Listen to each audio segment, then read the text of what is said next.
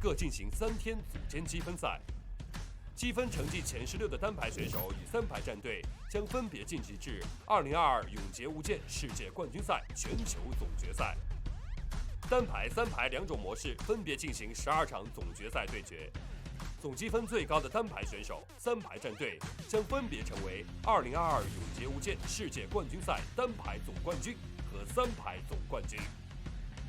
此外，本届世界冠军赛单排中将采用英雄使用次数限制机制。在同一赛事阶段，每6场单排比赛中，选手至少使用5名不同英雄进行比赛，而3排比赛则使用英雄积分规则。每日6场比赛中，也将进行巨窟州、火罗国2种地图轮换，使用6种不同的天气系统。2022永劫无间世界冠军赛奖金将依照排名进行分配，3排总奖金池120万美元。单排总奖金池30万美元。同时，在本次赛事中还将设立额外的特殊奖项，来表彰比赛中表现突出的战队和选手。群雄逐鹿，谁主沉浮？让我们拭目以待。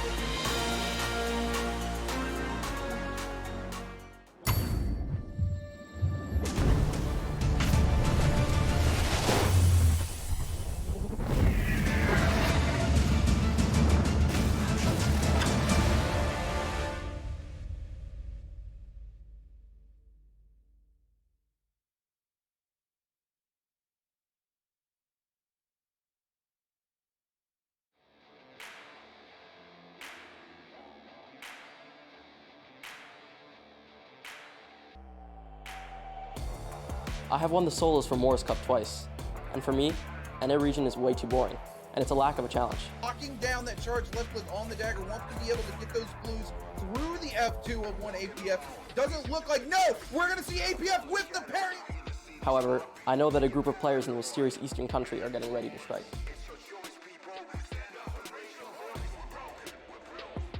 1年了，至今我还记得夺冠那一刻的激动。他们常说我运气好，我也承认我是一个爱笑的男孩。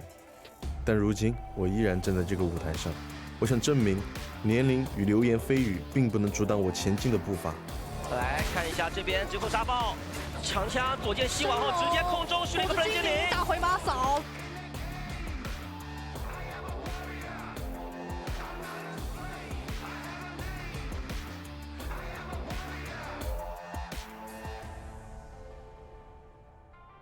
Tôi nghe nói rằng nhiều tuyển thủ từ LPBL nhận mình là người chơi kiểu mẫu. Tôi không cần biết họ chơi như thế nào.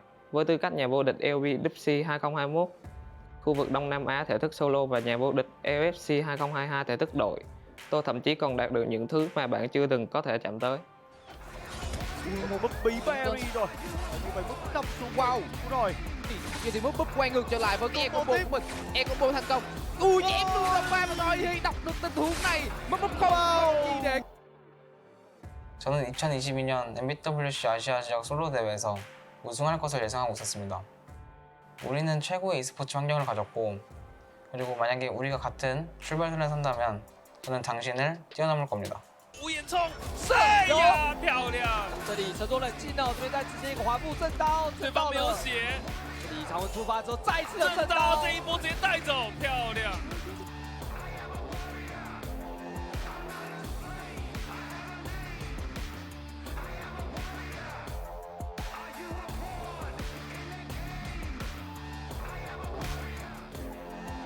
曾经的我无忧无虑，不为得失而烦恼。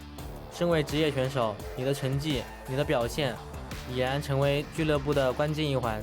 赶紧回一下状态。哎呦，又吃了一发鸟冲，有点危险了，刀哥。对的，整体看起来刀鱼会还有一个很大的原因，这一波正刀结束。GBL 最后的荣光，我坚守不渝。NBPL 的最强究竟还能走多远？这是我第一次登上杰杯这至高舞台。面对未知的恐惧与渴望胜利的亢奋，在我内心翻腾。杰杯，我要大显身手。小金那边的话已经是被迫招技能了 ，Spider 空中一个火球炸回来，一发空中的鸟冲，刀鱼回盘是硬盘给一刀，被短闪躲掉，但回头再抓，但这个血链都到了斩杀线，但他就敢出这旋风斩啊 No one here knows better than me how good the NBPL players are. I already know them like the back of my hand. As a top 100 ranking player in the CN server.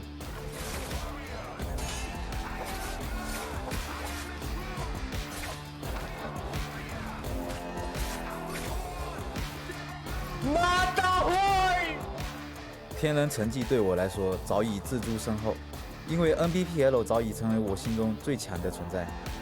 也许你看到我的失误，也能目睹我的惨败。有机会反杀吗，刀哥？哎呀！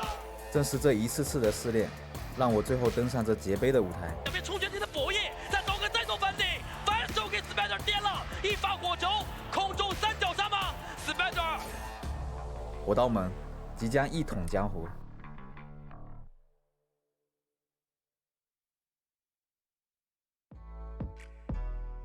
Hello, everybody. We're here. It's time for Worlds. Good morning, hello, good afternoon. I don't know where you are in the world, but I am HitBrain and I am joined by Dabby as we are getting ready to go into day 3 of the World's group stages onto solos. Dabby, how are you doing, mate? I am so ecstatic after seeing that insane trailer. Can I just give an applause real quick to the production people at Naraka that put up just an amazing show in showing all of the players from all of the regions. They make them all look good, okay? The stares, the quick looks, the seriousness, the determination. I'll tell you, Spider looked good, okay? Spider looked good in that clip, okay? They made that man look nice, okay? This is my first Worlds, okay? So this is the first time for me, all right? I'm excited. I'm a little nervous. There's so much anticipation for the solos. I've heard a lot of insanity. I was in the chat for the last 2 days. I've been peeping a little bit, seeing what's going on. But as of right now, those last 2 days don't mean nothing because we about to run it back today. Well, I mean, Spider might look good in the trailer, but from what I've been hearing, he didn't look so good on day 1. I think he was struggling a little bit. And we kind of looking at the other players from other regions as well, because there's so many different kind of players from all over the place playing. I mean, like, I gotta give a big shout out to Roy Hehe, who plays in both solos and trios. His trios performance yesterday was mind-boggling. He definitely had the hypest play of the entire day, and yesterday was insanely hype. I was talking to Darby. Would you say hypest player of the year? No, I can't remember the name of who it was, but somebody 1v3'd FPX in the final circle in season 1. And it was technically a 1v4 because the UAsian transformed mid-fight and they just outplayed them. It was insane. I do remember that. I do remember the fight you're talking about. Yeah. Yeah, that's the hypest player of the year, and you have to pull a bloody miracle off to get hyper than that. But Roy Hehe, 1v3 in WBG, while they were on a tear yesterday, it's up there. It's up there. He was looking super, super good. But as I was talking to you, W, before we got into the show, and me and Ruin after the show as well yesterday, just kind of like were giddy like little kids by how good the meta is. It's so good. You told me that there's been some changes. You said there's some changes. You said that it has made the game better. In the comp scene, it has made things happen. I've heard Zipping's got a nerf. I've heard all types of things here. So before we get into that, because I want to know all of it, obviously, the stats here slightly a little different. It's not that 1.6 or that 1.5 that we're used to. 1.4 So it's still up top here for the multiplier, but the ranking points are going to be 4. So everybody's going to be fighting for every last little bit of action. As check this out though, 1.1 and 0.5 ranking points for our 8th and 9th. No, our 9th and our 10th place. So stats are, be honest, these ranking points are a little unforgiving. yeah, no, you need to make it work. You need to get those kills in. You need to get higher up as you can to get those multipliers because it's not as high. So if you want to be consistently scoring a decent number and giving yourself basically a security cushion to fall on of points, this is the way to do it. But let's have a little look at the schedule for day as well. We will be starting on Morris Isle, then moving to Holleroff, then Morris Isle, Holleroff, Morris Isle. But this is what it's all about. This is what we are playing for. All that money! Just shy of 30K. Sorry, 300K. Absolutely. A champion takes 100 grand home, man. That's a lot of money. There is some crazy money. Also, I do believe, Rune was telling me this yesterday, every game, the highest kills gets just a cash prize for each game. So every game matters. Yeah, every game matters. It's not just about those, it's not just about getting into finals and getting that 100K. You could add up quite a lot of money if you just play hyper aggressive, get loads of kills. And these are obviously our groups. Today we got A and C, so we got all of those guys from A and C. I'm just taking a quick look. We got Roy Hee. That's going to be sick. Obviously, we've got Ace's Jin playing as well. XCG's Wang Liang, Kai Bao from Wolves. We even got a VL player. Ladies and gentlemen, Volume is still in the building here. They ain't done, as we're going to be able to lock it in for our group standings for our solos of day 1 here. And obviously, like we said, these points and these ranking systems, very, very unforgiving for our top 10 people here as we look into Hypernova here with 13 points total. Trying to keep something of a consistency, having a struggle in game 2 and 3, but was able to lock it in with 3.8, 2.7. He's feeding it. He's trying to fight it. But look at GLY with its 5.8 into game number 3, but sadly 4 zeros on his roster. He definitely is going to have to come through with a little bit more as Glitch, Team Glitch, going to try to see if they can rock it together. Tenoshi with 9 points. So, and like I said, with solos, you know, it really does take that one massive game for you to be able to pop off. This is groups A through C, as we talked about earlier. And as we're going to be able to see for the standings here, oh my, hold on. Let me get this right real quick. 42 points from Yeron, a 12.4. That's not even the top score. 16.3 from Roy Hee with a 33.4 total. Is that the game you were talking about? No, I'm talking about yesterday when Roy Hee played in the trios. Like, he is playing pretty much every day because he's doing solos and trios. He's playing so much Naraka over the next couple of weeks. Roy is, he's a bit of a beast, to be honest. And we did see Spider a little bit lower down in the overall standings. He didn't have a bad showing, but not the Spider performance we were maybe expecting. You know, Spider was a player who obviously, as far as he did end up getting at least 1 dub, right? Yes, he did. He did. But but I have my worries because I'm like, man, Spider for me, he was the guy who I had my money on actually taking the whole thing. But he's shown some maybe worrying moments. These are obviously some of the players over in Singapore who are getting ready to take to the stage Orion's player there, Bamboo. But yeah, I'm hoping Spider can kind of find his footing, but I'm not gonna lie, after yesterday and after the first day, I am nervous about these Vietnamese players. These guys are really, really good. Like, genuinely really, really scary. So keep your eyes on Vietnam, because for a long time I was like, it's gonna be a very China-dominated World Championship, because I've watched EU, I'd watched NA, I'd seen bits, and while I wouldn't say they were bad, I just think China looked like a step above everybody else. But then Vietnam came in, and these Vietnamese players, they're just really, really solid. It's super exciting to watch. So it looks like we are getting ready to go into game number 1. So I'm going to take a quick moment just to talk about why I love the current meta so much. So obviously, yes, let's bring this up. Let's talk about this. If you watch the MVPL, you'll know I have a few strong opinions on Monk. Very few. Just all right. I also have very strong opinions and even stronger opinions on Zping. I think that hero just needed gutting, and they did. They gutted her. She's not anywhere near as strong. In fact, apparently people who were picking her up on day 1 were going out just insanely quick. Like, it's not that viable anymore. Thank God. That is such a breath of fresh air. I believe Takaji got a buff as well, so he's in like a way better state. But that's not what. Yeah, it's not just the heroes, man. It's not the heroes. While that's all hype, while we don't have Z-Ping, while Taki-G's better, it's not about those heroes for me. What it's about is the realm of Yang. The realm of Yang made what is normally typically a more calm and quiet mid-game section of the game so much more exciting, because players, you know, from that kind of like, I'd say maybe the 21 to 18 minute mark, around that point, the players start to slow down, and they'll slow until the last 10 to even 7 minutes of the game. But the realm of Yang basically requires them to fight each other. Because if you want to get those Mora's Blessings, you need to get into a realm of Yang and 1v1. And it's a safe 1v1 because you know it's strictly just that. It's not going to be a third party coming in and taking you out. You're going to win the 1v1, you're going to be able to get your Mora's Blessing, and you're going to be able to get out. And it's so powerful to basically get the players into a combat scenario, and typically they'd just be clinging to like the inside of a building and waiting for the circle to move. And also with the debuff, where obviously you have 3 minutes to take somebody out and get Soul Bloom Essence if you lost in the realm of Yang, otherwise you just die.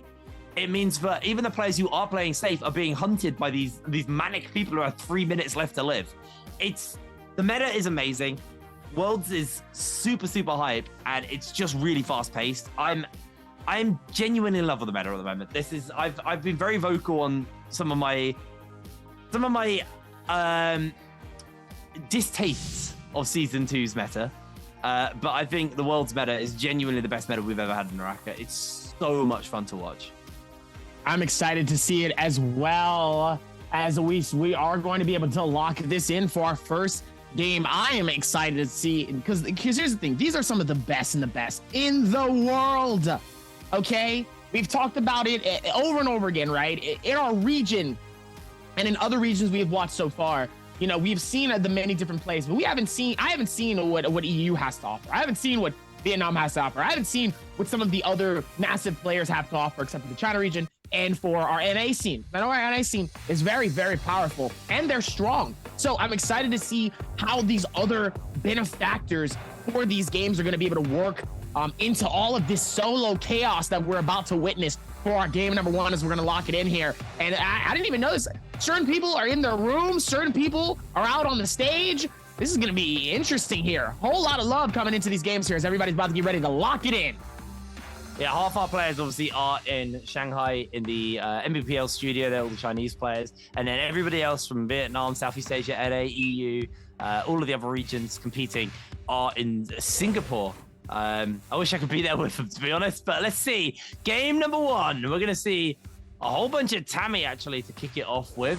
That's going to be 4 Tammys to get started off. And, oh, there we go. Our first Takeda. Dubai. Justina as well. Okay, interesting. Throw in Justina.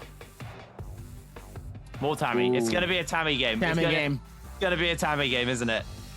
I mean, are we surprised, though? I mean, we've had these type of instances before here. I know that you've said a lot of things in terms of these characters and how well they've been playing, but it doesn't look like Tammy has been touched here. So clearly everybody's going to be able to take advantage of that as we're going to go for our first game at Morals Isle in Dusk here. As obviously, ladies and gentlemen, you know my map, my favorite map. As it looks like Roy Hee, T225, Jin, and Huangfly is going to be near the very front and stage center of Celestra. Meanwhile, one of the other players from GBL is going to be all the way on the far right side here on Golden Tortoise. Nobody, actually, I take it back. Hypernova is going to be all the way near Sunwing's Rest. Going to take that entire section to himself to do what he needs to. Meanwhile, everybody else is going to be near Artesian Grove, Pool of Cleansing, Servants' Grounds. All those really popular areas here that we've seen a lot of fights. Those small little areas here that has been very taken over, but nobody at Wreckage, nobody at Shadowjade, not a single soul at Steelside. Everybody's close at hand here. Everybody wants to get in. They want to get to fighting. They want to get those early eliminations because those are very important leading in to the final round. And I'm very glad we're starting this off with Roy Hee as well, because he genuinely is one of the players to watch. We're seeing Orion here from NA, well, try hard for Orion from NA here, taking a fight versus Wang Liang from XCG. Looks like Wang Liang ended up taking a pretty rough start to that trade, and low HP, low armor. Tryhard will spot him out, but he catches him with a wisp, and that should just give him the break in time he needs to get away. Isn't able to get any armor. Oh, he does get armor in time, so now he catches an uppercut out onto Tryhard, and it looks like Wang Liang just trying to get himself away. I don't think he really has the weapons or the resources he's comfortable to be taking this fight with, and with the fact he's half HP, he is starting this at a deficit. So Tryhard playing this pretty staggered. He's not going kind of just completely brainless into the action. He is playing it, a little bit tempered in case there's a turnaround. But the King has caught Dubai to start us off with that charge click with the katana. Lu Ren, listen, I'm going to be honest with you. Lu Ren is a really, really nice player. I think there's a point where I feel like style is also a part of it too, as well as sadly Tryhard ends up getting eliminated a little bit too early here, as Chile is going to be able to take that elimination though with those nunchucks here. But the King is a very, very good all-around, well-rounded player here. His consistency has been well all throughout this season here, as Jin is not even giving T25 even a shot or a momentum to try to get any types of hits here. Oh, and take it back as he ends up getting caught inside the tornado, and T25 is going to be able to switch it around and take and snatch the elimination away here. I mean, at the end of the day, I thought T25, I thought that was it. He wasn't looking good. He was barely getting hits. He's able to catch him inside the tornado, turn around, does a nice little hold. He says, ha, you thought you had him, ladies and gentlemen. Ends up getting a beautiful swipe and elimination to clean it up, as Roy Hee is going to be able to go for this chase here. Pops open that ulti here. Mew's going to try to see if they can catch him slipping as well. Roy Hee trying to hold this as best as he needs to here. Still playing it to his abilities here, as Kara is going to decide to back out of this. Doesn't really want to get eliminated this early into the game here. It's definitely one of the best calls, but very surprised that Roy Hee did not take that advantage, but it looks like ZLZ. Oh, no. He can do it as well here, but it doesn't look like Zay has any chance at all, as Roy Hee just backhands him, shuts him down, and says, that's cute.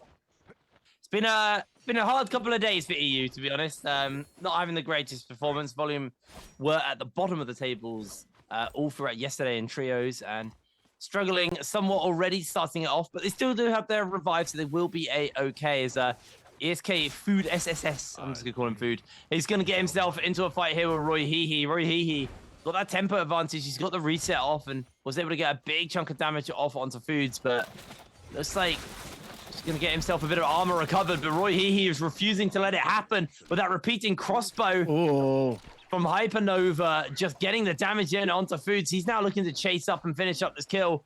Got the dagger in hand, and actually Foods gives him the runaround. I think Hypernova should have a good idea roughly where he is. Roy Hee catches out onto Foods, who gets a little bit of recovery off, as now Foods is going to use that spear and just try and get some extra damage onto Roy Hee, but he is low HP. Who's going to get the kill? It's Roy Hee, his second kill of the game. He's got the reset as well, dodging out away on that wisp that Hypernova put down for him, and Roy Hee wants to keep the pressure up, but it looks like he's going to play this a little bit more smart, a little bit more controlled, which is interesting because we were singing the praises of some of the Vietnamese teams yesterday, and VNGC, when Roy Hee was playing for them on the solo side of things, he was on the trio side of things, they were just balls to the walls aggression. They were so crazy to watch.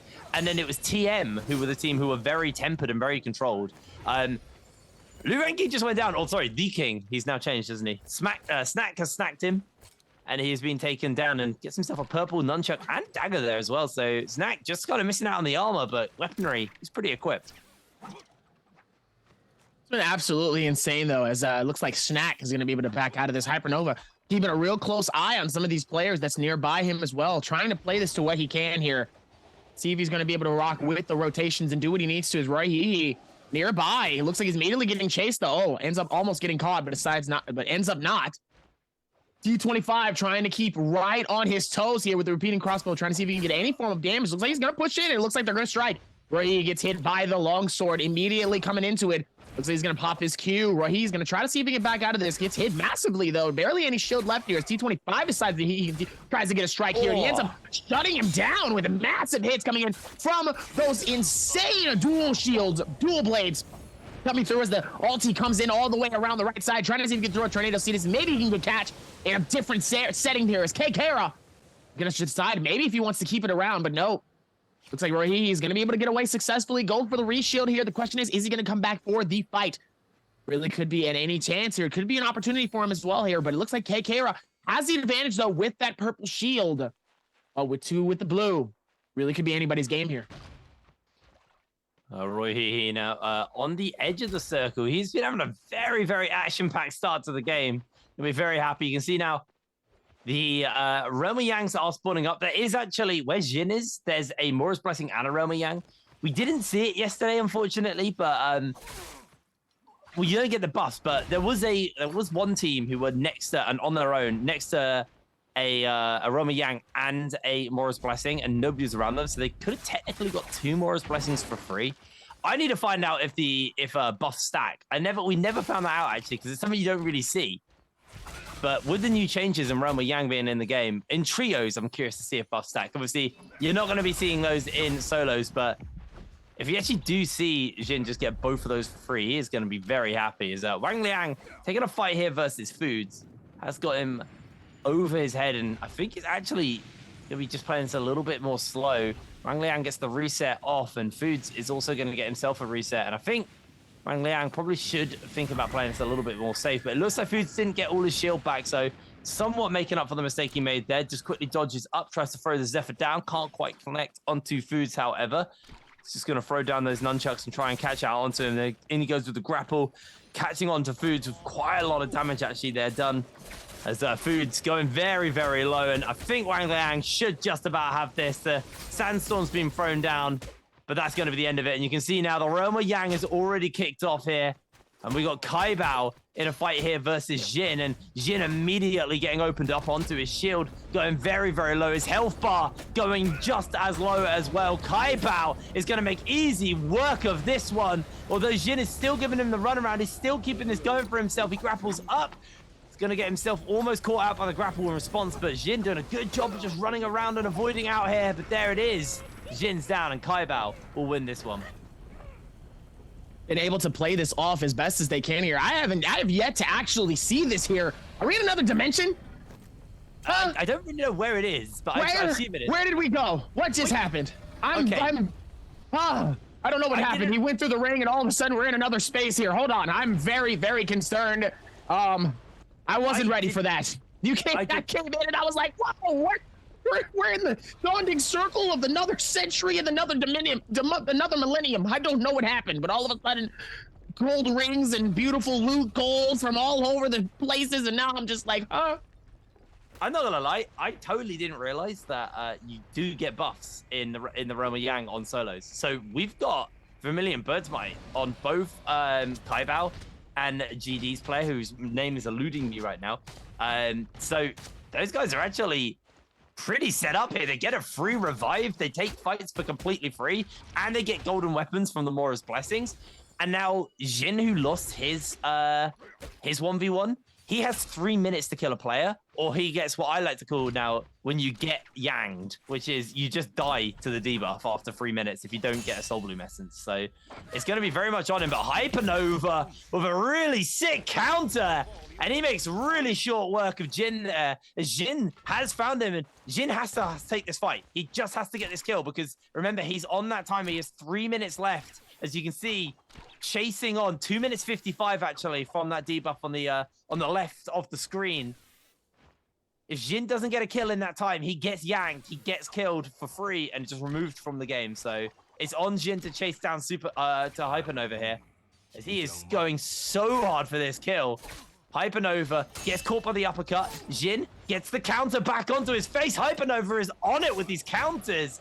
Unbelievable play. He's got the armor advantage, but he's caught in the Zephyr for the moment. Is able to break free. Jin, you don't have time to reset. You got 2 minutes 20, man. Chase him down, as it looks like Hypernova is going to throw out a Zephyr. It's going to chase down onto Jin, but they are going to be able to move away.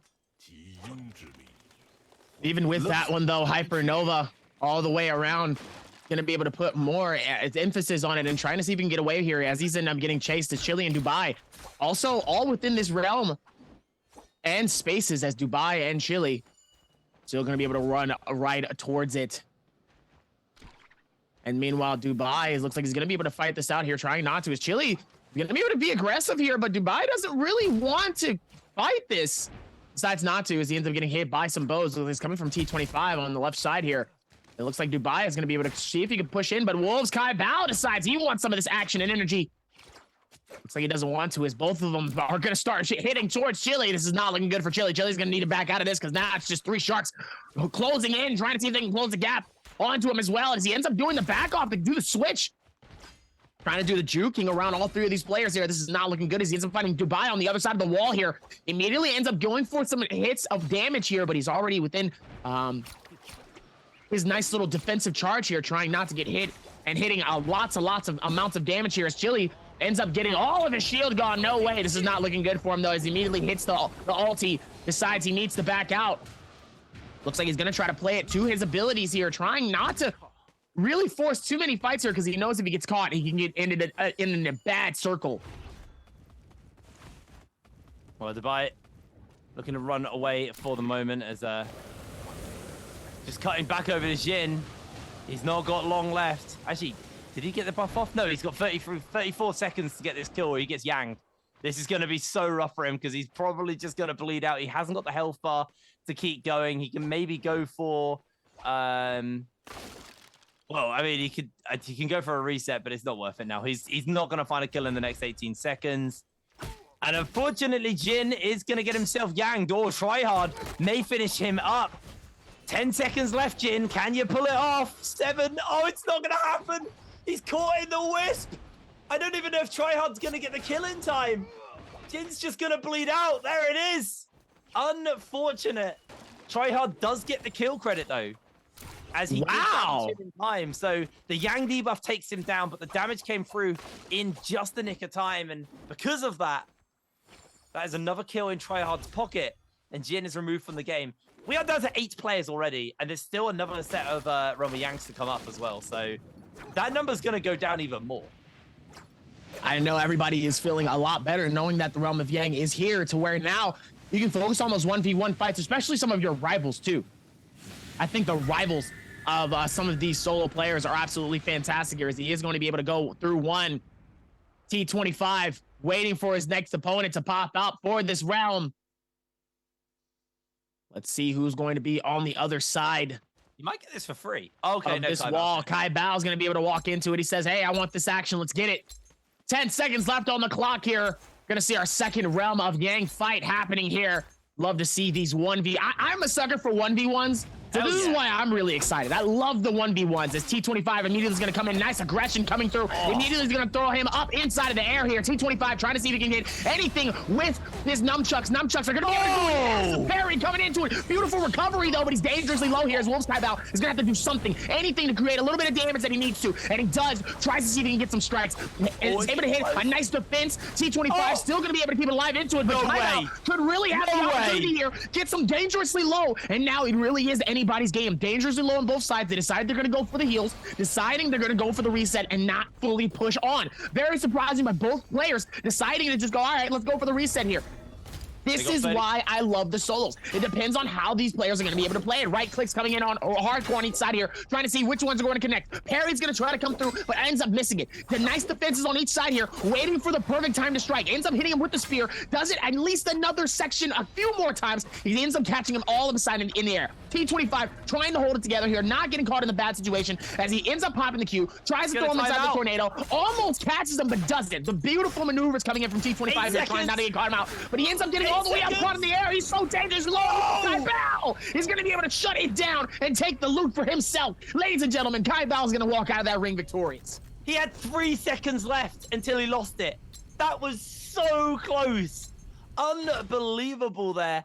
Kai Bao going to grab himself the buff as well. It's a Mystic Might in the second one. You're always going to get the Mystic Might.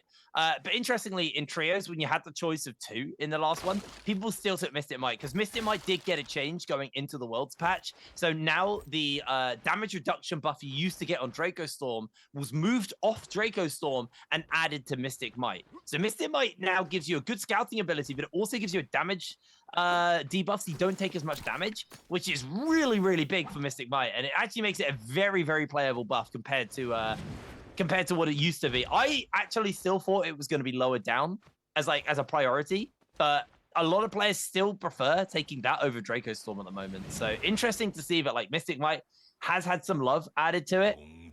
And it's gonna be really, really hard to kill Kai Bao now. He's got Mystic Might for another 130 seconds. He's gonna be taking reduced damage. He's just gonna be really hard to deal with. And now we got to see how this is gonna work out for T225 because he's got the debuff on. He's got 3 minutes to find a kill, and if he can't find that kill, He's just going to get yanged, but he's not even going to get the opportunity because Wang Liang's going to finish him up. A spiteful poison splash on the Soul Jade. It's going to chunk out Wang Liang a little bit. But Dubby, it's 11 minutes left and there's 7 players in this lobby. This is why I like Roma Yang. It makes the games so high tempo, so fast, so furious. It's absolutely brilliant.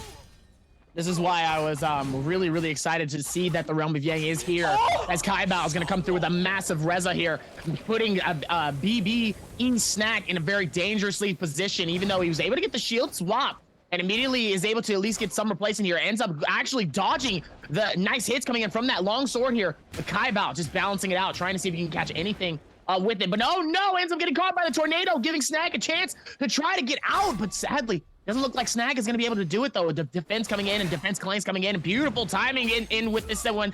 Snag is going to be able to try to see if he can get away there, but it's not enough as Kai Bao is going to be able to shut him down. A Snag is going to be eaten. So delicious. That's tasty snack. Nom nom nom nom nom nom nom nom nom nom nom nom nom. Give me some of that. Give me some of that.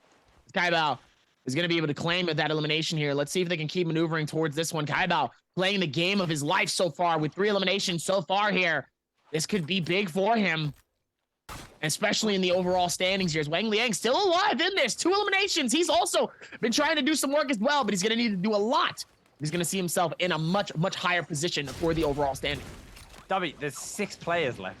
And I know. in a fight. We could be down to 5 players, and we've still got, you know, and it's only circle 3. Like, it's crazy how much quicker the pace is now. I absolutely love it. Mystic Might will be falling off Kai Bao, so he won't have that damage reduction to work with for much longer, but he still has a golden spear, so he's still feeling pretty happy with himself. He's going to eat a whole bunch of damage while he's still got the damage reduction. That uppercut does land onto him, and Kai Bao actually just bounces from one person to the other. I believe he's found Tryhard here. Tryhard actually has found him.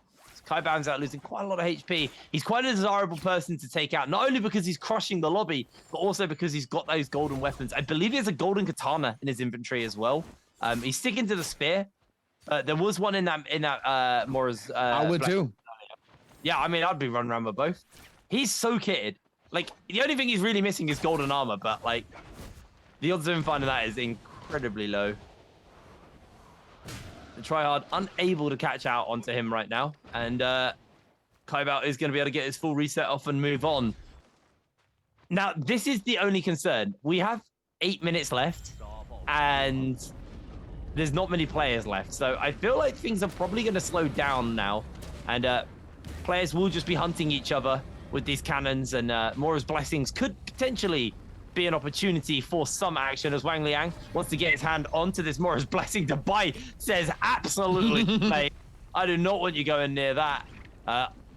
Still a golden spear. There's golden armor in there, so I was saying the odds of you getting it are fairly low, but basically got a 1 in 6 chance depending on if you're going to get it. Kai Bao's making his way over. Golden armor hasn't actually been picked up by Wang Liang yet. There it is. He's finished that one up. Got it for free as Dubai got himself chunked out, and now they're just going to hunt Dubai down potentially here. He gets somewhat of an armor recovery, but not a full one. And Hypernova wants to take this opportunity to finish Dubai up. And Dubai had a bad day number 1. He was in 15th place at the end of it.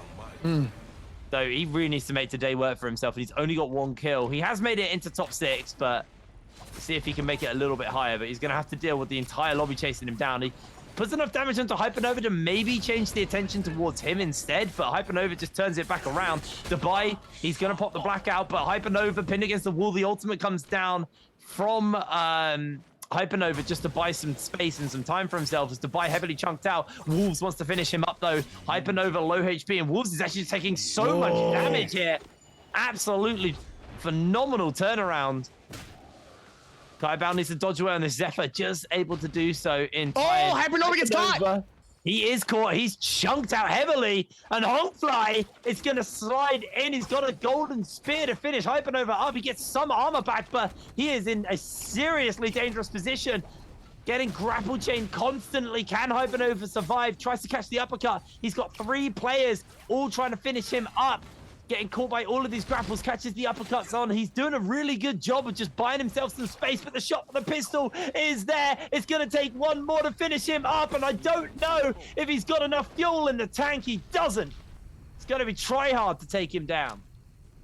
Absolutely insane going in as Hypernova sadly does get claimed.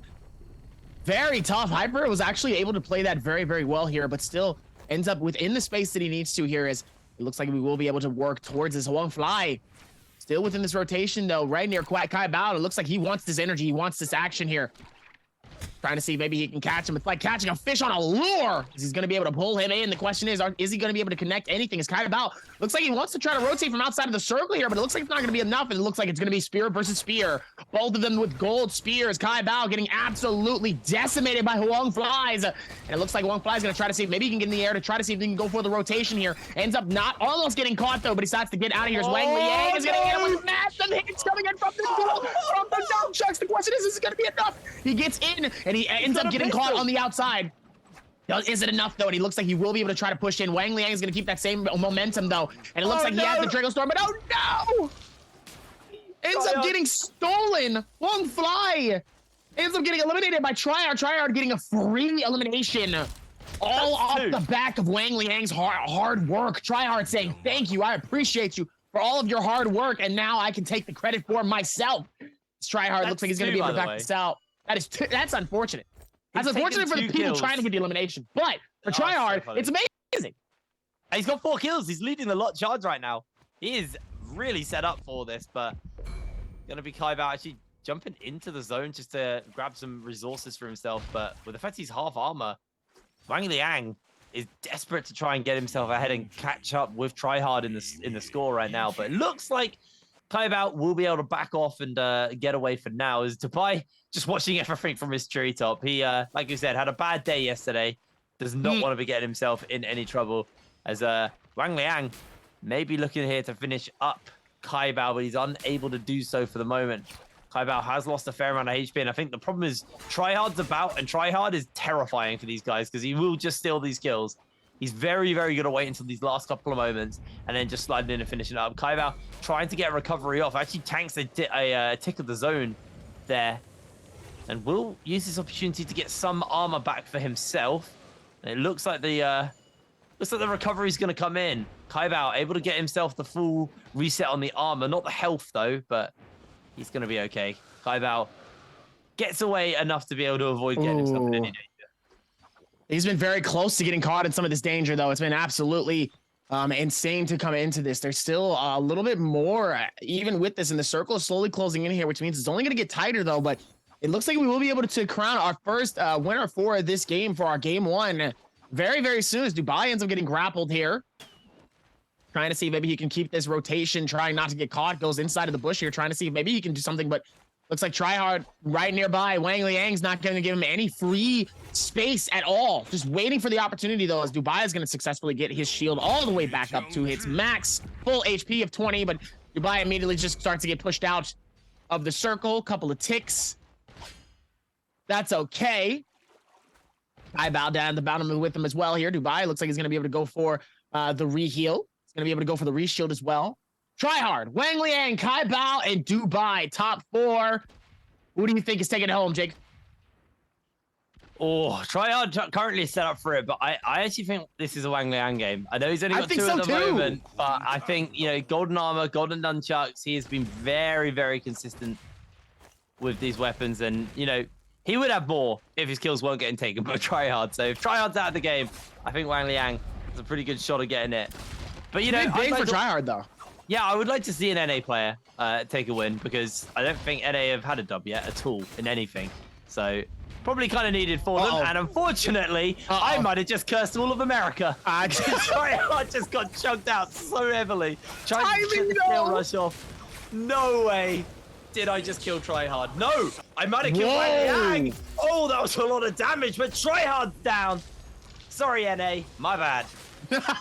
Unfortunate, though, as Wang Liang is going to be able to go for a beautiful recovery, though. Ends up getting snatched by the insane Reza from Kai Bao. Kai Bao's going to corner Wang Liang, not giving him much of an opportunity, though, to try to rotate. But here comes Dubai, who comes through with massive fire and fury. Wang Liang dangerously low, but is not going to give him the opportunity. Goes for the shield swap, is able to get at least half his gold shield back. It looks like there could be a potential reset here, as Wang Liang is going to be able to go for the shield, and Dubai is not going to give him really much of an opportunity, though. He has his full ulti. He's not going to give him the opportunity. He's going to juggle him up in the air. Sadly does drop him, though. as he is going to try to force the NATO coming out from the Sandstorm. The question is it going to be enough? Dubai is going to be able to push this. And no, it looks like Wang Liang is going to keep the same momentum onto him. Dubai really could have the opportunity and the moment just to be able to pop a shield, and he does. He's able to get half his shield. I think they're both going to go for the reset here. And it looks like he's going to be able to climb up top. Almost misses, and it looks like he misses just enough. Gives him more time for Wang Liang to be able to go for the full heal and full shield. Not looking good for Dubai. Dubai gave him Wang so much more time than he needed to. Gave him the open window to be able to go for it, but the question is, will it be enough? Can Dubai actually shut down Wang Liang? Wang Liang with that Draco Storm is very, very dangerous within this one, especially now as he's able to push him outside of the circle, not giving him an opportunity as Wang Liang, as we called before, is going to be able to shut it down and take our game number 1. There it is, Wang Liang, game number 1 under his belt. A very, very solid game from him. Really, really good stuff, and just consistently on it. Yeah, I have to give a shout out to Tryhard. He was incredibly good at third partying. And it's interesting now, but like the end of the game is when third partying is most dangerous and not the middle of the game, because no one is going to be third partying in the end of the game because everyone's in the Roma Yang fighting it out. But there's your first game with the Roma Yangs under your belt, Dubby. It's fun, isn't it? It's really, really fun. Because here's the thing, I fully agree with you on that one, mainly because of the fact that, yes, the third parties are very, very less in those servers, but nobody is willing to commit to those fights, knowing the amount of people that are around it. That's why I'm very, very excited for the Realm of Yang. The Realm of Yang is absolutely fantastic. I got to give it up to Tryhard, though. Being one of the only NA players here, did a fantastic job of really holding his own towards this one. He did a fantastic job pushing into this, and obviously Hypernova still able to put in work as well, is able to claim at least an elimination or two, but obviously it's not going to be enough. But Tryhard, top 4, he's got to be feeling good as well. Kai Bao, really able to hold his own and balance that as much as possible. I know he's doing well within his top standings, but I know Wang Liang is definitely one of the top players to watch here. He has played his heart out all season long. He is somebody who wants this championship as much as anybody else. And I feel like Wang Liang has a lot of the time, the experience, and he also has a lot of the stats to really pull it off. Yeah, absolutely. And for Wang Liang, it was actually XCG's first day at Worlds as well, because it was A and B for the first 2 days. So it's his first game as well of Worlds. So for Wang Liang to come in, take a win in his first game of the tournament, he's going to be feeling very happy with himself. It's going to be a big confidence builder. But I also think, you know, for some of these other regions, I think when you have Tryhard making it into the final circle, you also had, what was the other NA guy? I can't remember. The other NA guy was in there as well. So like, have 2 NA players in the end of that Hypernova and Volume. Or sorry, Tryhard. Those are the 2 players that are NA. Tryhard and Hypernova. To have those 2 in the late stages of this game as well, good confidence building for the region. Tryhard was pretty close. That was an incredible game from him. Very, very close. He just kind of got beaten up at the end when the last 3 Chinese players decided they wanted to deny NA any chance of winning. And they just all bundled on him and took him out. Yeah. And he got himself low, and he was a threat. And I mean, that's the thing is, if you play to third party, expect everyone to jump on you and take you out of the game, because no one wants to have their kill taken by the third partier. But here we go. The scoreboard for game number 1, Wang Liang with 11 kills to kick it off. Then you have a T225 from GD, who went out very early, but he had 6 kills. He had the most kills in this game, so 7.6 for him. And then Tryhard was 6.7 in third. Looks like they're still going to be able to rotate all around this one. It's T25 with 6 eliminations as well. Those kill points making it 6.6, and giving that rank point is very, very important. But Wang Liang up top, though, those 4 points, so vital for him to look good all the way up to the total standings here. But I got to give it up. Dubai and the King with 3 eliminations coming in from the King. Dubai with 1, but those ranking points still helpful. Dubai with 3 points, making it to 4.4. The King sadly does go out early, so sadly doesn't get any ranking points, but those 3 eliminations are still enough to put him within almost top 5 for this one. So definitely going to be feeling good going into game number 2. But let's hope. I mean, curse actually doesn't stay towards the Wang Liang. Now I think about it, I'm actually like Roy High. That was not the best game. He only got 2 points, and he was a player I was picking up as like a player to watch, and I still believe that, but not the best game for him. But Wang Liang, this was the best game for him. 16,000 damage coming in from him on the Tammy. Did a lot of that with the melee weapons. 13k with that melee weapons, mostly nunchucks. Had Storm Stride, Thunderstorm, Dragon's Roar, Trigger, Nunchuck Zap, and Advanced Hail. That is a nice layout, actually, of Soul Jades coming in from Wang Liang. And just a phenomenal game from him. He looks super, super clean. And at the end of the day, Wang Liang quite happily going to be taking himself this first game. Absolutely, especially with a Storm Stride, Thunderstorm. Storm Stride, Thunderstorm. Sorry, that's a twister. If you play it, say it 3 times fast. Storm Stride, Thunderstorm. Storm Stride, Thunderstorm. Dragon's Roar, Trigger, Nunchuck Zap, and Advanced Heal coming in with almost 10k damage from the Nunchucks. And it's 5th MVP. 5th MVP going into this. He's been putting in work. 8,900 damage and 16,000 total damage. 8,900 for his healing.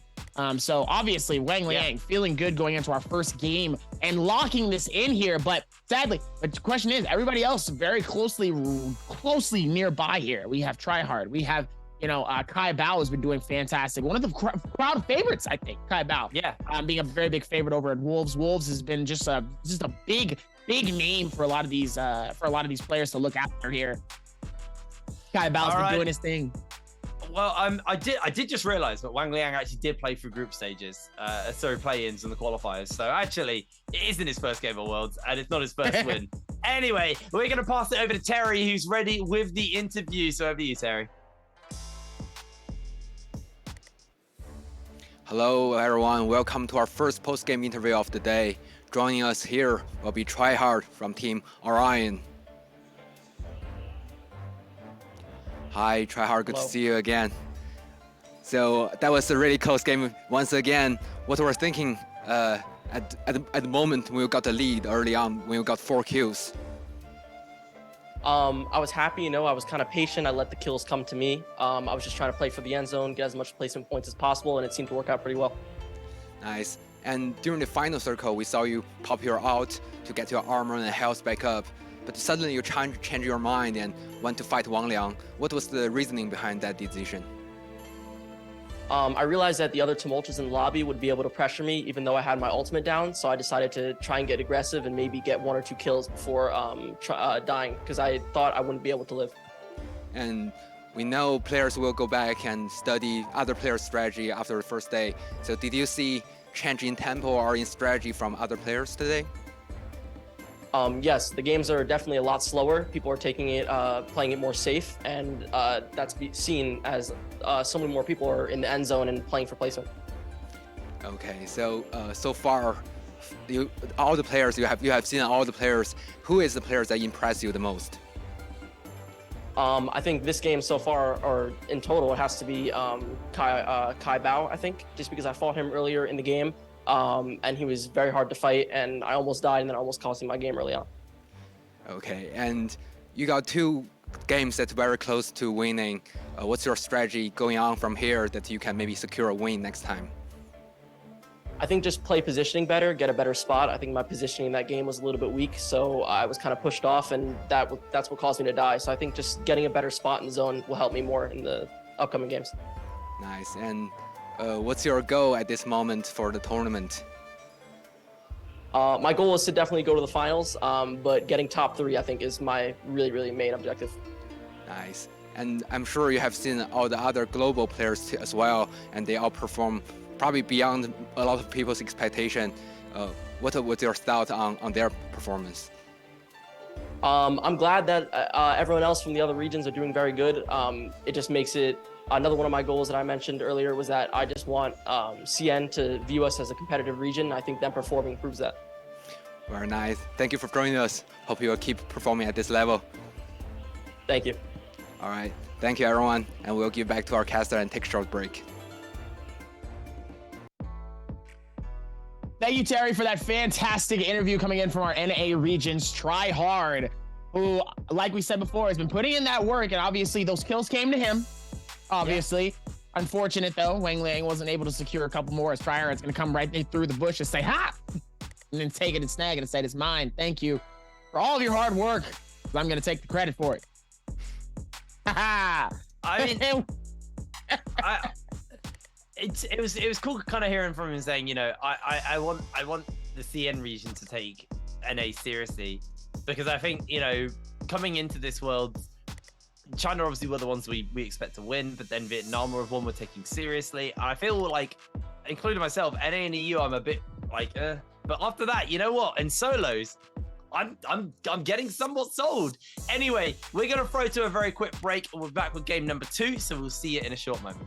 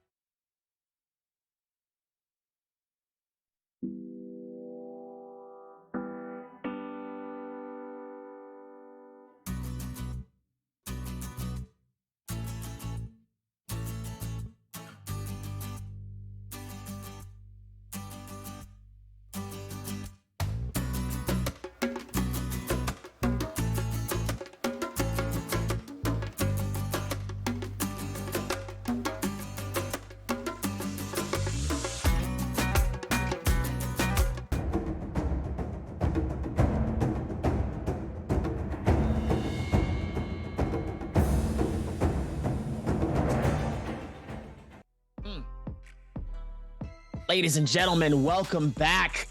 And we're about to lock it in for game number 2. I am your host and caster Davier. Alongside me, Hip Rain as we've seen some very interesting gameplay coming in from our first game of solos here, but clearly we still have 5 more games left, and obviously it really can be anyone's game, but as of right now, Wang Liang is going to be our top king that is victorious in our first lock-in game of our solos. Yeah, I mean, Wang Liang takes game number 1, but you do get now a taster of how good the current patch is and how good, like, the realm of Yang is. It shakes the game up, it speeds it up. I mean, at 10 minutes, we had 6 players left. And I feel like the players were maybe a little hesitant to go too hard. It's a lot, man. It's a lot of players out very early. And I much prefer that. I much prefer, like, you know, the kind of like faster paced kind of mid game. I mean, what you do lose out on is like those big like 10 Yotos all ulting on each other in the final circle as it like closes in. You do obviously lose that, but I think the trade-off is worth it because you just get such an exciting mid game. Like the mid game is just so much fun to watch. I am very excited for this next game, and Tryhard, who we heard from chatting to Terry, you know, his main goal right now is for NA to take, for China to take NA seriously as a region, and he had a bloody good game there, picking up the Tammy. Everyone was on the Tammy though, so I'm curious because the same hero rules apply from what we were using over in the MBPL. You get 5 heroes per day. That's it. You can play 1 hero twice, but you have to play 5 unique heroes in the day. So you get technically 6 heroes a day, I guess, but most people will play 1 hero twice, and then they'll play 5 unique heroes. I feel like Tammy is that hero who everyone wants to start the day on, but they don't really pick up all that much. And we're seeing here from BSC, actually, a big Valda player. So I'm here for it. I love Valda. Valda's one of my favorite heroes in the game. So, you know, criminally, we don't see enough of her. We did see a bit of her yesterday in that old school Transformers comp, but curious what, you know, now moving to Holoroth, now the Zeeping's dead. I mean, I think that's the big thing here, is we're moving to Holoroth, and I've not casted a game on Holoroth where Zeeping isn't the majority of the heroes getting picked up. But before we get going, you can grab yourself some Lotus treasures. So, which Soul Jade did Wang Liang have in game number 1? Was it Dragon War, Cavalry Bloom, Phoenix Blast, or Earth Shaker? Which one of those ones is it? Yesterday, I couldn't guess any of them. I know the answer to this one. Make sure you check that Whisper box, and you can grab yourself a Lotus treasure for answering correctly. Yeah, but I'm so excited to get into Holoroth because I'm genuinely curious what heroes are going to get picked up in here, because it was Zeeping for so long, and now with her being gutted and not really that useful, some people will still pick her up, but she's really nowhere near as strong as she was. I wonder what we're going to see. We were seeing a slow rise into Takeda on Holoroth over the last couple of days, over the last couple of weeks, so maybe it's just going to be a whole bunch of Takeda. I'm down for some Takeda. I love watching Takeda. I like some Takeda as well here, and I really hope we get a chance to see a lot more of it throughout tonight and the rest of our world's competitive scene here for our championship, as we're going to lock it in for our game number 2. The excitement is still brewing here in chat. I hope you're ready, because it's going to keep getting antsy, as it looks like we're going to be able to lock in for all of our teams here. Some of our teams from all over. But we are here, ladies and gentlemen. It is LAN. We love to see it, though, as we are going to be able to lock it in. And it looks like, just like what you said, you called it. And we are blessed with the Takeda. It looks like that's all we're going to get blessed with here, as we are going to see one Targashi coming in from the king. OUG, Little Ren, you talked about. And it looks like the Takeda is going to come through all sorts. The Ghost. And it looks like Snag. Nom, nom, nom. He's going to come through and snag that Tarka as well. We're going to see another Tarka. And a Zeeping from Chile? Chile really wants to lock that one in. I'm not sure about it, but I guess we'll find out. Here we go. We will see. Go on. We will see how this goes here, as it looks like the circle space is going to be wide here for Finn Castle. Finn Castle is going to be a nice, decent spread. Plum Castle all over the place with so many of our players. Meanwhile, Kai Bao is going to decide to go all the way to the very bottom right here. It's not even near City of Tang here. It looks like GBL Zin's going to go also top right. Nobody inside of Snow at all in any which way, and nobody even in Salvation Podium. So who's gonna solve the puzzle and try to get some of that good loot? Is there anybody? I think those 2 players who are spawning quite close to it, probably going to move over fairly quickly over to that area. But see, we are around Plum Castle for the moment, seeing what these guys are going to be looking to grab for themselves. Wang Liang at the moment hasn't been able to find any loot. Bit of a rough start on that front. Is able to get himself some gear. And what's interesting is like, that was probably the most geared solos game I've seen ever. Like, there were people running around with a lot of gear. And that's, you know, thanks to the Roma Yang, because Mora's Blessings still spawn as well, just not as many. And the Roma Yangs are spawning up instead. But what's interesting is the players, you know, have more access to more loot. Horroroth is a map I always associate with, like, being good for loot. Like, it's very easy to get loot on this map. You see a lot of people always running around with good weapons fairly early on in the game and good armor fairly on in the game. So a mixture of that plus Roma Yangs means we can have some crazy gear loadout towards the end of the game. And the King is taken down by the kill lead from the previous game. TET25 gets his first kill of the game. But Tryhard and Dubai are both on the board as well. And it's nice to see Dubai's actually having a bit of a resurgence after what was a... let's be real, a rough day number 1, 15th place he placed in. He came second in the last game. He just got himself a kill, and he's got purple armor. So Dubai starting to set himself up for some pretty big bits. But Chili here on the Z-Ping is just going to try and pop some of that healing. You can see the shield, definitely not as strong as before. Is able to move away for the moment. Is Jin and Jin find themselves in a fight. And Jin on the... losing end of this right now, lost a lot of HP as Jin just trying to finish up what he can, but players are just going to step away from one another, I think, for the moment, although the grapple does come down from Jin. It looks like just a lot of aerial combat is breaking out, and Jin can't cash in because he just refuses to touch the floor, but there it is! Whoa! Massive chunk of damage with the F ability there onto Jin as he catches back with the uppercut and the F from the ultimate there in response onto Jin. Gets the armor swap off, and Jin now has to be so careful because he is being heavily chunked out. Is going to recover his purple armor, or at least most of it, actually all of it.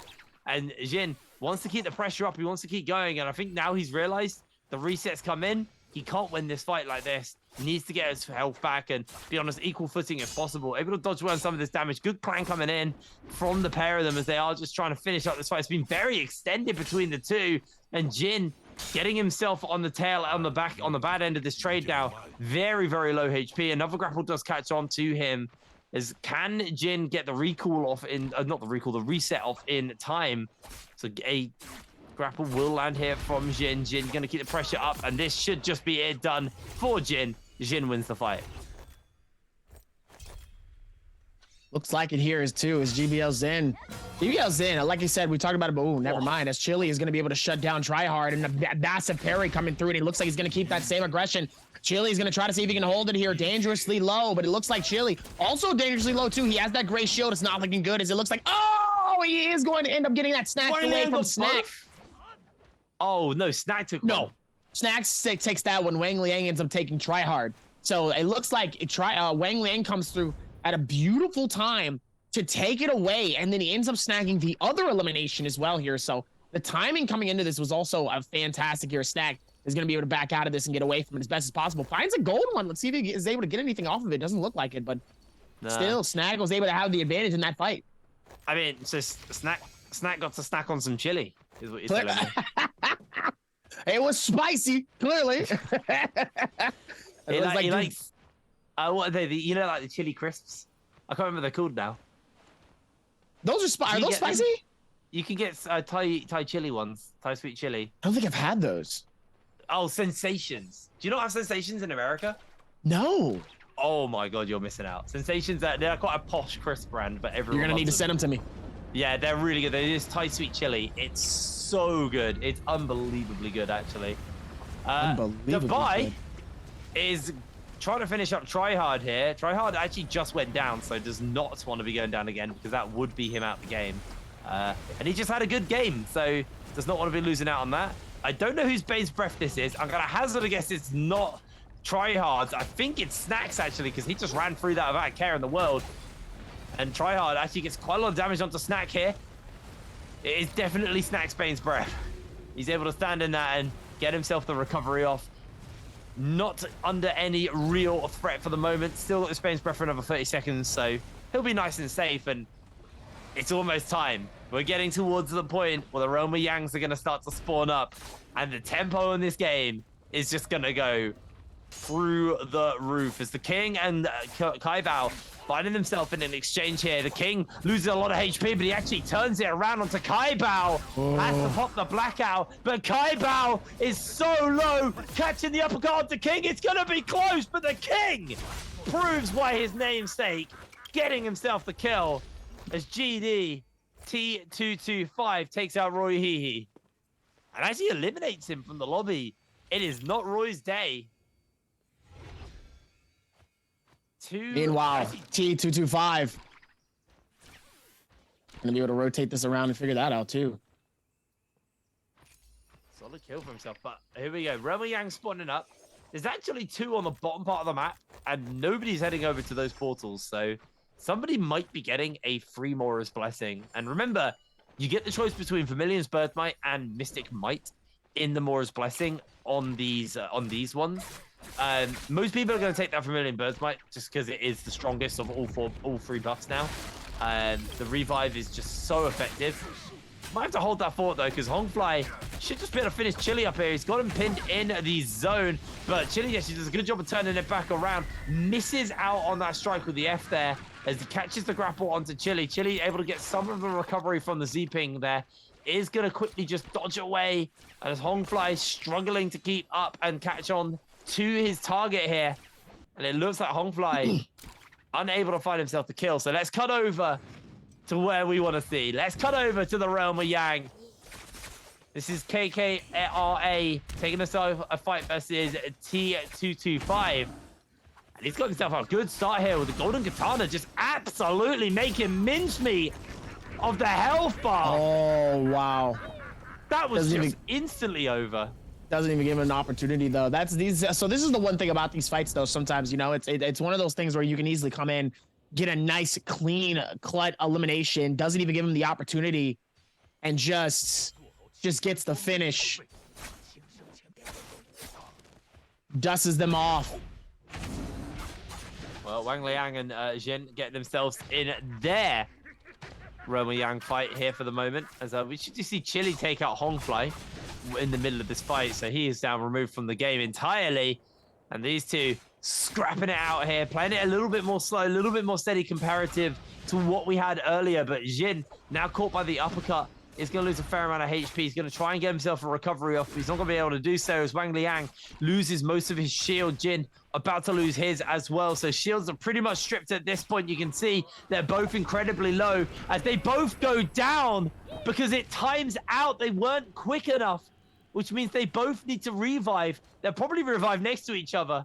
Actually, they're starting to play it a little bit slower than that. Remember, they have 4.5 minutes to get the revive off and now find a kill. KKRA just got his revive. He's got 3 minutes left to find a kill. So there's 3 players right now who are all desperately looking for that Soul Bloom essence and looking for a way to not get yanged. As Chili, low HP here, being chased down, but he's looking to snack. Oh, this is revenge from earlier, actually. Chili, though, is going to be able to... He's able to do what he can, though. A snack looks like he's not going to be caught in a bad situation. As Kai Bao looks like he's going to be able to try to see if he can snag him, but Snack is able to get away. This is what I love about these buildings. It's able to really be able to create those maneuvers and get them in and out. And Snack is able to find a shield swap. It's a gray shield, which is unfortunate, but he is able to get something here, and it looks like he will be able to keep the momentum going as he will be able to take off and get out of here. Now it looks like Kai Bao is going to be able to do the impossible. Let's see if he's going to be able to catch up to him. He gets closer and closer every time. Oh, he missed the grapple. Kai Bao might have lost his opportunity, though. A Snack is able to further away from it. It looks like he's going to decide to actually fight the one that's right in front of him, though. Looks like he does what he needs to as Wang Liang. Beautiful finish coming in from Wang Liang to KKRA. Able to do what he needs to. Back on the fight between Kai Bao and Chili, though. Never mind. Kai Bao is going to be able to claim some of that Chili and get the elimination. Gets the finish. Kai Bao, again, we talk about that consistency, right? Kai Bao has been one of the top players that does keep that consistency. That's why he's in top 5. That's why he's in top 3.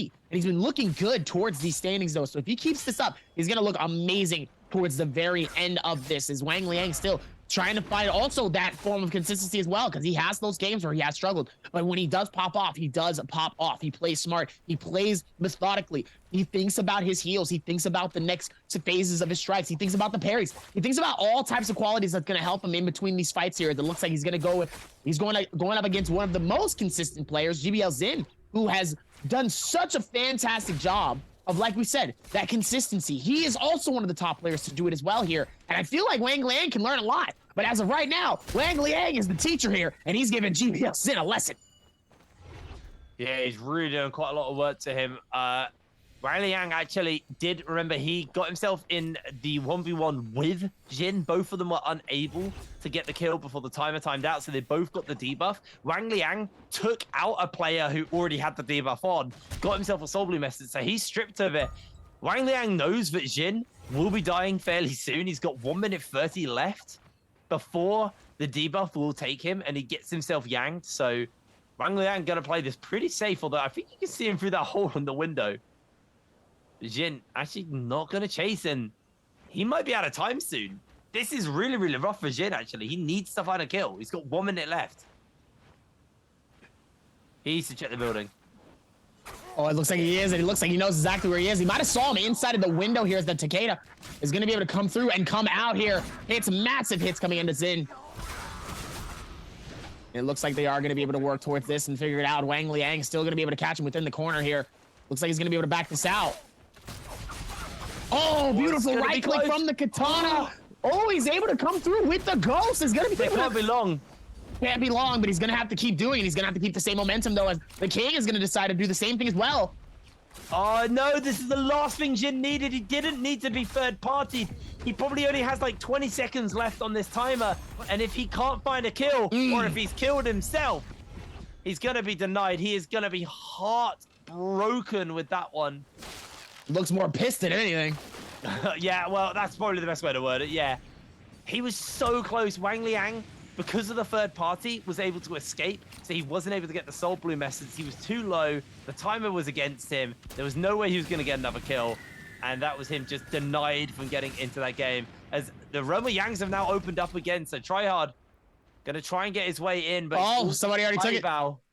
And the King. It's gonna be a good 1v1. I'm gonna let you take the floor on this one, Davey.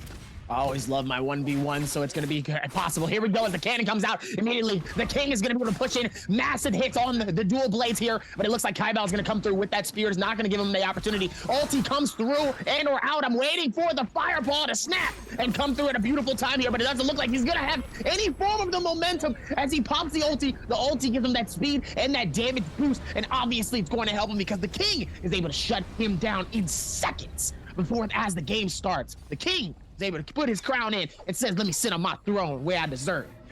That was brutal. He absolutely butchered him in that fight. There was no room to move. As the King now gets himself out Mora's blessing. And it is just going to be... I got himself the Mystic Might, and there was a golden greatsword in there, so we'll see if he's decided to use that. But TT25 potentially getting himself taken out again. He just had a game like this where he had loads of kills but just went out too early. Is going to get himself a partial reset off. Wang Liang might be hunting as TT25 able to get some health back. He still needs to get more of a reset forward as Hypernova is going to chase onto him. Looks like TT25 is going to get himself up the scale rush, up the side of the cliff edge. He is just desperately trying to avoid, recover, and reset, but the grapples are chasing onto him constantly.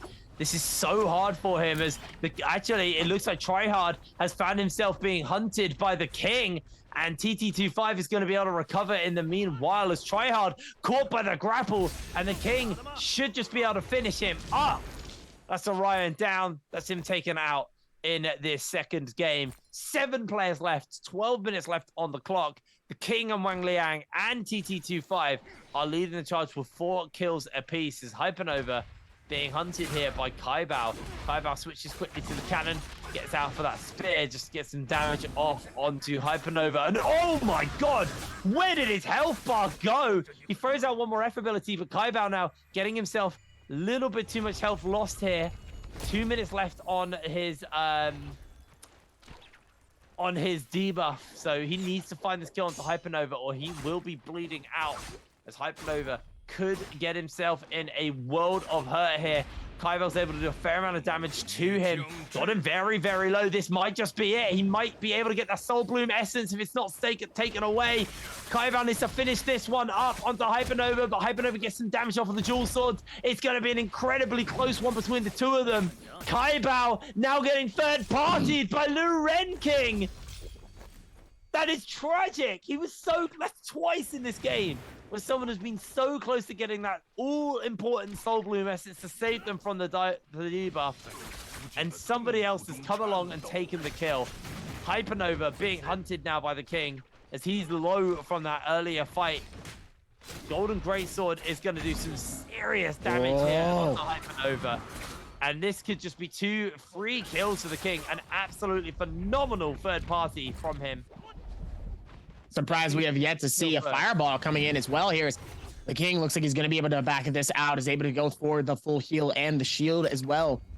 And try to see what he needs to do here as Hypernova is going to be able to clutch this down, shut it down, and make it look good towards this rotation. But they're outside of circle here. Luckily, the tick isn't too hard here, but he doesn't want to give Hypernova any more of an opportunity as the King is going to be able to shut him down and send him so far outside.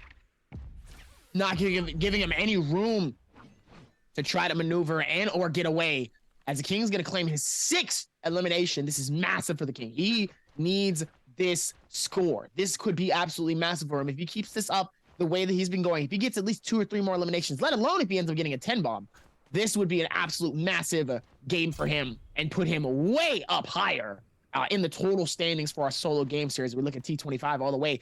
We are 6 players left deep in this, and it's only short of 3. This is feeling like a deja vu. We have 5 players left. So if the King's going to get a 10 bomb, he has to do it. Basically, he has to kill every player left in the lobby. As Wang Liang, I think he's just gatekeeping the King from joining in. They're both going to open up onto one another for a fight immediately. Wang Liang catches the grapple onto the King. The King is able to break it for the moment, though. Catches a good pistol shot onto Wang Liang. So recoveries are going to be coming in, and the King is going to be able to heal up. He only gets a partial heal, though. Doesn't get the full heal as Wang Liang chasing onto the King even more. Tries to catch out with the charge. Look at the damage from the dual swords the King's able to do to Wang Liang. Makes very, very short work of that health bar. As the King not going to get caught by the grapple there by Wang Liang. It looks like they are just going to step away from one another and take this a little bit more chill for now. But Wang Liang doesn't really want to let this game go yet. Doesn't want to let this kill go yet. As if the King goes down now, there is room for somebody to surpass him. Potentially Wang Liang. Meanwhile, T25 looks like he's going to need to see if he can do something here. He does have those 4 eliminations, so far he does look good. All within this is Snack.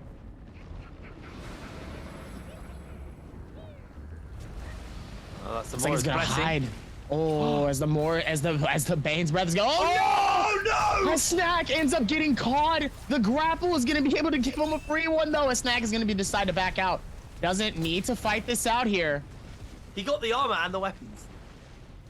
He actually got that. That quick? Whoa, yeah. That was fast. Well, like in that probably 1 second, half a second he had between him getting caught by the Bane's breath. Okay, Wang Liang got the weapons, but he got the armor. In that time, he grabbed the armor. That is unbelievable. I can't believe Snack survived that. So crazy.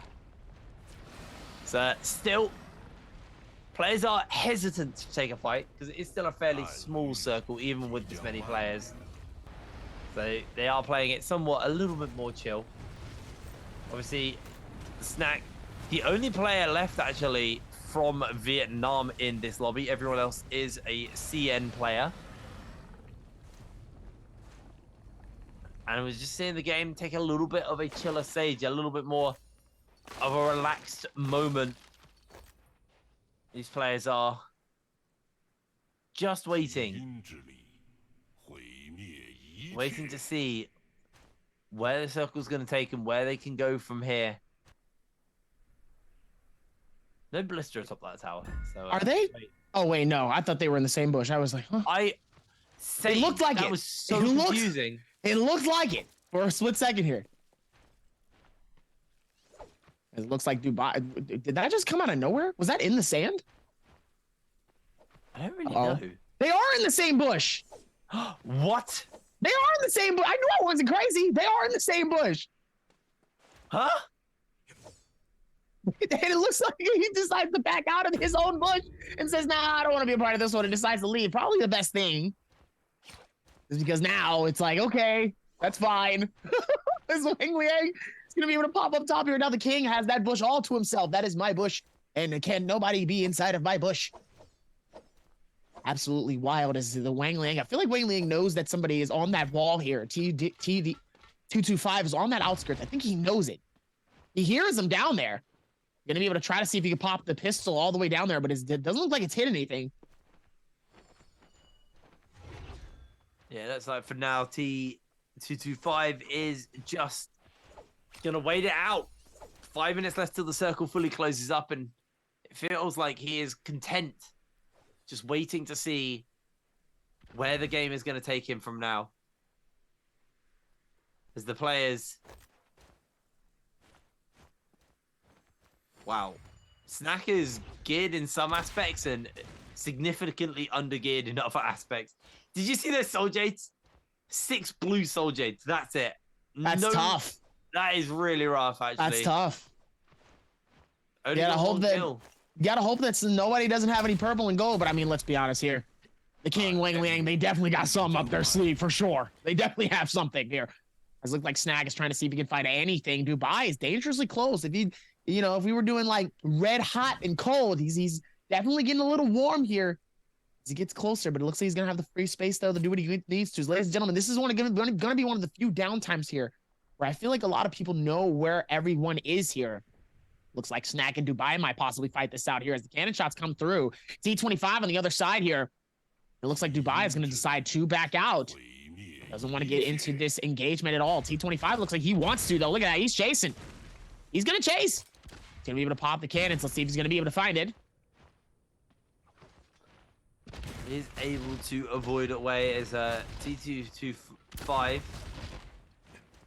Now just trying to get some cannon shots onto Dubai, but can't actually seem to land the shots, though.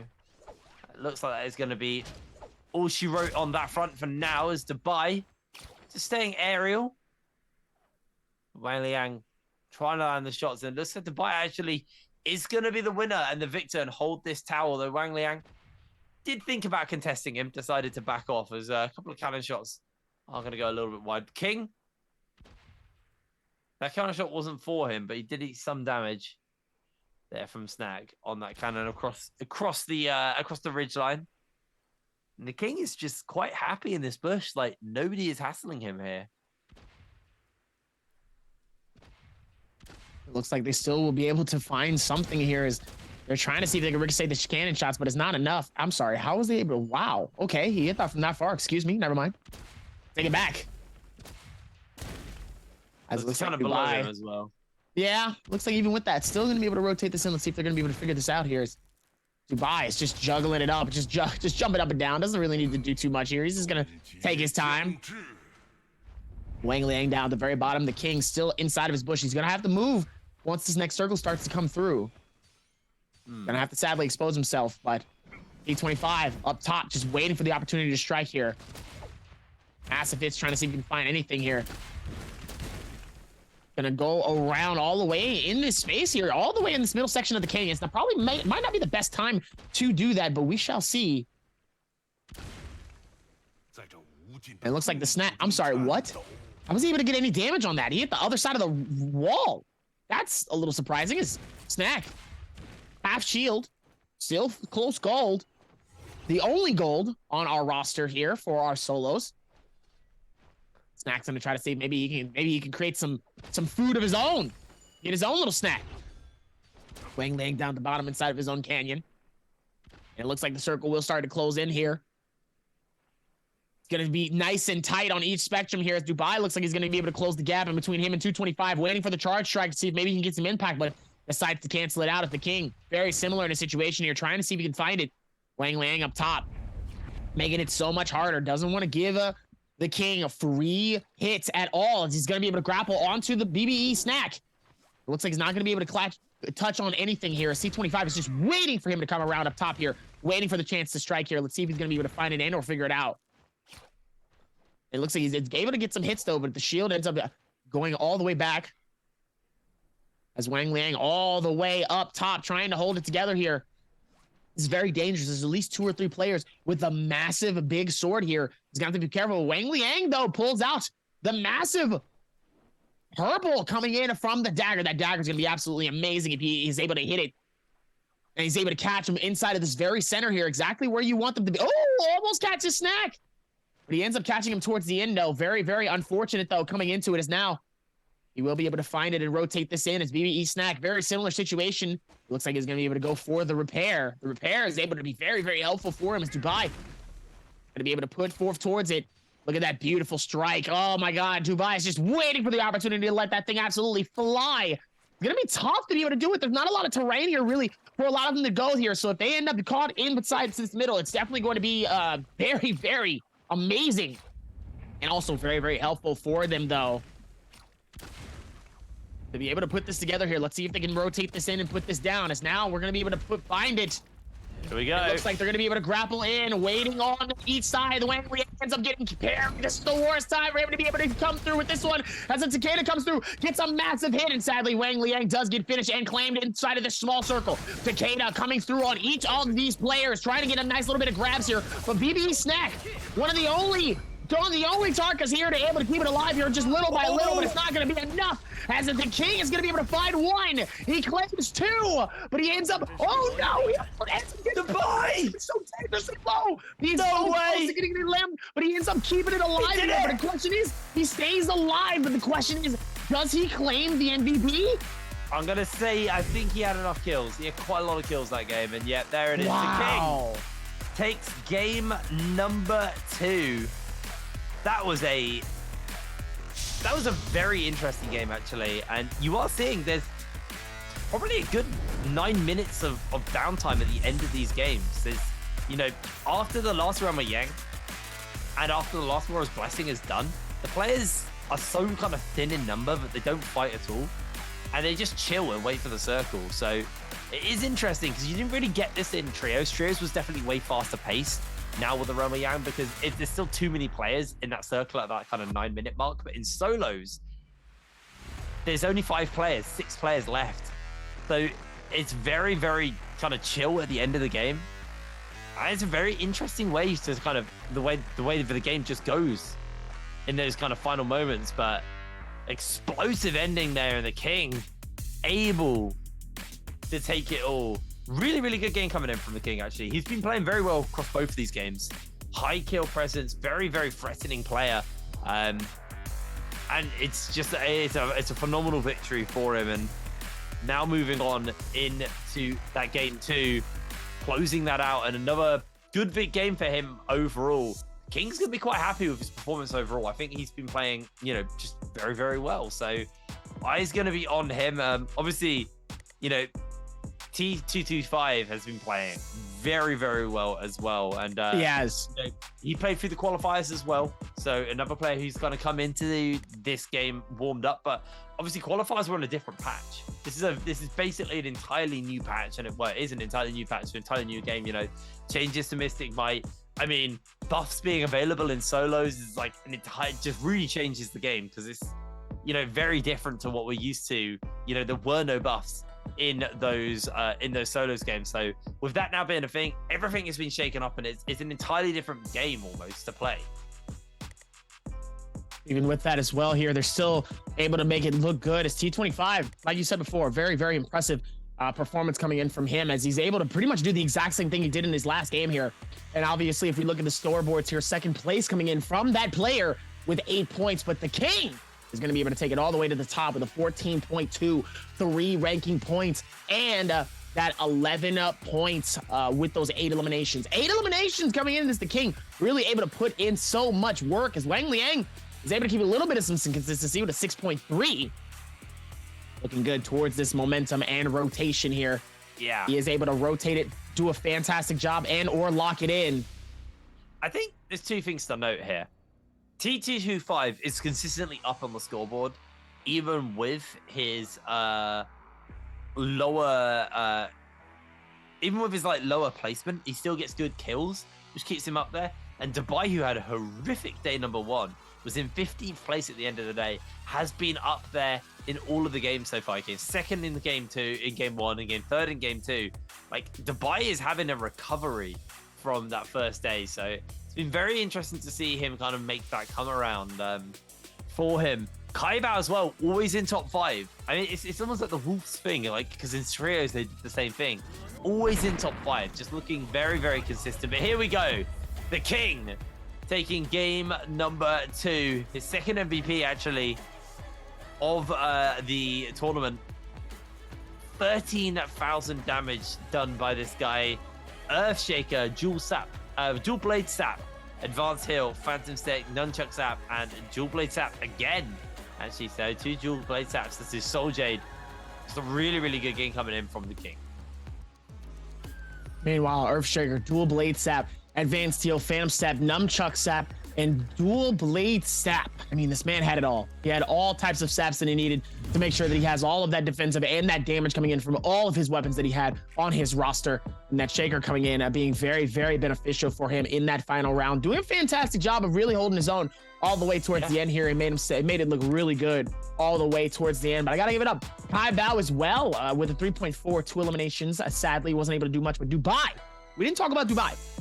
3 eliminations, 4.2 kills, kill points, should I say. And his rankings point of 3, making it a 7.2 for him as well. Yeah, I think he did a fantastic job. But we got to talk about these next players here as Terry has another interview for you guys. We'll be right back here in a couple seconds. Terry, do your thing.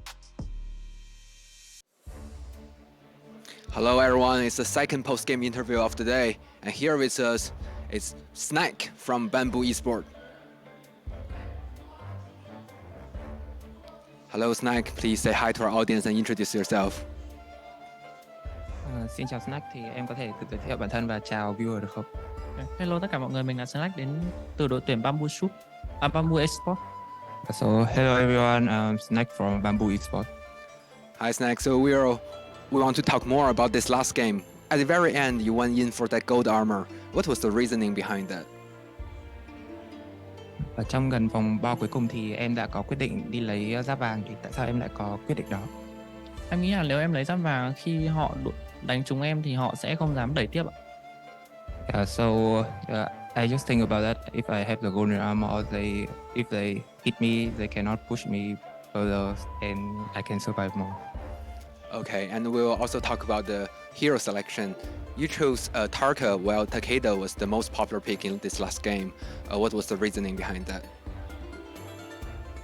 Trong lobby này thì có rất nhiều Takeda mà em đã chọn Taka, thì có lý do gì đằng sau lựa chọn đó không? Em nghĩ chỉ đơn giản là để counter lại con tướng đấy thôi ạ. Yeah, so I just picked Taka for counter Takeda in the lobby. Okay, and this is your second game. And you've been, I'm sure you have watched the first day of group stage as well. So who is the player that impressed you the most? Ai là người mà gây ấn tượng mạnh nhất cho em ở trong lobby này? Em nghĩ đó là T225. So I think it is T225. And what is your goal for the group stage? Ở trong vòng bảng này thì mục tiêu lớn nhất của em là gì? Em nghĩ là em sẽ cố gắng đạt được điểm cao nhất thôi ạ. Yeah, so I just try my best to score as many points as I can and maybe can get into the final stage. Thank you for joining us and hope you will keep up with your group performance. Cảm ơn em đã đến với buổi interview này. Thank you mọi người, cảm ơn mọi người. Thank you Snack, and we'll give back to our casters and take a short break. Very nice to hear from Snack, actually. Good day. good player. He honestly had a really good game. He did go out early, unfortunately. I think it was Hongfly who knocked him out, if I remember right. Or he knocked Hongfly out. There was an interaction on that front. But yeah, he did go out a little bit early on in that game, unfortunately. But he still played a very, very good game of Naraka. I'm excited to kind of track him. The thing for me, I've obviously been following and you and me, Darby, we've been following the CN players for the last 2 seasons. I mean, you've had the pleasure of casting NA as well and kind of seeing those guys. But for me, I've seen EU at finals and that's it. So I'm really excited just to see players I don't know, see how they compare, how they play. And, I was a bit worried that it was going to be a little bit more one-sided of an affair. I thought, the CN players, especially from some of this EU stuff I'd seen, I was a bit worried that maybe the CN guys were going to just kind of take this whole tournament very convincingly. But actually, we're seeing the Southeastern players, we're seeing Southeast Asian players, we're seeing the Vietnamese players, and now we've been seeing some NA players as well, all starting to show up. Unfortunately, I have constant pain in my heart because EU, we're not doing so hot. We're not doing so hot, but I do have Wolves. Wolves are, I will never let anyone forget, Wolves are an English football team. They are. You will never let that go. You in this English, you will never let that go. I am huffing good copium. Anyway, we're going to throw it over to a break. We'll be back with game number 3. See you in a moment.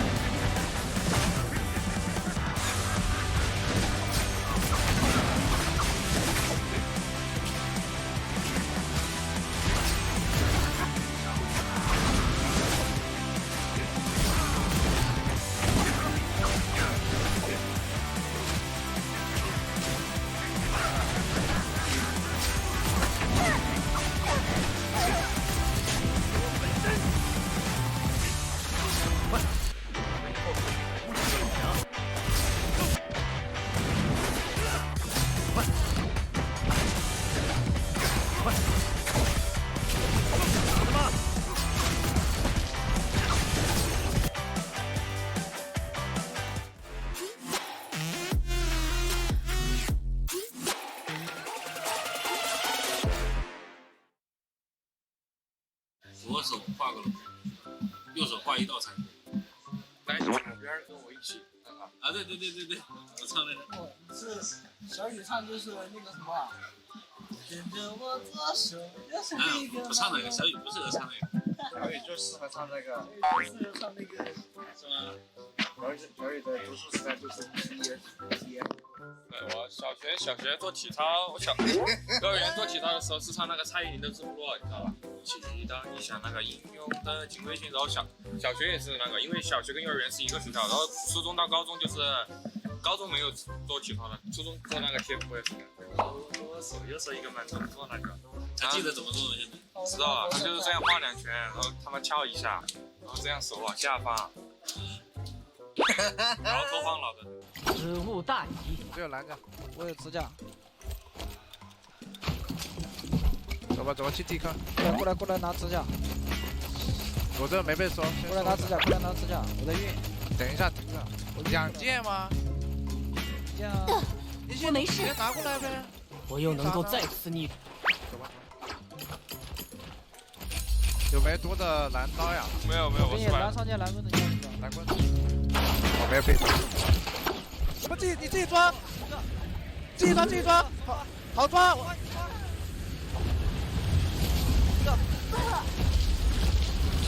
抓土里了，不要着急。看一下他那红叶，我这等着。我抓土里了，我得拉药，不管不了，自己玩，我得拉满，自己抓。我逼急了。再手，加油！来，好的，我的。OK， 没事。Nice. Doesn't have the luxury of getting a reshield, is surely about to go down as Spider has been able to find himself a flamer. He's in the middle of the safety. Everyone else around him is about to go down to zone to Quanfly able to find one kill before he goes through. But Spider might just be MVP 4 times in a row. It's gonna be there to finally give his championship title, as Spider has been able to take the win.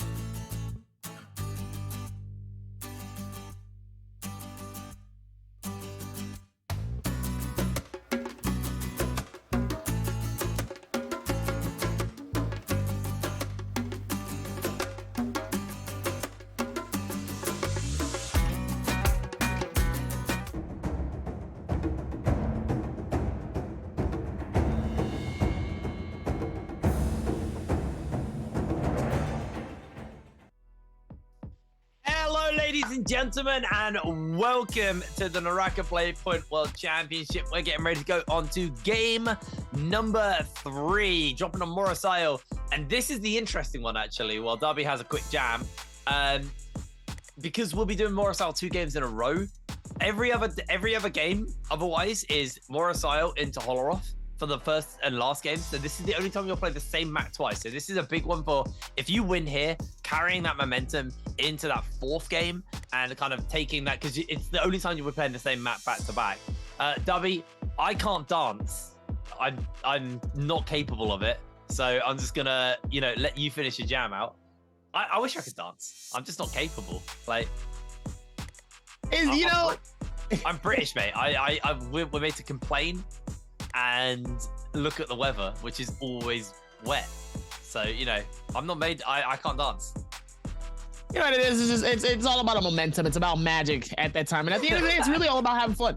Honestly, when it comes to dance, it's really all about having fun. And whenever I'm here, it's nothing but fun. It's nothing but a joy to be able to not only cast alongside you, but the rest of the casting squad here for Naraka Bladepoint and casting some of these amazing games. So it makes me dance a little bit, As it looks like not only that, looks like you guys might be also dancing too if you get this answer right. Which weapon did OUG, the king, use in Game 2's final circle? The great sword, the long sword, the katana, or the nunchucks? Put them in chat, and some of the first people get a chance to win something nice for their roster of a weapon. Brand new Lotus treasures, get all the goodies from that. Do check your whisper boxes. I'm gonna say this every time, but if I don't, one of you will win and not check your whisper boxes and hate yourself when you find out that you missed out on getting some treasures. So that's where you will be messaged if you do win. So make sure you enter that in and grab yourself some Lotus treasures. I should probably open up the Twitch chat and get myself some Lotus treasures. I don't know if that's gonna fly. I don't know. I don't think I'm gonna be allowed to do that. Anyway. Also, I get them wrong half the time. Although today I've been on it. I got these 2 questions. I know the answer to this one and the previous one. Anyway, game number 3. Going back to Morosayo. Darby, your favorite map.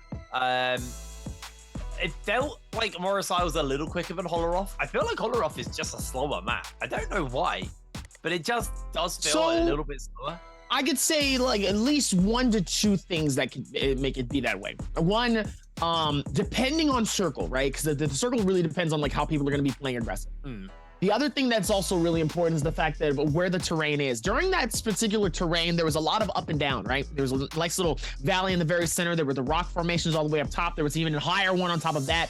And it made it to where you noticed a lot of the great swords that were in that space. There wasn't really many opportunities for somebody to really hold it. But until I get the rest of this point over, we got a video to show you guys real quick. I'm gonna keep.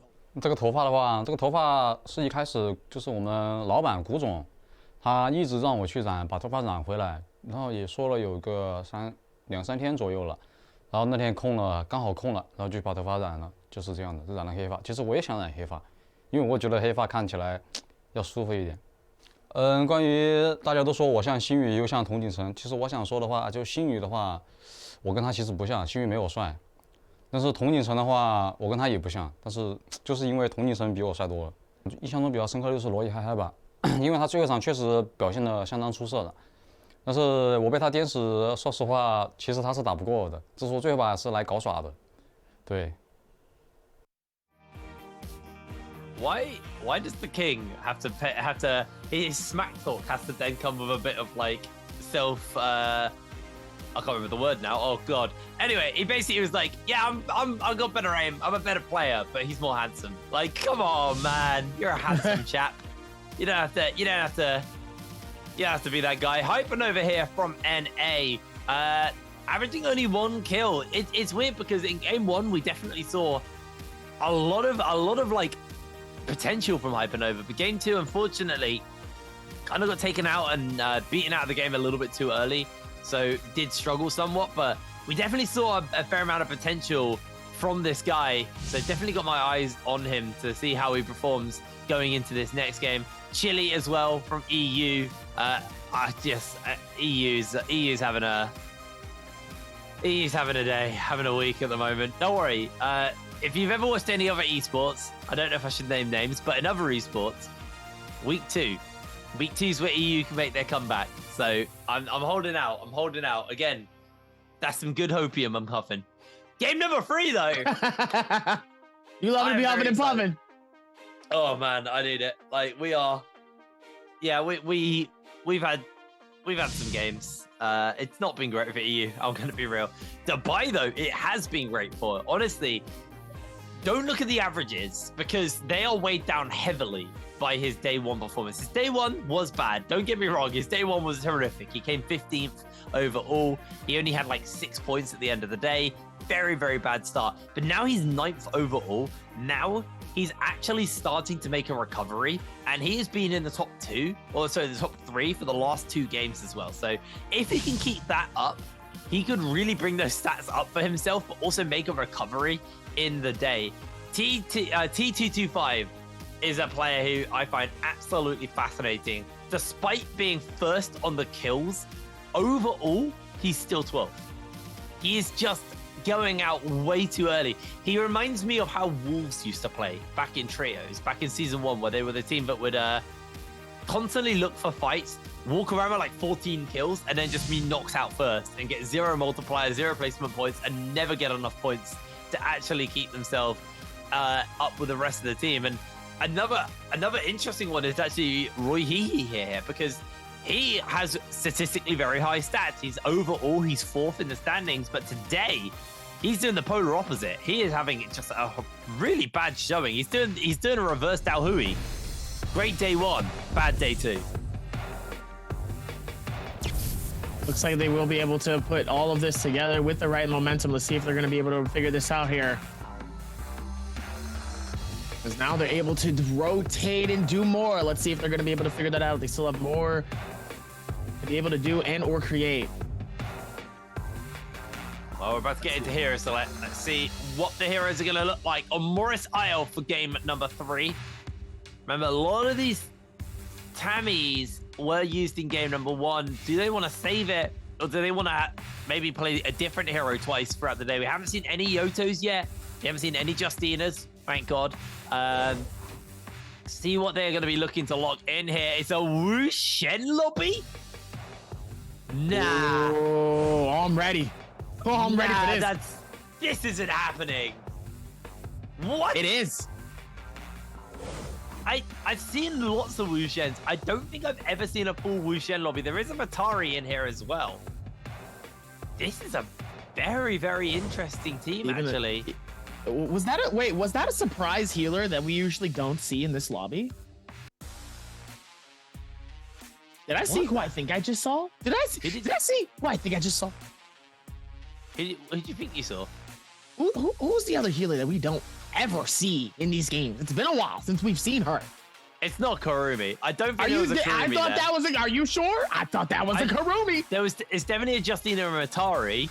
I think the rest will I change. think we saw Karumi. I'm gonna be honest. I think we just saw Karumi lock in as we see Zay and Keikera all the way within this bottom left section here of Shadow Jade Mine. Roy, he and Snack are going to be all the way inside of the middle of Celestia here. Wang Liang, it looks like one of the other players is going to be nearby as Kai Bao and the King, two of the top players that's been in top 3 consistently all throughout today, is going to be fighting it out in a wreckage plane. Somebody's going to be walking out of there a champion, or both of them are going to play this smart and not focus too far on at the eliminations. Let's see if they can work towards this one as we're going to see our game 3 starting right now as we lock in for the King. Winner for our last game, Kai Bao, all the way down at the bottom inside of where all the water is. Looks like they're going to be able to go through with the steppage. Let's see if they're going to be able to find it here and go find it. As it looks like we're going to see Hypernova and Huang Fly fighting it out immediately. Nice little bits of hits coming through as Huang Fly is going to be able to find it. Nice damage is coming through as Huang Fly is going to keep the same momentum as Hypernova was trying to use the swords to try to see if he can get some heals, but sadly it wasn't enough as they were able to keep the same momentum, and Huang Fly is going to be the first elimination on the board. Yeah, rough on there for Hypernova, but Hongfly kicking it off with a good start as TT25's getting opened up onto here by DAY3. DAY3 actually got the pressure and got the advantage in this fight, able to take through a fair amount of that shields, but the repeating crossbow just shaves off the shield like it's nothing. They are now going to get themselves back into the wall. Big charge with the spear. Doesn't actually hit with the Nurse's Might, though, as he's going to be able to chunk through a fair amount of the health bar regardless. Catches him with the uppercut as well. And this is the end of DAY3. He throws down the wind wall to recover the shield, but T225 will be on the hunt. He knows that this is a free kill if he can stop him from getting the recoverers off. And I think the grapples are now done. I think DAY3 is now donezo, as that is 1 on the board for T225. Is he out? No, he still has another opportunity. Oh, yeah. Though.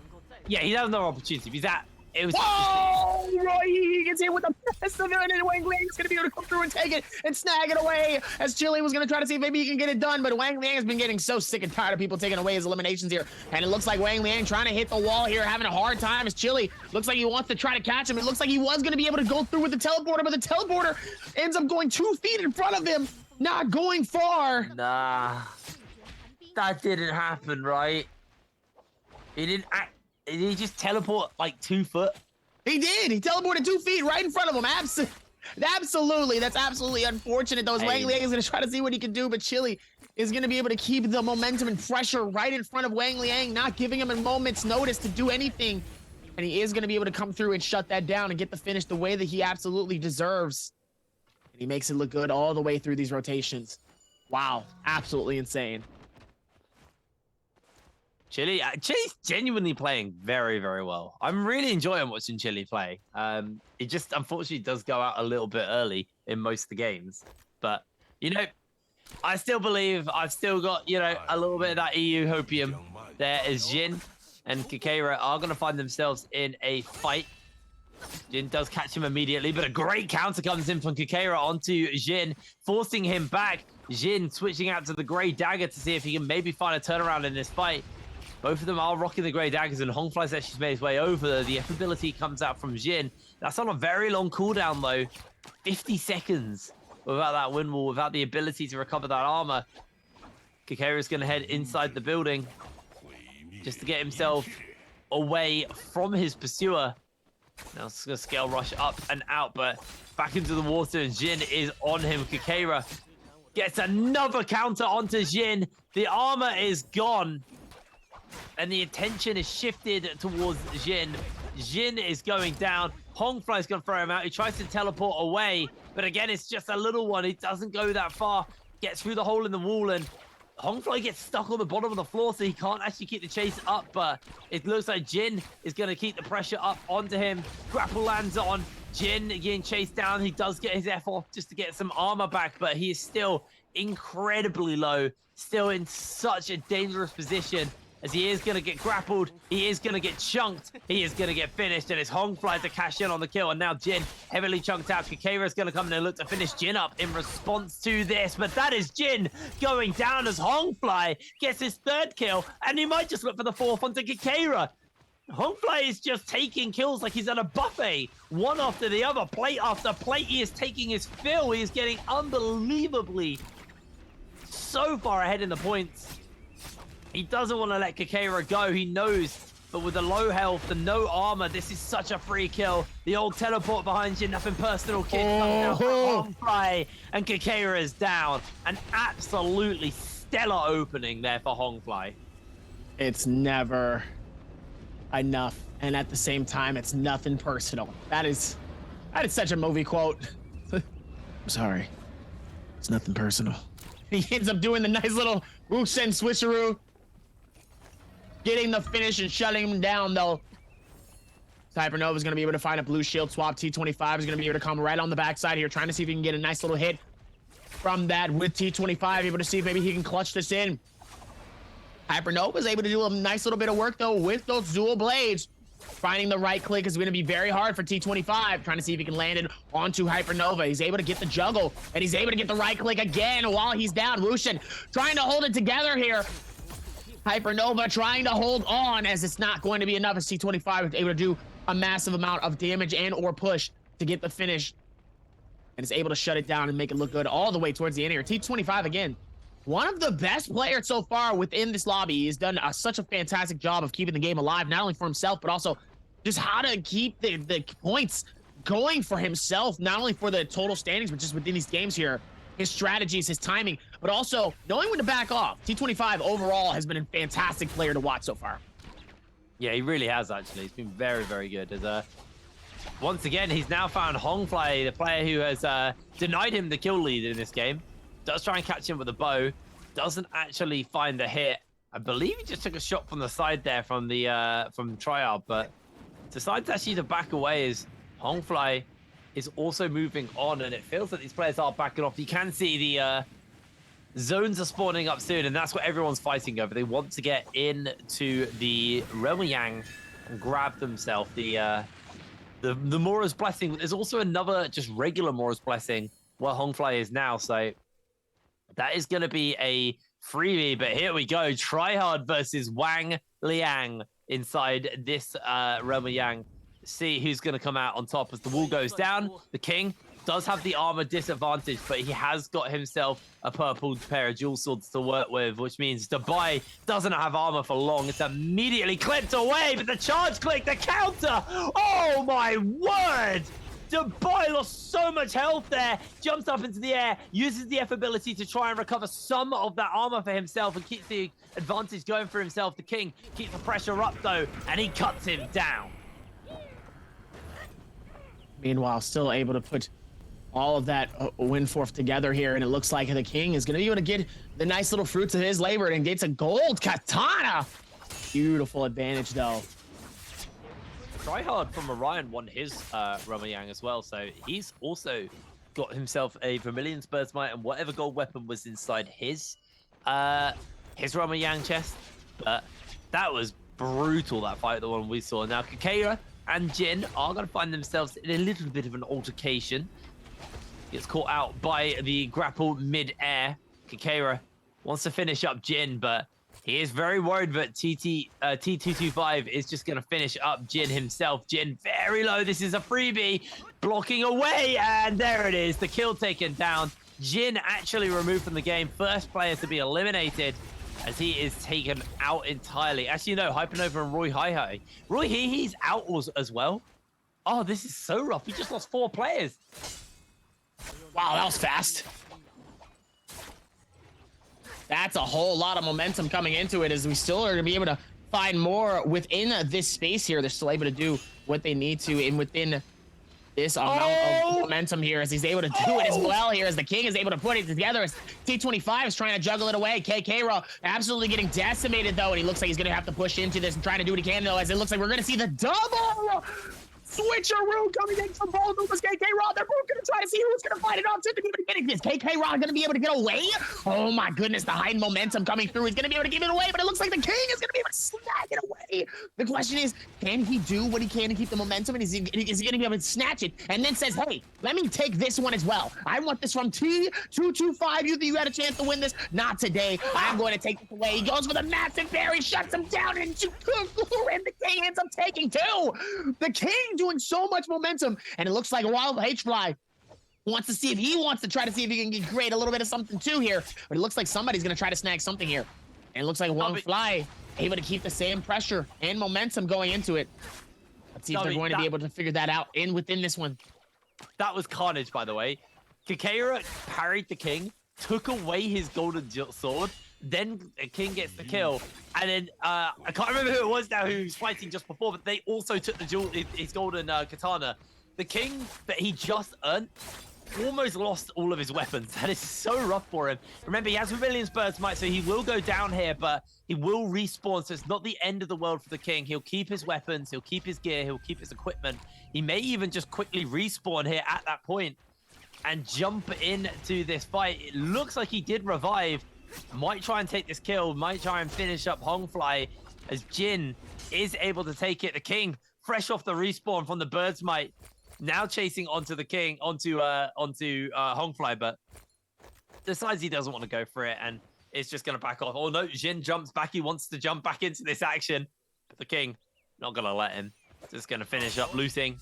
And oh, this was actually the previous one in the replay. So this is how Tryhard beat out Wang Liang and denied him the Mora's Blessing from this Roma Yang.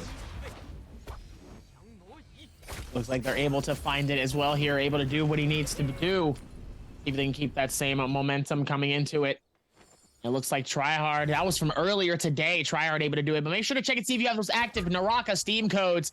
If you don't have one, I suggest you go snag one. But also, check and make sure that your Naraka is also linked to your Twitch as you're watching. You get a chance to get some nice little bit of some loot that could be absolutely helpful. Get a chance to get a nice little bit of some tie. Could get some yarn. Could get all types of things that can be very helpful. You never know. You might get something just as special inside of your next chest.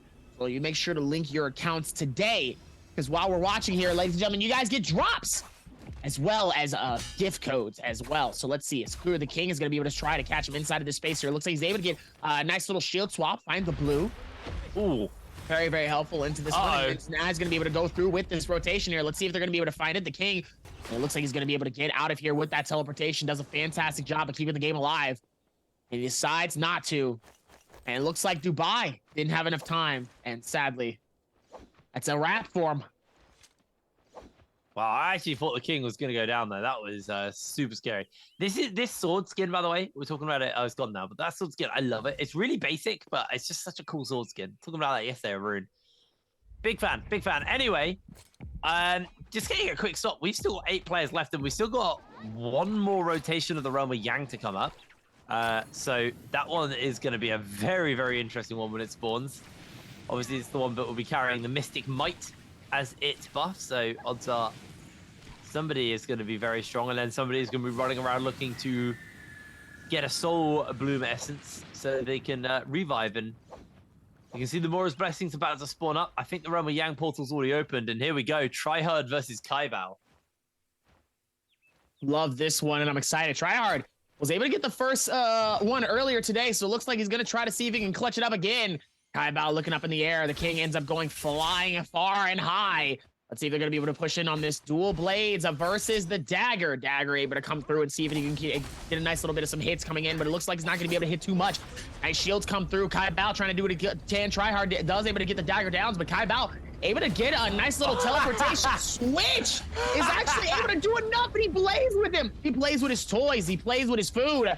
Kaibao able to do what he needs to. His Tryhard is going to be able to work towards this one. And now, ladies and gentlemen, here we go. That was actually really slick. I got to see a replay of that one. Meanwhile, Tryhard is able to do the nice little dashing dance, though, with the dagger, and is able to get nice, massive amounts of hits. But Tryhard is able to shut him down and says, haha, that was very, very funny.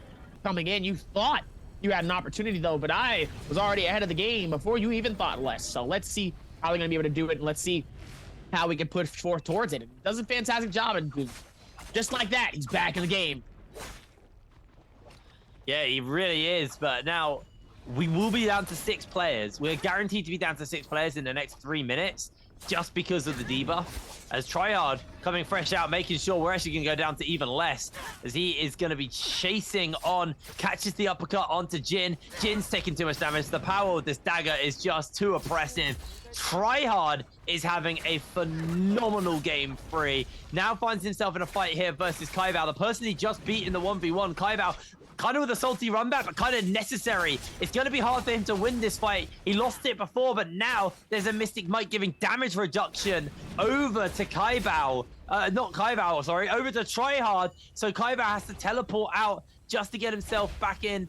He will be able to teleport back into the fight if he needs to, but he wants to recover first, as Tryhard also going for a recovery. This is not the person Kaibao wants to be fighting.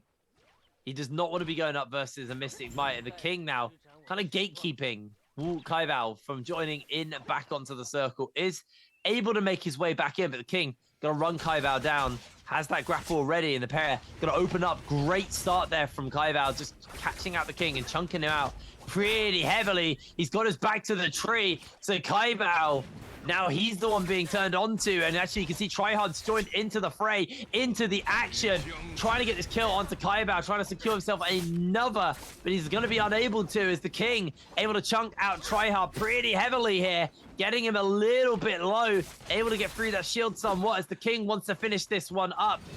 Well, sorry, Kaibao wants to finish this one up. He doesn't have long. He has 2 minutes 30, and Tryhard's down. Kaibao, can he get the Soul Bloom Essence in time? He can't. He needs to get it. He's still got the timer ticking. I don't know if he's been able to pick it up. The counters come in. I think the King denied him the Soul Bloom Essence. That is tragic for Kaibao. He can't heal. He can't do anything. He's got 2 minutes to secure another kill. The denial is just unbelievable as the King comes in with a counter and takes down Kaibao. Heartbreaking, infuriating gameplay for Kaibao. He almost did it. He almost got himself out of that predicament as Chili is going to go Chili and try and freeze the King up with a charge click with a downward dagger onto Chili. Chili is cut through by the King, and he has cashed in on his 5th kill of the game, as Snack and Foods are going to be eating each other now, as it's getting really messy here. Foods is made short work of. Snack num num num num num eats Foods, and he is down. Absolutely insane coming through. The King has been absolutely putting in so much work and so much momentum here. Does a fantastic job. Oh my goodness, he makes it look really, really good towards this one here. Dubby, can I get you to take a quick look in the top left of the screen and just read the number to me? The King, 5 eliminations. Game Not that score. one. A little bit higher up. A little bit higher up. Top left, mate. There's 3 players alive. It's 3 players alive, and they might just be going down here to the King. Is this going to be a 20-minute game? Luren has just been on a whirlwind spree here. The King has just been absolutely putting. I'm telling you, listen. We didn't see a lot of insane momentum coming in from Luren, but he has definitely been a showstopper and really keeping the consistency alive. I think we are seeing the level 9,000 player that I expected to see, because I knew the King was a good player. This guy's good. He's good at what he does here.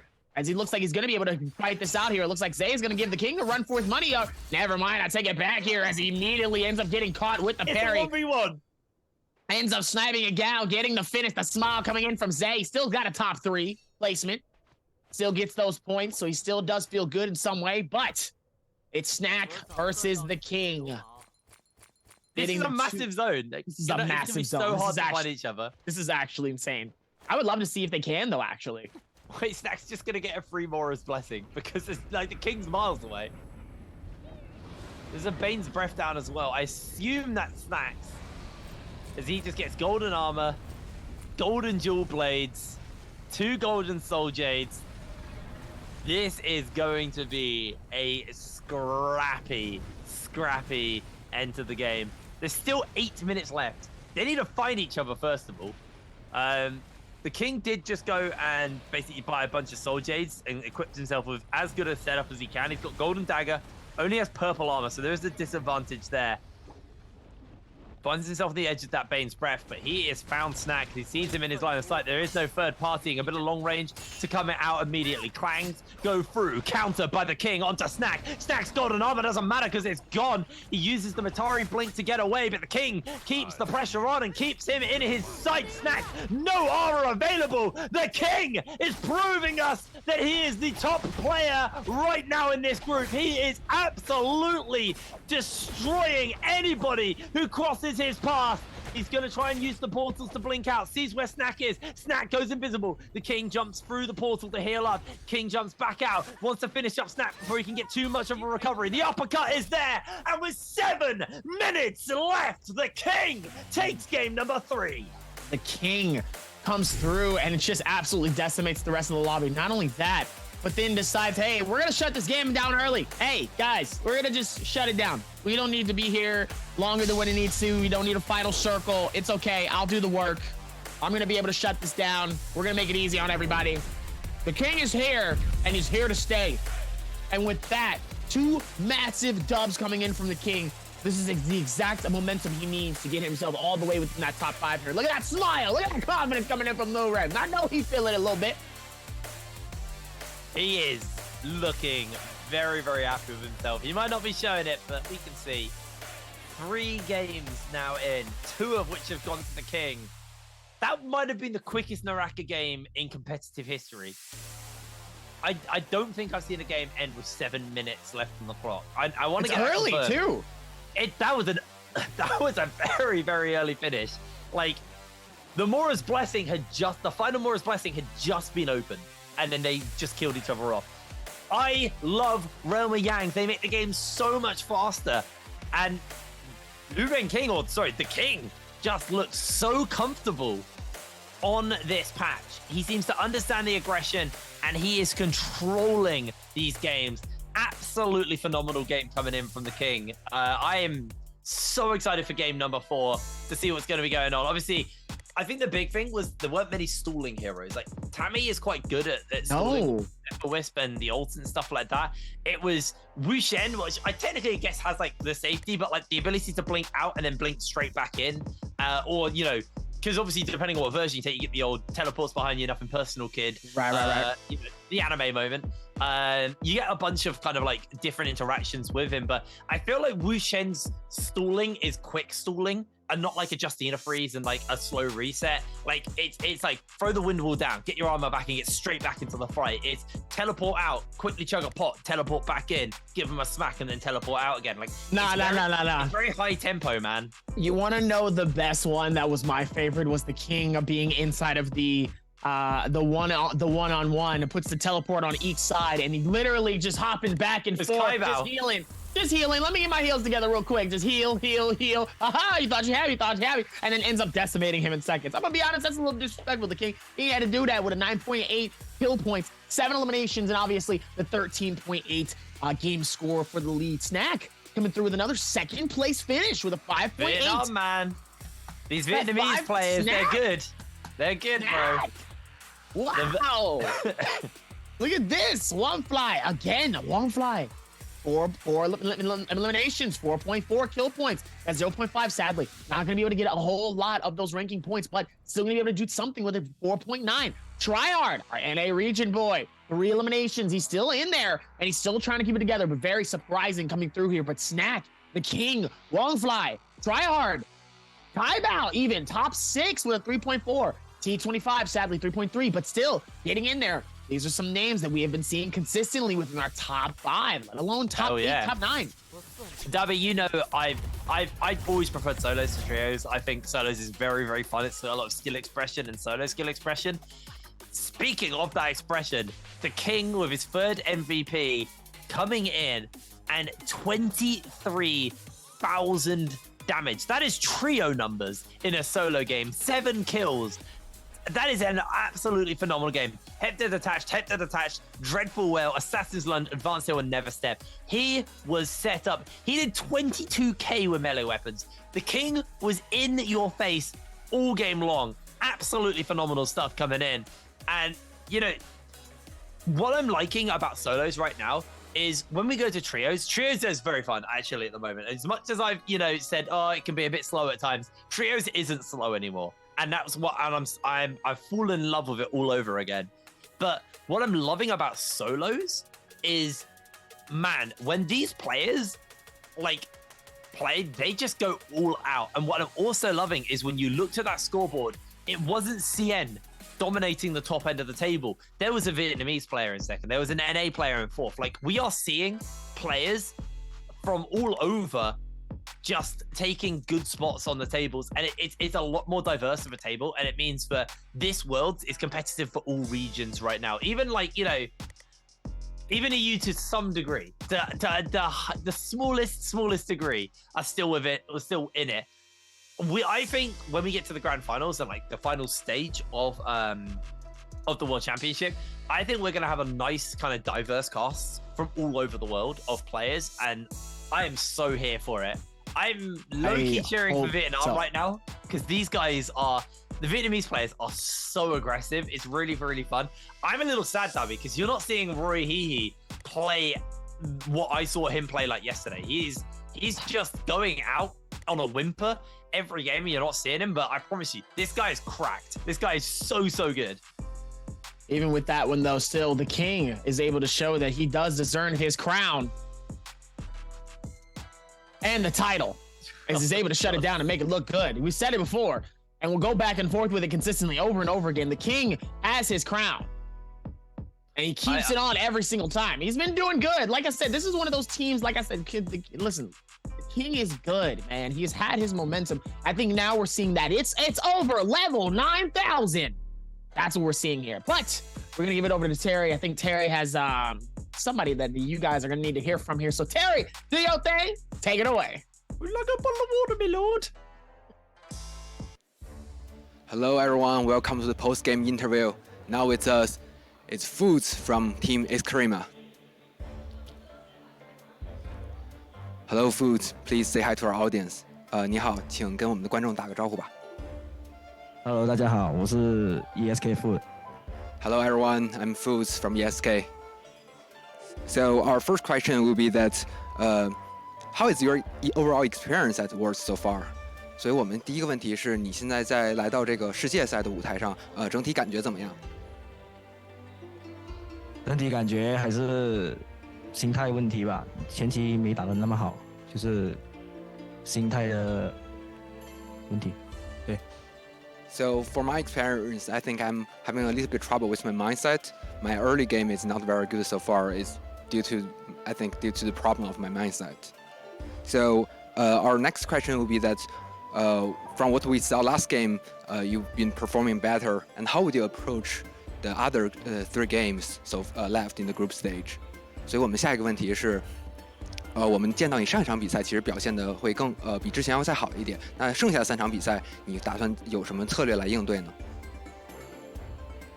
我打算就可能玩的比较稳定一些吧，就可能不要那么快死了。就是前期的几场我都是一来就死了，就可能玩的没那么好，过后也不敢什么打。My plan is to bring out a more stable performance. In the earlier games, I died very often and very early in the game. So my plan going on from here would be try to stay alive and play more stable. Okay, our next question would be that, who is the player that impressed you the most in the game? 所以我们下一个问题是，在所有选手中，你对谁的印象是最深刻的？我对路人王比较印象深刻吧，就是他一直把我干走了，就是一直把我干死了。The king is the player that impressed me most because I often be defeated by him, so he impressed me a lot. All right, that's all. Thank you for the interview. 谢谢你哦，这就是所有的问题了。Thank you. All right, we'll bring it back to our casters and take a short break. Thank you very much, Terry. Nice to hear.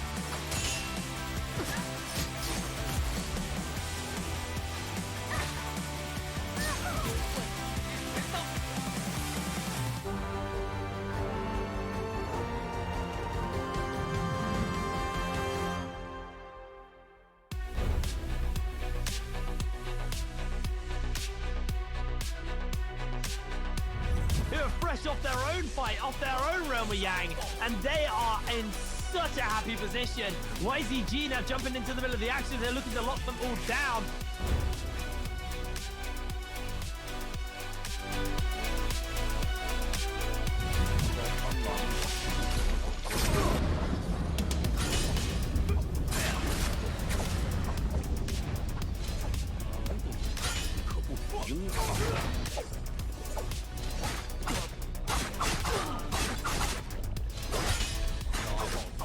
He's done it before. Can he do it again? He's going to transform the Wushen out for safety. It's an open field. He can find the puck. That's one for Royal Hi. He's looking for two. He gets another. He's not going to get the grab, unfortunately. Trying to find another player to get. He's now got Akame. He's now got Unique. Double slams come down. Another kill picked up for him. Royal Hi with the kills, with the slams, putting in unbelievable work for his team. Another double slam.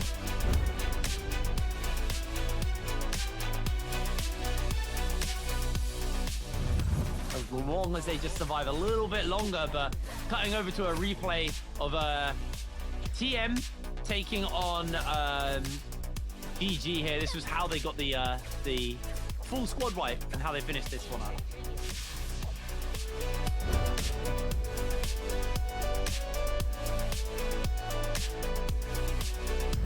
我被那个人踢了，挑了，这回。我被射了，走。我也残，这回也残。没站，我死。哎，我没死。好，我这了。挑两个。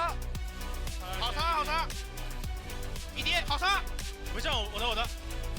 我死。1v1。有他，身后还有走他。他们好像返回。 打了一个，真的，好事。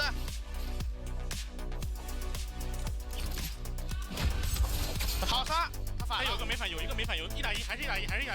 他反2个，我们也反了吧？算吧，晚上也可以反了。打得过吗？打，杀了！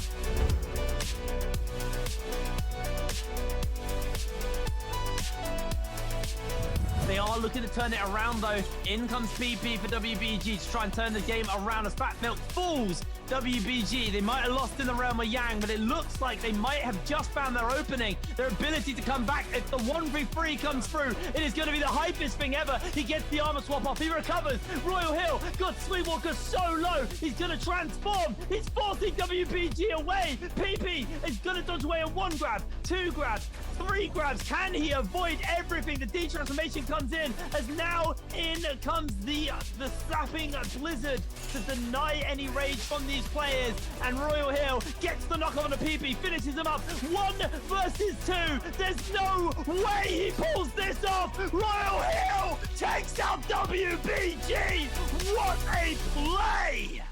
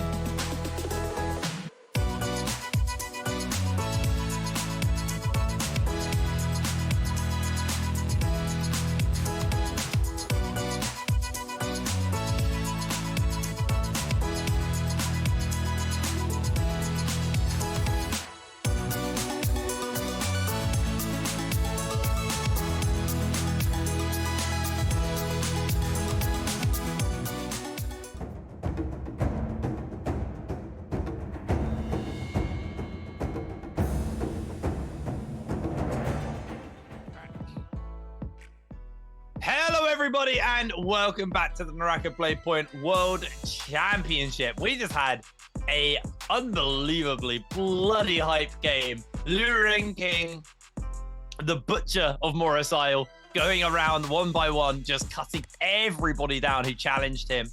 Absolutely phenomenal game coming in from him. And that was his second win in a row. My lid came off my pen. A second win in a row there. I am so excited for this game 4. That game was over with 7 minutes left to stay. It was like 7 minutes 30 or 7 minutes 40. That might have been the fastest game we've ever had. I will double check that with production before we get going into this game, but that was a phenomenally quick game. So I'm very, very excited. But let's have a look at the overall standings. This is all 24 players because now we've seen them play at least one game. We can do some levels of a maths here. Zay from EU is in 23rd, but it is Kakera, unfortunately, from the AS region, who is in the bottom of the table in that 24th spot. Daohui, unfortunately, not having a great one either. He is in the in 20th at the moment, but right now, Jin is the lowest rated CN player, but there's a few CN players on it. You got Daohui. Yeah, it is. It really is. Going up to the middle part of the table, TT25, even though he's been going out early, he's still been scoring high enough. Could you imagine if this man takes a first? It's just going to be over. It's going to be over for everybody. I mean, it'd be absolutely insane, though, if that were to happen. And still is able to push things forward, even within all of this momentum here. But I can't wait to see who's in the top standings here. And I clearly have a feeling about that one, sadly. 12.7 coming in from Kai Bao with those standings here. So let's hopefully hope that after today, his standings are going to be much, much higher towards the very end. Yeah, absolutely. Well, let's see what the top end of the table looks like. That's what we're waiting for. I am so excited. I think we can hazard a guess. I'm surprised Wang Liang's this low down, actually. I thought he'd be a little higher, but I am... Yeah, here we go. These obviously are players mostly who play 2 games. But the king, we are halfway through the day and he's almost scored as much as he did on day 1. He won't be playing day 3, so he needs to make today count, but he is set up 70.4 points and he's still got 3 games left to go before his group stage is done. Hongfly from Bowder is currently in 2nd place. Yuran from EWG, who's only played 1 day so far, is in 3rd. Tryhard from NA is in 4th.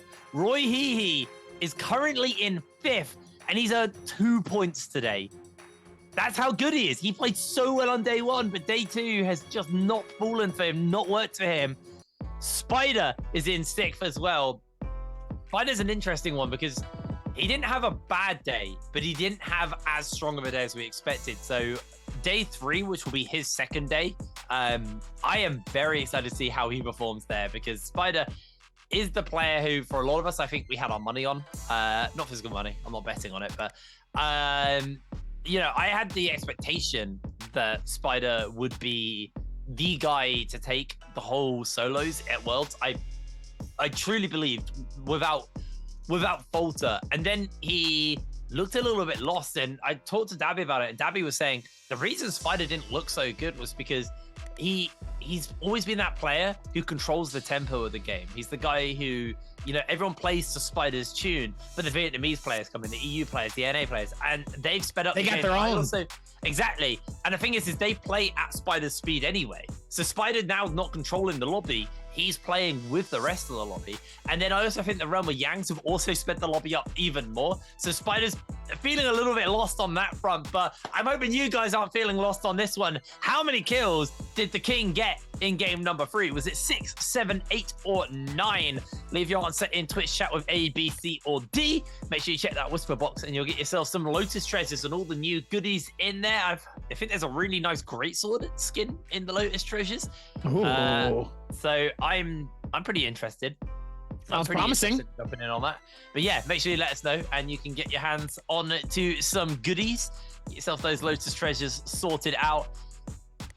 I'm ready for this game 4, man. I'm so ready for this game 4. I want to see what the players are going to be bringing to the table coming into this one. And, you know, is the king going to pull a hat trick out? I mean, that's probably a question on everyone's mind right now. He is absolutely killing it on these lobbies. So eyes definitely on the King. King is definitely able to keep the crown going. The question is, can he do it for 3 more games? Can he do it for 3 more games? He's been doing such an amazing job, even with all of the significant amount of momentum and vibes. He's been doing a fantastic job. So now the real question is can he do the same thing again in these next couple? Even if he doesn't get another win tonight, can he still keep the top 3 momentum that he's been doing so far? Because so far, he is not, I don't think he has not one top 3 placement, or at least a top 5. Confident. Yeah. He's up there. He's up there every time. I think Kaibao, other than that last game, has been up there as well. But I do actually want to talk about this guy because, you know, this is your guy, Darby. This is an NA player, and he is playing tremendously. I'm gonna be real with you. I've done enough esports to know Kyle's a good player. He's a good player. I've watched him for a long time. I'm gonna say it, man. I've done enough esports over the years to know that NA suck at esports. So to actually come in here and see an NA player doing well genuinely is really cool to see. It's really awesome. And Tryhard is keeping up with these guys. He does not look like a fish out of water. He is taken to the pond and he is swimming confidently as we're getting ready to go into game number 4. We had a Wu Shen lobby, which genuinely caught me off guard a little bit. I wonder what this lobby is going to look like. We haven't seen any Yotos at all today. I know she's not as strong as she was, but Yoto lobbies are still a thing. And I remember they're bloody aggressive, but it's going to be Tarka's to kick it off here. He did get bust coming into Worlds. He is in a way better state than he was, and he was already getting play. So he is a strong hero, and it looks like Tarka might fulfill the new Zeeping role as the hero that gets picked twice a day. There is going to be a Justina, but I'm not going to lie, Snack. It's not nice playing Justina into Tarka. It's a counter, and you are in trouble because it is pretty much all Tarka's other than the 2 players, Snack and Food. So 2 food-based players playing that Justina. As we're getting ready to go into game number 4. Looks like it's going to be nice and spread out this time here. It doesn't look like there's a whole lot of players here that's really going to be trying to fight this out as much as possible. Snack and Roy Hehe are going to be maybe duking it out inside of the center of Celestra here. Meanwhile, Jin all the way on the right side, but ooh, a lot of players going to be fighting it out. Looks like it's going to be in near Sigma Mine. Looks like one player is going to be headed near Wreckage Plains, but nobody's going to be in Silside Simple. Nobody's going to be in Sunwings Rest. And everybody else is going to be all the way in that far center or the right side here. So the Desert's going to see a decent amount of players coming into these games here, as it looks like the King is going to be able to find our first space. Meanwhile, Dubai is going to be able to fight this out with Kai Bao as well, and is able to do more as well with this. As Dubai looks like he's going to be able to fight. Oh, is he going to juggle him? He's going to juggle him. He's going to catch him in the infinite juggle. Oh, no. Oh, no. What? That was just brutal. That was so unfair. That was rude. That was so rude. You ain't had to do him to him like that. That was just rude. All right, you asked me what the hype is. You asked me what the hypest player of the year was. That was the scummiest player of the year. That was so brutal. He got him in the infinite, and then he just absolutely stole that. That was brutal. Unlucky. Anyway, Roy Hehe actually able to get himself on the board by taking Snack down, but it's actually about Jin. He's already secured 1.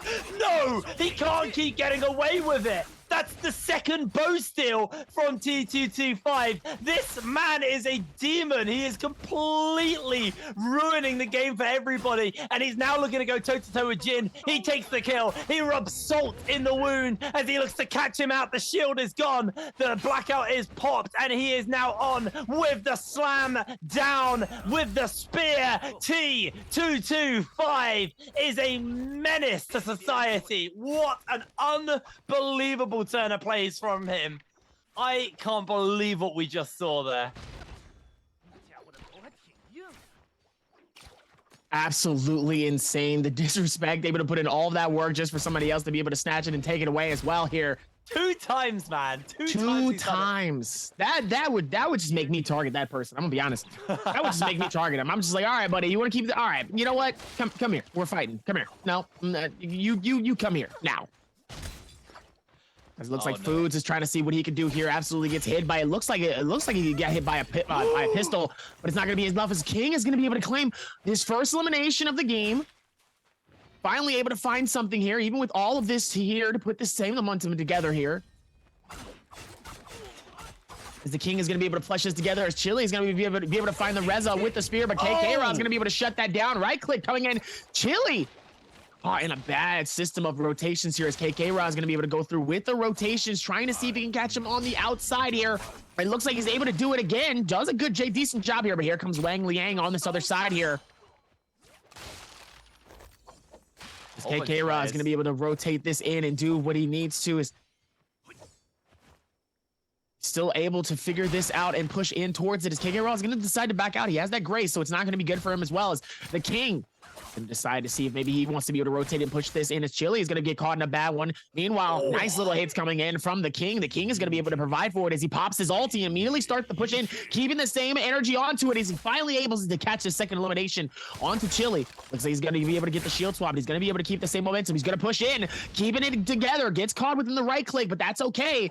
Wang Liang's going to be able to go for the back out here. KK Raw still dangerously low, but has done a fantastic job of keeping it all together here as Wang Liang is going to be able to work towards this one as well. The King able to do so much more with this as the King. Smooth. He's really smooth. The timing of how he's able to do it, the way he's able to just be smart in these certain situations, the timing of his right clicks, but even that, knowing to be able to back out here, he's been able to just, so far, this has been an absolute flawless game coming in from the King.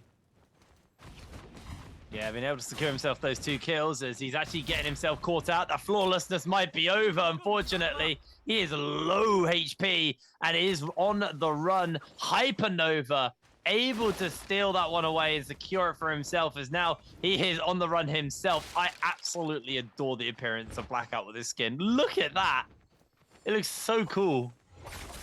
Freaky little lizard man. As Hypernova is able to get away, but Wang Liang getting himself into a scrap with Kakera here within the building. They do jump out of the window and look to escape away from Wang Liang. Obviously, Wang Liang took that first game of the day. So if he can win here in this game, he can actually be on equal wins to the King, keep up with him somewhat. But for now, we've just been focusing on this area for a while because there's just so many players scrapping and fighting around here as Wang Liang gets himself knocked up by Kakera. Kakera trying to fire back somewhat here. He does get on to the King, onto Wang Liang, sorry, but Wang Liang does shred away his armor. The pair of them getting very, very close. Nice armor swap coming in as Kakera pops the ultimate to try and get some extra damage out, a bit more movement speed, a bit more damage buff for himself, but he is chasing Wang Liang around to the map, and it looks like he's been able to lose sight of him. Cancels the ultimate out, and he is out, and already Chili's been eliminated. Not looking great for us EU fans, unfortunately, as he was taken out by Wolves' Kaibao, as Tryhard, currently 4th overall in the standings, representing North America, having a absolutely amazing World Championship.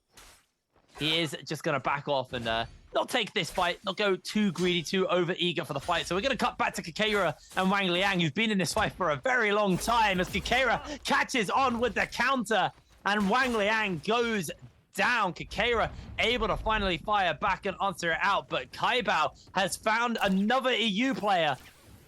He might be from an EU org, so he's just trying to prove that he's the only EU one left. I mean, you have to, though. You have to be able to prove that. Even though you are the only one, you still have a region. You still have to be able to, you got to put them on the map. And obviously, that is a big, very, very, very tall order as a solo. A very, very tall order. But it's an order that can be made. Ding, ding, ding. Got a full plate. We need an order, and somebody's going to be eating it. Don't let that be snack. It's our favorite time. It's my favorite time. I love this. Hypernova is going to be able to push in. The question is, who's going to be the secondary? It looks like it's going to be GBL Zin. Ladies and gentlemen, here we go. We're going to take this together here. And fight, ladies and gentlemen, as Wolfenfly is going to be able to push in, keeping the same momentum. GBL Zin is going to be on the rotation. Hypernova comes all the way up top. And they putting it down and shutting it down with the finish. Hypernova is going to try to see if he can keep that same momentum. The ulti comes out from Zin. Zin able to dish them together. Nice fireball comes through. Nice little strike here. Hypernova dangerously low, but the fire take is going going to be able to take it away, as Sin is going to be able to claim the win and the fight and all of the precious loot that you can get from this realm of Yang. Like an old-timey boxer commentator. That's what we get. We haven't seen who's won the other one yet. I don't think we've had that I don't think that one's been decided, but Jin does get himself the Vermilion's Bird's Might, and Hypernova has 4.5 minutes to go grab respawn, and then grab himself a Soul Bloom Essence. He needs to find that kill and pick up the Soul Bloom Essence. We saw Kai Bao 2 games in a row has actually been done in by this debuff. He, in the last game, was killed by bleeding out in the middle of a fight, and that was in the second game. And then in the third game, he killed someone, and someone took the Soul Bloom Essence, so he couldn't take it. It was so tragic to watch. I can't believe he didn't get to revive. It was heartbreaking for Kai Bao. You could see genuine tilt. I'm not gonna lie, he was tilted. Hypernova, he might be a little bit upset. I doubt he's tilted, but he did just find Jin, a person he lost to. But you can't fight Jin. This is not the person you want to fight. He's got the Vermilion's Bird's Might, which means he won't drop a Soul Bloom Essence. So if he kills Jin, he won't even survive. He needs to find a normal player to kill, and Jin is just denying Hypernova any opportunity to play this game. He's not even going to let him find someone. He needs to now go heal. He's got 3 minutes left to heal and find a Soul Bloom Essence, and he's being run down by a player with a Vermilion's Bird's Right, so he has no way of cleansing this buff off himself, of this debuff off himself. Getting caught up by the grapples, and in comes DAY. DAY himself also has the same debuff, so if he can take one out here, he is going to be sitting so happy. Hypernova's got the blackout on as he's desperately trying to get away from DAY, but everybody in the lobby is just completely chasing him down. The grapples are coming in. DAY now getting jumped onto by Jin. Again, this is a player that won't drop a Soul Bloom Essence for him. It's Hypernova just able to get away, but he just wasted 2 minutes of his debuff. He needs to find a kill in the next 2.5 minutes as Hongfly now getting chased down by DAY. Low HP, but again, it's a player who's got a Vermilion Bird's Might. Both the Bird's Might players are here, and Hongfly will be going down to Jin. DAY, he might be able to get a kill at least, but that's going to be it. Jin's actually the one to pick up the kill as the Bird Might is popped, and that's one of them gone. But there's only 2 minutes left for DAY. As DAY looks like he's going to be doing some beautiful maneuvering, trying to see if he can go right it through on the inside here. He wants to try to see if he can get into a fight here. Sadly, just a little too late on this last fight. It's so bad for DAY that he keeps fighting people with the Bird's Might. He keeps fighting the people who won't drop Soul Bloom Essences, and he doesn't have that. Wait. He has it, right? It's DAY's the one who's got it. Am I crazy? No, it's GBL who has it. No, he has the Bird's Might, but there's the debuff from the realm of Yang. I thought DAY had the debuff. Am I crazy? I don't think DAY has the debuff. I actually don't think so. Okay, it's Hypernova is definitely one of them. There's 2 people with the debuff right now, unless I just got myself muddled up. I'm so confused, but Hypernova... There you go. It's... Hypernova, though, only has like a minute left. So he needs to find this kill pretty quickly. We'll find out. We'll find out in a moment anyway. I'm going to quickly double check who's got the debuffs, because I know who's got the buffs. The buffs are now gone anyway. But Hypernova, 40 seconds left. He doesn't even get the opportunity as Kakera finishes him up.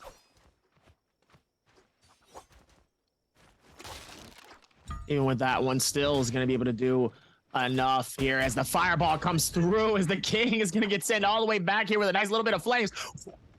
Hate to see it, though, as it looks like he will be able to figure this out here and still work towards this. Oh, beautiful carry coming in from Long Fly here as T225. Very rare to see G in a tough situation here, but looks like he still has an opportunity, though, to come back from this one as well, as Roy Yi, it looks like he's going to be able to fight that within it. Long Fly is able to do it, and he does it again with an insane parry, but the recovery coming in now, buddy. Looks like, oh no. He's going to be able to shut down Roy Yi. Gets the finish and gets it done and shuts it down. It's not Roy Hi's day. He's earned 2 points today. That's now 3 points he's earned. He's in the top end of the table, by the way. And he's earned 3 points today. And there's only 3 days of the group stage. So this is his last chance to earn any points and actually make it into that top 16 and make it to the grand finals. So heartbreaking for Roy Hehe. He's lucky that he had a good day one, but I think maybe the exhaustion of playing 3 days in a row has finally started to hit him, and he is struggling today. He's got 2 more games, and he needs to have the most hard pop-off games to have a decent cushion to work with when we get into, obviously, the final day and see who might surpass him and take the top 16 spots. As Tryhard is going to jump in. Hongfly is his opponent. The problem he's got is Hongfly is rocking golden dual swords. He is kitted out right now. Tryhard just has a blue weapon, so there is 2 weapon rarity levels between these 2 players. Tryhard gets up nice and high, switches out to the musket just to get a shot off onto Hongfly. Isn't able to land it, but does get a couple of shots off with those dual swords. Hongfly gets behind the pillar just to get a recovery off in time and recover some as they do catch the uppercut. Hongfly, remember, golden dual swords is going to absolutely obliterate the health bars. Hongfly actually switches out and switches into the blue spear to work with for now. Purple spear there for Hongfly. They actually do switch away. I think the weapons broke. I don't think they were actually at full durability going into this, and they are running around one another. They've only got themselves 2 minutes left inside here to make this fight work for themselves. As Hongfly is pinned, he loses a fair amount of his shield. He's not going to stay around for too much longer with the blackout on both of these players. About to time out. They are running a little bit lower on having that extra movement and extra kind of damage to work with, as Tryhard has almost won this fight versus Hongfly. The NA representative is now stripped of his shield. He's stripped of his health bar, and he might be stripped of his position in the game at this rate, but he gets the scale rush down, and Tryhard takes him out and wins the Realm of Yang. Tryhard has not lost the Realm of Yang yet. He is unbelievable at one point. He has not lost one yet. He has been 3 for 3. Okay? From what we've seen, we've only seen him in 3, so he is 3 for 3. He has not lost one yet. That is phenomenal. He's played so well, actually. Oh, it's absolutely beautiful to watch. Now, we are on to Bai, who was one of the, I've had it confirmed by production, he was one of the players who had the debuff earlier. I just got very confused in all the mix of all the people. 10 players left, and we're actually going to see Hongfly versus Dubai, who was the other fight going on inside the Realm of Yang. I actually can't remember who won this one. I saw the announcement, but my brain has fallen apart. I'm going to hazard a guess. It's Hongfly, because Dubai is getting slammed in this replay. Is able to kind of dodge away, but Realm of Yang it's such a good addition, isn't it? It's such a good addition. This little battle amazing. arena. I love it. I absolutely love it. So we got 2 players running around now with the debuff. See how long they've got left. 3 minutes 20 on Hongfly. He needs to find a kill. Kaibao's in the area. Orion's the only person with a Mystic Might.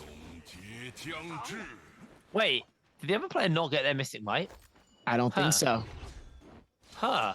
I don't think so. At least not right now here, as Foods in Dubai is going to be able to, looks like they're going to be able to fight this out here. Nice little bow shot right in front of him. Direct hit. Coming through as it looks like the 3-party comes in, and the pair in the fireball comes out of nowhere here. It looks like they will be able to put this together here, and it does even more than that one. Hongfly is going to be able to catch it with Zay. Zay is able to try to fight this out here. Gonna need to rock with something as well here.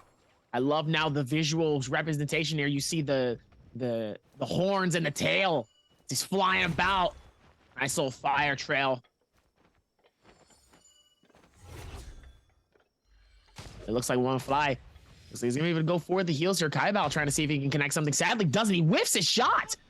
Unfortunate though. Hongfly trying to see if maybe he can connect something with the spear hand. It looks like they will be able to fight this out. The dual blades come through. Gold dual blades though on Hongfly.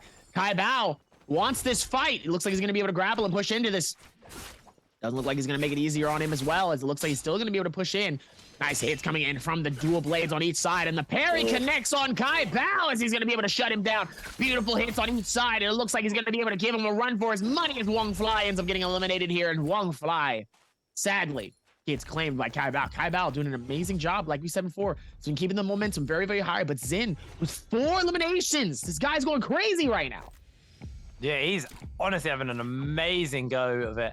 6 players left, 10 minutes on the clock. We're not having another quick game, are we, Dubby? It's not going to happen again. I mean, right? Listen. Another 23-minute game? That'd be crazy. They've been doing a fantastic job so far. I can't say no. Can't say that wouldn't happen. I'm down for it. I mean, like, that 9 minutes of doing nothing is way better when it's just over and it's just action. That is so much more fun.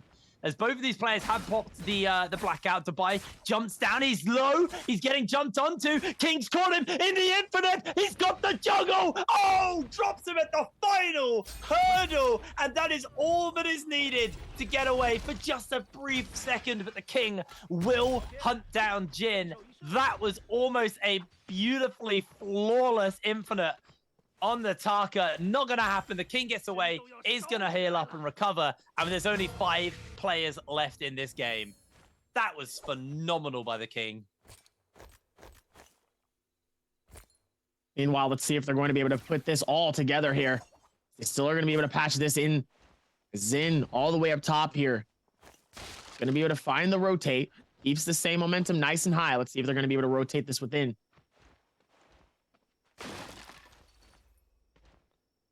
Well, Jin for now. Ooh. Dagger. 2 eliminations coming in from Tryhard and KKra. 3 from the King. 4 from Zin and Kai Bao. Both tied up with a 6.3 lead so far here. And it looks like Kai Bao and Zin looks like they're going to be fighting it out for this chest. Lure and King and KKra all the way down at the bottom here. Zin's going to be able to find it here, and Kai Bao's going to come through. Look at how fast that swoop comes in. Looks like Zin is going to be able to get the dagger. Kai Bao's going to be able to get the shield. The advantage might come from Kai Bao, though, having more shield in this space now. Looks like they're going to be able to shield this up, keep this same going, and keep this stuff figuring it out. See if they can keep working towards it as now. They've been doing a fantastic job of it thus far. Well, Mora's blessing goes over to the King, or at least he gets some. I don't think he got the armor, actually. It's just going to back off for the moment. Bane's breath's down, and there's still 5 players left, so it's not quite as aggressive. We're actually having a replay from earlier where Kai Bao catches out on to Wang Liang, but really, really clean stuff there from Kai Bao, who's been having an up and down performance today. He's had some good games, he's had some bad games, but Tryhard has just been consistently in the final few. He's been playing very, very well, and like you said, I don't think he's lost Aroma Yang yet, and he's been in Aroma Yang at least once a game. Like, he's been very, very good on that front. Got the golden longsword. Got 2 kills in his pocket. Tryhard currently in 5th overall in the standings, and he is looking to hold and keep that place and maybe even rise up the rankings a little bit. Looks like the ranking system is going to be very beneficial for some of these players, especially Zin, especially for the King. But for Zin is dangerously all the way down to the very bottom. He's going to need to do a lot of work if he's going to see himself within that top space here. He needs to be able to get all of these eliminations and a dub and be able to do that at least 2 or 3 more times if he's really going to see himself in that top standing. But as of right now, this man is Zin, a very consistent player that has been doing well, is struggling. Yeah, maybe it's nerves. Maybe it's the new meta. I mean, they didn't get much time on the meta before going into the actual World Championship group stage. So maybe that has maybe led into it somewhat. I think certain players just look better right now in the current like standing of the game. I think Liu Ranking, it really suits his play style. I'm surprised by Spider, but you know, he's only had 1 day at Worlds, so he maybe wasn't as warmed up. So I'll give him the benefit of the doubt. But also WBG in trios, it's suddenly the meta just suits them, and they've gone from like genuinely the most underwhelming team and like the freest team in the Worlds, in my opinion, to actually one of the most scary teams. They played terrifying yesterday, and speaking of terrifying, the King will be denied his 1st win in a row as KKra is bopped into the zone. He has to pop himself the blackout just to get that movement speed and run away, but Kai Bao absolutely refuses to let him get away. Armor swap comes in from KKra. He's now down to great armor versus Kai Bao, who's got golden dual blades. That is going to be like a hot knife through butter. Does get some blue armor, which will do him a little bit of help, but it's not going to do much more. Watch the damage when it comes out. It did miss a bunch of those shots, so it's not really going to do too much to the shield yet. But KKra, there goes the health bar. There comes the fireball. Here comes Jin as the 3rd-party threat. KKra is just a freebie for somebody now. Tries to get through the window, goes in for another armor swap, but golden weapons versus gray armor is just paper mache trying to scale rush through, and Kikera, his health bar is cut through. Jin wants to finish him up, catches on with the grapple, has a fireball to work with if he wants to, throws it out, misses, unfortunately, doesn't quite get the fireball off, as Kikera is somehow juggling a lot of gray armor around just to keep himself going, but it's going to be hard. It's going to be near impossible for him to get away from these players who are hunting him down, making sure that he is a guaranteed and a free kill for them. Jin and Kaibao kind of exchange blows versus each other, then decide to back off because Kikera is going to be their target. Jin's on with a dagger. Kikera's going low. Tryhard's coming in. He wants to steal this one away. Another player for golden weapon. This is just so stacked against Kikera as Jin is able to secure the kill. No, it's Kaibao sliding in and stealing it away. Absolutely dirty. So, you know, the one thing that is pretty, if you really look at the momentum and the push, this is the reason why I love the indoor movements when it comes to this. Notice what happened when he was trying to go through around the windows and he ends up getting stuck. In a situation like that, do you realize how detrimental that is? That, oh, Tryhard gets hit by a direct fireball to the face. Do you realize how hard that is to get caught? Oh no, as Kaibao is going to end up getting caught out immediately. He's going to be able to force the ulti to get popped out here, and it looks like he's going to try to see if maybe he can go for the retreat here. Kaibao, what is Kaibao doing? He wants to be able to fight this out, but man, you are dangerously low. You need to be careful. You don't want to get eliminated here in the top 3. Looks like he's going to be able to do it. So this... He tried to bait them into each other, and it worked. This is what I mean, by the way. The buildings are one of those things where when you can maneuver and you can go out of those windows, just zoom in on the walls left and right, it's a fantastic feat and it's impressive. But the moment you get stuck, it is the worst thing that can happen. As a pro player, you do not need to get stuck on walls, corners, because that is the worst place for you to be. And sadly, KK found out what happens once you get caught in these buildings and you miss that opportunity to get out of the window or out of the door frame or out of any space to be able to get out of the interior. You end up getting sliced and diced, and that's exactly what happened in these situations here. So that's why I always talk about how impressive it is. Meanwhile, Wolves guy Bao ends up getting shuttered on the outside here. It looks like Zin is gonna be able to snatch too, and ends up claiming the dub for himself and gets the finish in clean style. What did I tell you? I said before. All Zin needs to do is get a dub, catch a couple more eliminations. Now he needs to do that 2 more times. Jin just did try hard dirty there, by the way. Like, that was so filthy what he just pulled off. So he was low the whole time. He got countered early and dropped his golden weapon, which was then picked up by either Tryhard or Zin. I didn't see who did it, but someone grabbed the weapon. So then he was running around with a lower quality weapon than all of his opponents. The Attack on Titan salute. He just... Okay, anyway, he then dropped the weapon, was basically trying to force Jin into Tryhard over and over again to force them to scrap. And it worked a couple of times. It chunked through Tryhard's health bar, and Tryhard was not willing to go for a reset and instead wanted to chase the kill. And Jin was just doing that in increments, slowly whittling away at Tryhard's armor until he felt comfortable to force him, and he basically just herded him like a sheep with his back to the wall and said, if I'm going down, I'm not taking first, I'm too low and I know it, so you're coming with me. So he forced him into the zone to guarantee that Jin would take out Tryhard first, and then Kaibao got second off the back of that. Really, really big brain play. Like, genuinely really big brain play there from Kaibao. Jin just played the health and weapon advantage just perfectly. Like, he just was chasing and keeping the pressure up, but not getting too eager to go into like a fight, unlike Tryhard. And that's why Jin won that game, unlike Tryhard. That was a good game. I was very nervous. I'm not going to lie. The way he was trying to bait it, obviously, it definitely worked in his favor, but obviously that could have gone really bad if he was able to get caught in any type of momentum, whether it's a fireball, whether it's any type of strike, if he ends up getting juggled, which we ended up seeing him get juggled earlier, one of him juggling someone else earlier in our games, and he ends up getting that taken away from him in the very start of the game. Do you realize how heartbreaking that is? Have that happen not once but twice. That is just unforgiving. Okay. Do you want to talk heartbreak? Let's talk Roy Hehe. That's heartbreak. He's had 3 points in 4 games. He has not had a good day at all. It's been unbelievably disappointing from him. It's been unbelievably disappointing. Like, he's in top 5. Well, he was. I don't know if he's still in top 5, but he is in top 5. His day 1 was phenomenal. His day 2 in trios was unbelievably good. He was a shining beacon for the Vietnamese region. And I just think maybe a bit of exhaustion, maybe nerves have caught up with him.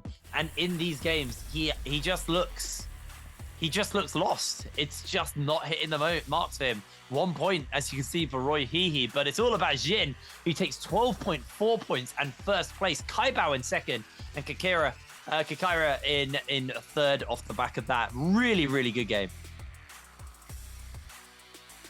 Does a fantastic job and makes it look good all the way within this momentum here.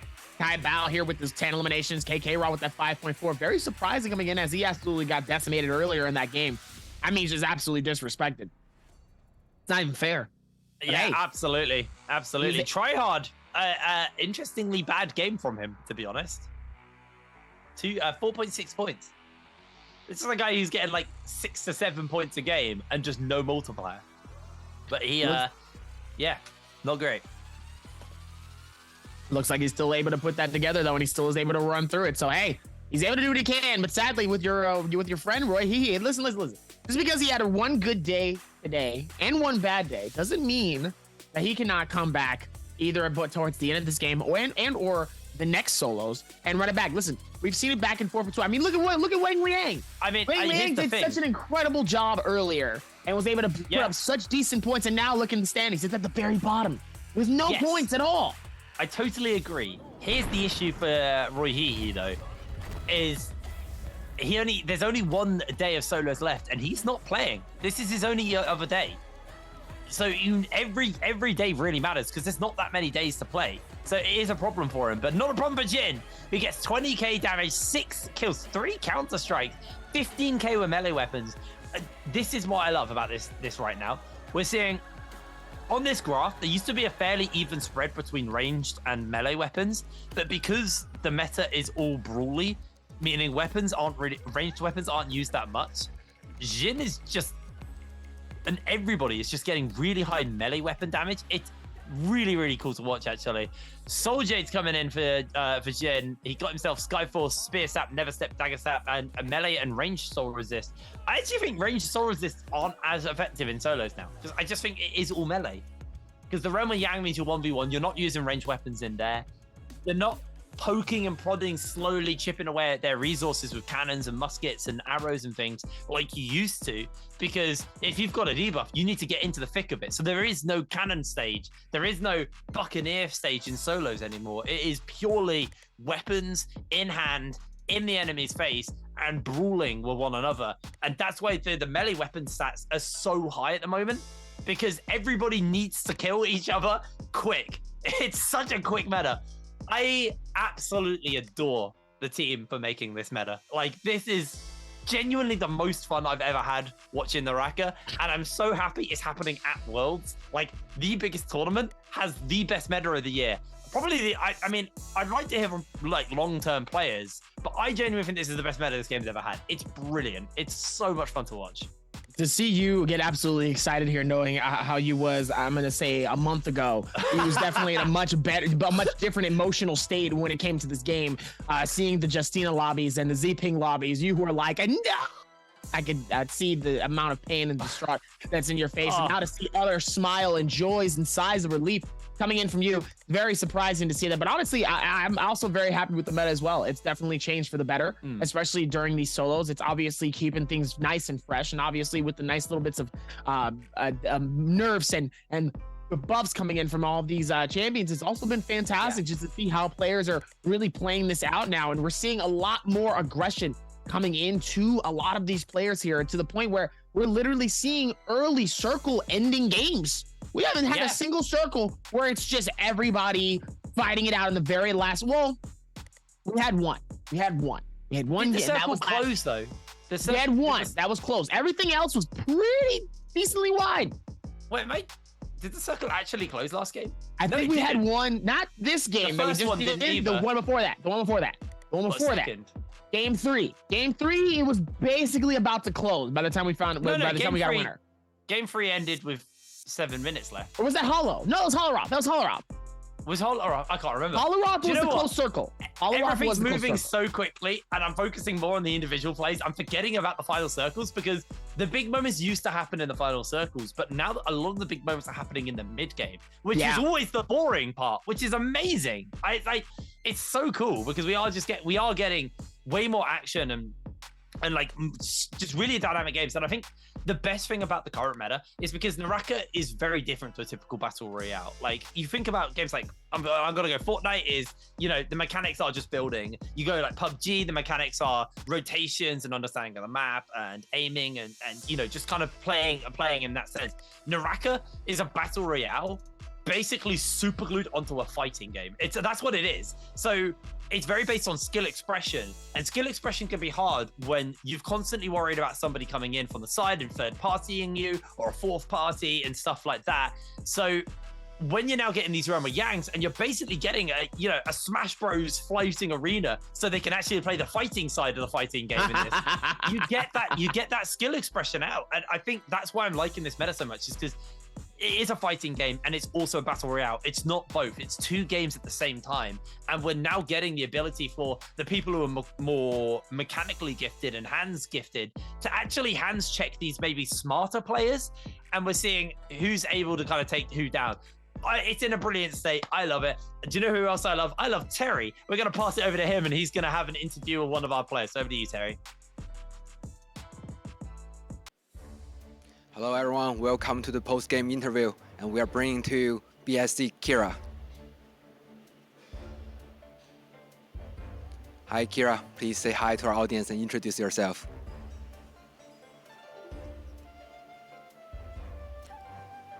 지금 자기소개.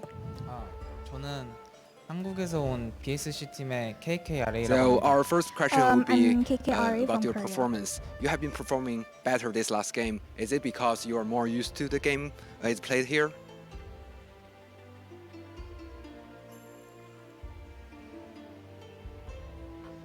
지금이야 와서 왜 경기에 조금 더 잘하는 이유 좀 얘기해 주시면 안 될까요? 제가 첫 번째 판, 두 번째 판, 세 번째 판 다 약간 제 개인적인 생각으로는 운이 없었다고 생각합니다. 왜냐면은 우승 후보들인 라고 생각하는 왕리양 선수나 T225 선수나 그런 선수들만 만났기 때문에 약간 운이 없었던 것 같습니다. I think that because from rounds 1 to 3, I was kind of unlucky. I met with some of the more stronger players, so I didn't have a chance with them. But this round, I had some luck on my side, so I could do fairly well. So do you think the way the game is played in Worlds different from how it's played regionally?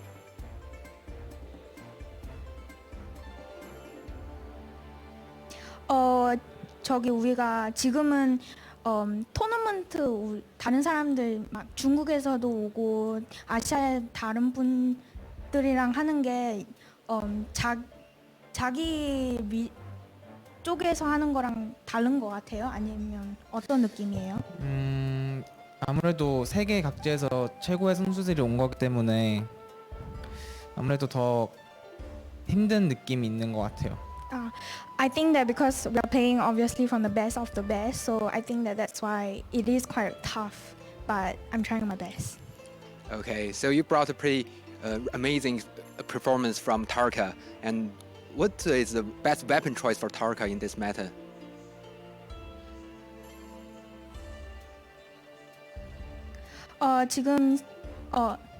지금 하는 캐릭터 중에서 제일 잘하는 결과를 봤는데 어떤 무기를 써야 될지 한번 얘기해 주시면 안 될까요?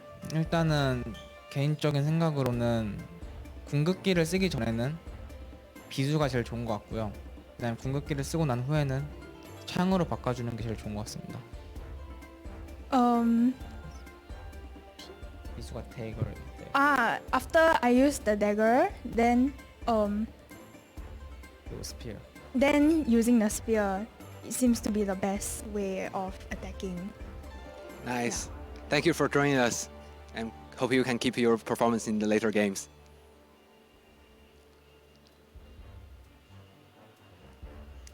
이제부터 더 잘하기를 바란다고 합니다. 네, 감사합니다. Thank you. Thank you. All right, that's everything. We'll get back to the caster and take a short break.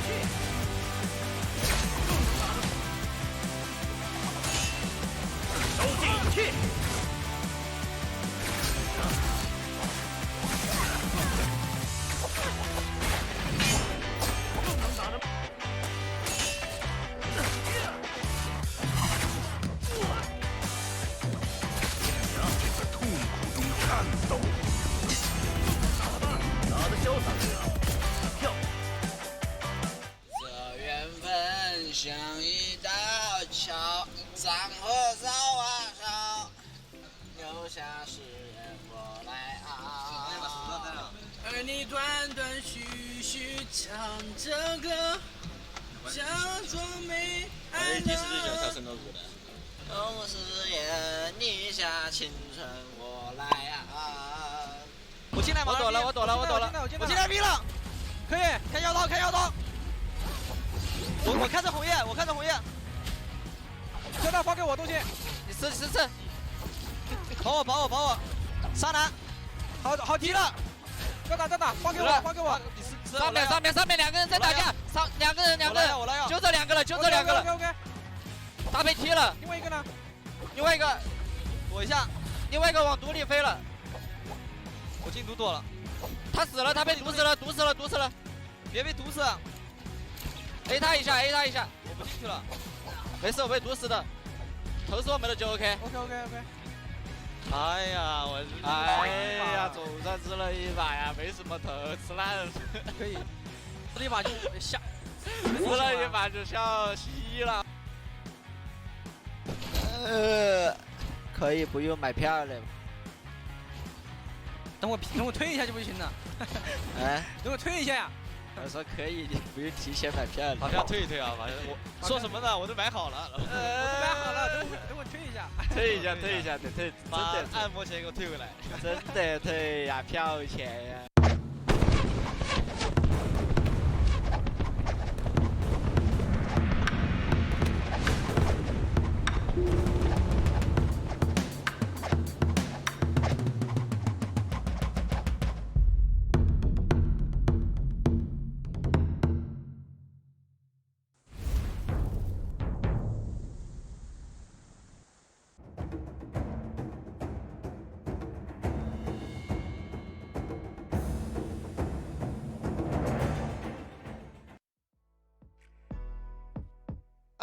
Let me adjust myself real quick here as we're about to get ready to lock in for game number 4. There's been a lot of momentum happening in these last couple of games here, but subsequently enough, it's only getting better because my oh my, Jake, I haven't seen a smile that deep on your face in a minute here for the Rocket Blade Point Pro League with all of this madness going on. Ladies and gentlemen, welcome back to the stream. I am your host and caster, Davier, accompanied by the happiest man alive so far, Hip Rain. Ladies and gentlemen, we're going to lock in. Happiest man. This guy is just giddy as can be, as we're seeing so much things and so many changes so far here. And obviously the changes have been for the better. And what else is also better is what you can be getting inside of your game for Naraka Blade Point. Make sure to check to make sure that your Twitch is linked, by the way, to your Naraka Blade Point account. But what is the iconic weapon of GBL Zen? Is it the great sword? You gotta know this one. The katana or the dagger? This is genuinely the easiest one. Make sure you check your whispers. Get those Lotus treasures. Yes! This is a man who we've talked multiple times about taking a grey one of these into the final circles because he won't use a different weapon. Like, this is so easy. Listen, it's the definition of if it ain't broke, don't fix it, right? Exactly. Like, it is. They might as well make one with his face on it.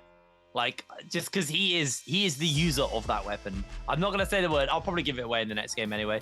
But I mean, going back to positive things and positive moods. Yes, we're at Worlds. I was unbelievably excited for Worlds, and like we had like 2 weeks off, and I was just like the whole time I was sitting there like, come on, I want to get going. It's so much fun, and like it's just the hypest time of the year when you have Worlds, right? Like. Everybody who's been working all year long towards this one goal of making it here, performing here, and showing us what they've got, have now showed up, and then they get dropped like the most bomb meta. It's sick. Like, we get the coolest meta. We get all the boring heroes removed and nerfed into the ground. We get fun things that allow them to kind of play it as a skill expression. This is such a sick meta. I'm very happy, and I will continue to be happy. But we are getting ready to go into game number 5. This will be Holoroth. And it looks like we're going to see, again, more Tarkas. He did receive buffs, so the players will probably be quite willing to pick up more Tarkas. There's a couple of Z-Pings and Justinas out as well have come in. Remember, Z-Ping did get heavy nerfs, and she's really not as playable as she was. And this is the most diverse cast of heroes we've seen. Do you know what's crazy, though? We haven't seen a single Yotohime today. Not a single one. That's actually insane, actually, now that I'm starting to realize, and you're absolutely right. There is no Yotohime coming into this. It's been absolutely insane as we're going to be able to lock in for a Holoroth game.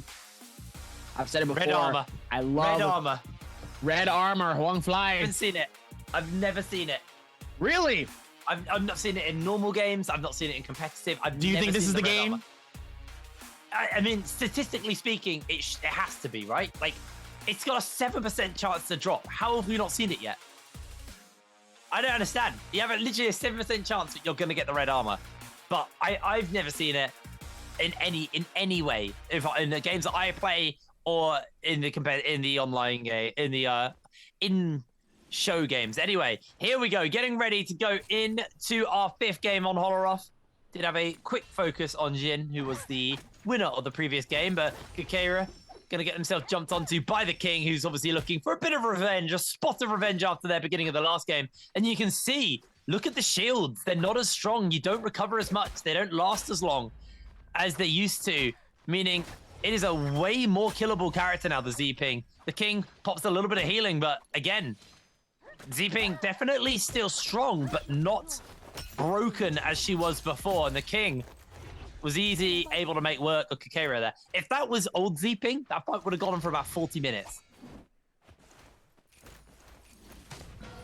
Absolutely insane coming into this as T225.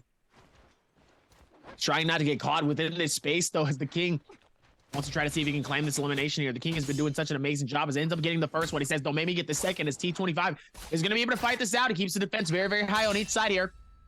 Purple versus the blue, and T25 absolutely getting parried outside all the way off the top. Ends up getting hit by the gun. The question is, can he be able to get the finish off of it? Yes, he does, as the King is going to be able to 2-0. Hey, Kara, unfortunate. 2-0 coming in from Keika. At this point, you need to stop trying to fight the King. At this point, you need to stop fighting them. You need to start finding other people you need to immediately start fighting for. Trying to get those first eliminations, because that is going to be a tough reset coming into this game for Holoroth at our 5th game. Even with this, Chili is going to try to see if maybe he can find an elimination onto foods and Chili. I mean, that is a food. These two are constantly fighting. Like, they don't like each other. They're trying to prove that they are the best themed player in the World Championship. That's all it is. They just want to prove that they are, they're the tastiest. It's not about the prize money. It's not about winning. It's about saying, no, I'm the best food guy here. That's what it is. Tryhard is trying hard to get away from Chili, and Chili is trying hard to add some spice to his day. Tryhard is able to escape. I'm done with the puns, I promise. No, I'm not. That's a lie. Oh! He got the counter mid-air, and it looked like they just flew into each other, bounced off. That was sick. Dubai, though, has found Tryhard, catches him with a cheeky clang. Dubai loses a fair amount of HP. Snack's going to slide in, but now Tryhard has to pop the blackout to keep him. No, he's not going to stay alive. Rihihi is finally on the board, gets himself a kill, and now he's got to deal with Chili. Remember, Roy Hehe has 2 games left in the group stage. He needs to make these games work. He's had a bad day, had a good day 1 and a bad day 2. Immediately taking this fight versus Chili, he's going to try and catch him out with the freeze. Pop the ultimate, going to catch on, gets caught by the F ability, won't let him heal, and Roy Hehe coming in with his 2nd kill onto Chili, but Chili is not going to make it easy for him. It might not even be the 2nd. No way! Chili down. No, Chili up. Roy Hehe down. Chili up, Roy. Whoa, wow, okay, the absolute disrespect is able to get the grab and the shutdown onto Wang Liang here, but Wang Liang is going to be able to keep him inside of this corner here, and he says, thank you, appreciate you, let me get this for elimination and keep going. Because Wang Liang is going to shut it down and get a dip out and says, hi, I've done a lot here, let's see if we can keep the same momentum going here, actually, I'm still thinking about what you said. There really hasn't been a single Yodohime in these games. That is actually insanely surprising. What's crazy as well is like the patch before Worlds on the previous patch, like Holoroth was a mixture in trios. There was a lot of Takeda, but in solos it was basically Takedas and Zeepings. Zeeping got nerfed, so understandable why you're not seeing so many Zeepings, but Takeda I don't think got touched at all, and he's still in a very, very good solid set. I mean, we're seeing what they're capable of doing. We just saw Chili absolutely obliterate Roy Hehe there.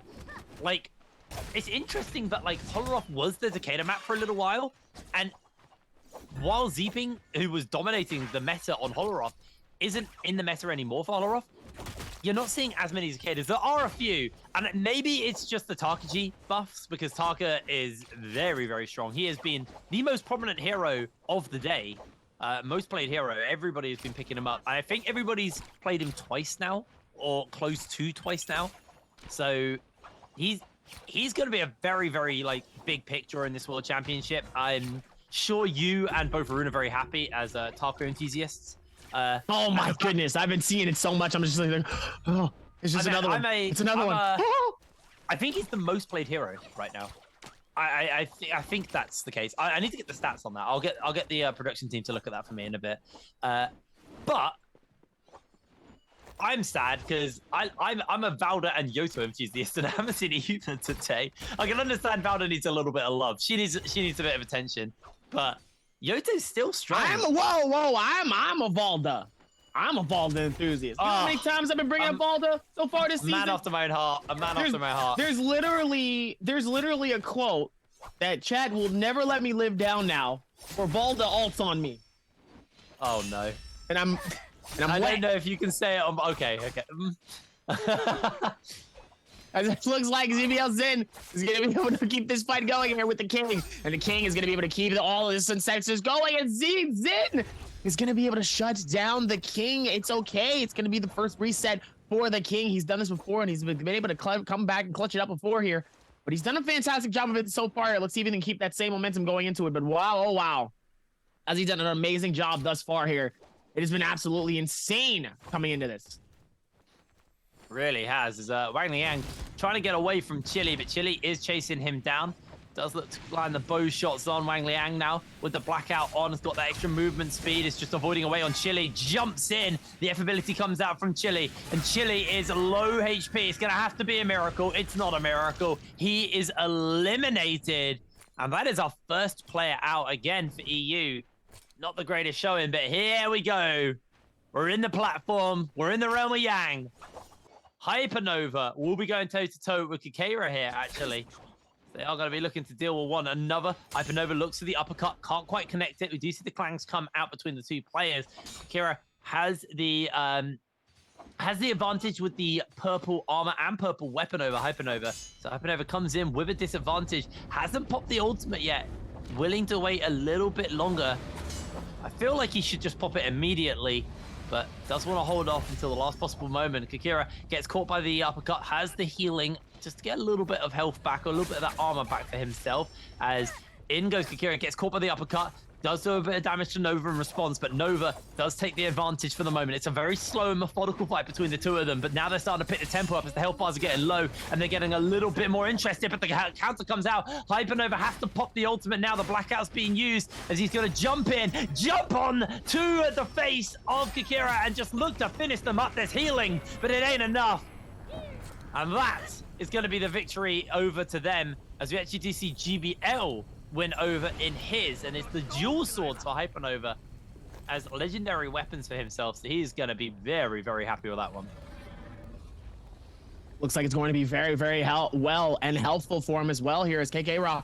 So he's going to have to go for the rotation here, and meanwhile, T225 is going to be able to do what he needs to. He's just going to be able to relax and vibe out. See, maybe he can find some stuff as well. That's what I'm saying. Even chat is like, more Valda. More Valda. Well, obviously we get another Valda in there. I want more Valda. I want more Valda. Hell yeah. Poor Roy here. He's got 2 kills, but he is terrified. We did just see 225, who's one of the players who has the debuff, and the other one is going to be Kikira here. Kikira is just going to move out of the no ult zone. They have 3.5 minutes left to grab themselves a kill. T25 now actually going toe-to-toe with Kikira. Both of these players want to get a Soul Bloom Essence as Hypernova is coming in to try and get this extra damage off. Remember, he has the Bird's Might, so he is useless for these two to kill. And Hypernova with the bow shot, taking one of them down. No revive available to you. And TT25, he's not going to be able to get anything from this. This is a lost cause, and he has 3 minutes left, so he needs to make this work, and I don't think he's going to be able to do so because Hypernova is going to keep him locked here in place. So even if he wins this fight, even if that miracle happens, at the end of the day, he's going to lose out because he's not going to be able to get that Soul Bloom Essence to cleanse himself of the debuff. But Hypernova is low. That's going to be the wow. used. And now he's got to somehow find somebody else to take out in the next 2.5 minutes. They played that really well, though. Even within this, they were able to put more and more of it within this space here, and they made it look good all the way towards the end here, but they made it really good towards the very end as Dubai is going to be able to go forth with this rotation. Let's see if they're going to be able to find anything within this one. Found him. He's found him, but now the question is will he be able to do what he can to shut it down? T25 is trying to see if they can close the gap, and is going to be able to catch him all the way up in the air here. Nice little height advantage. Look at that. Look at that.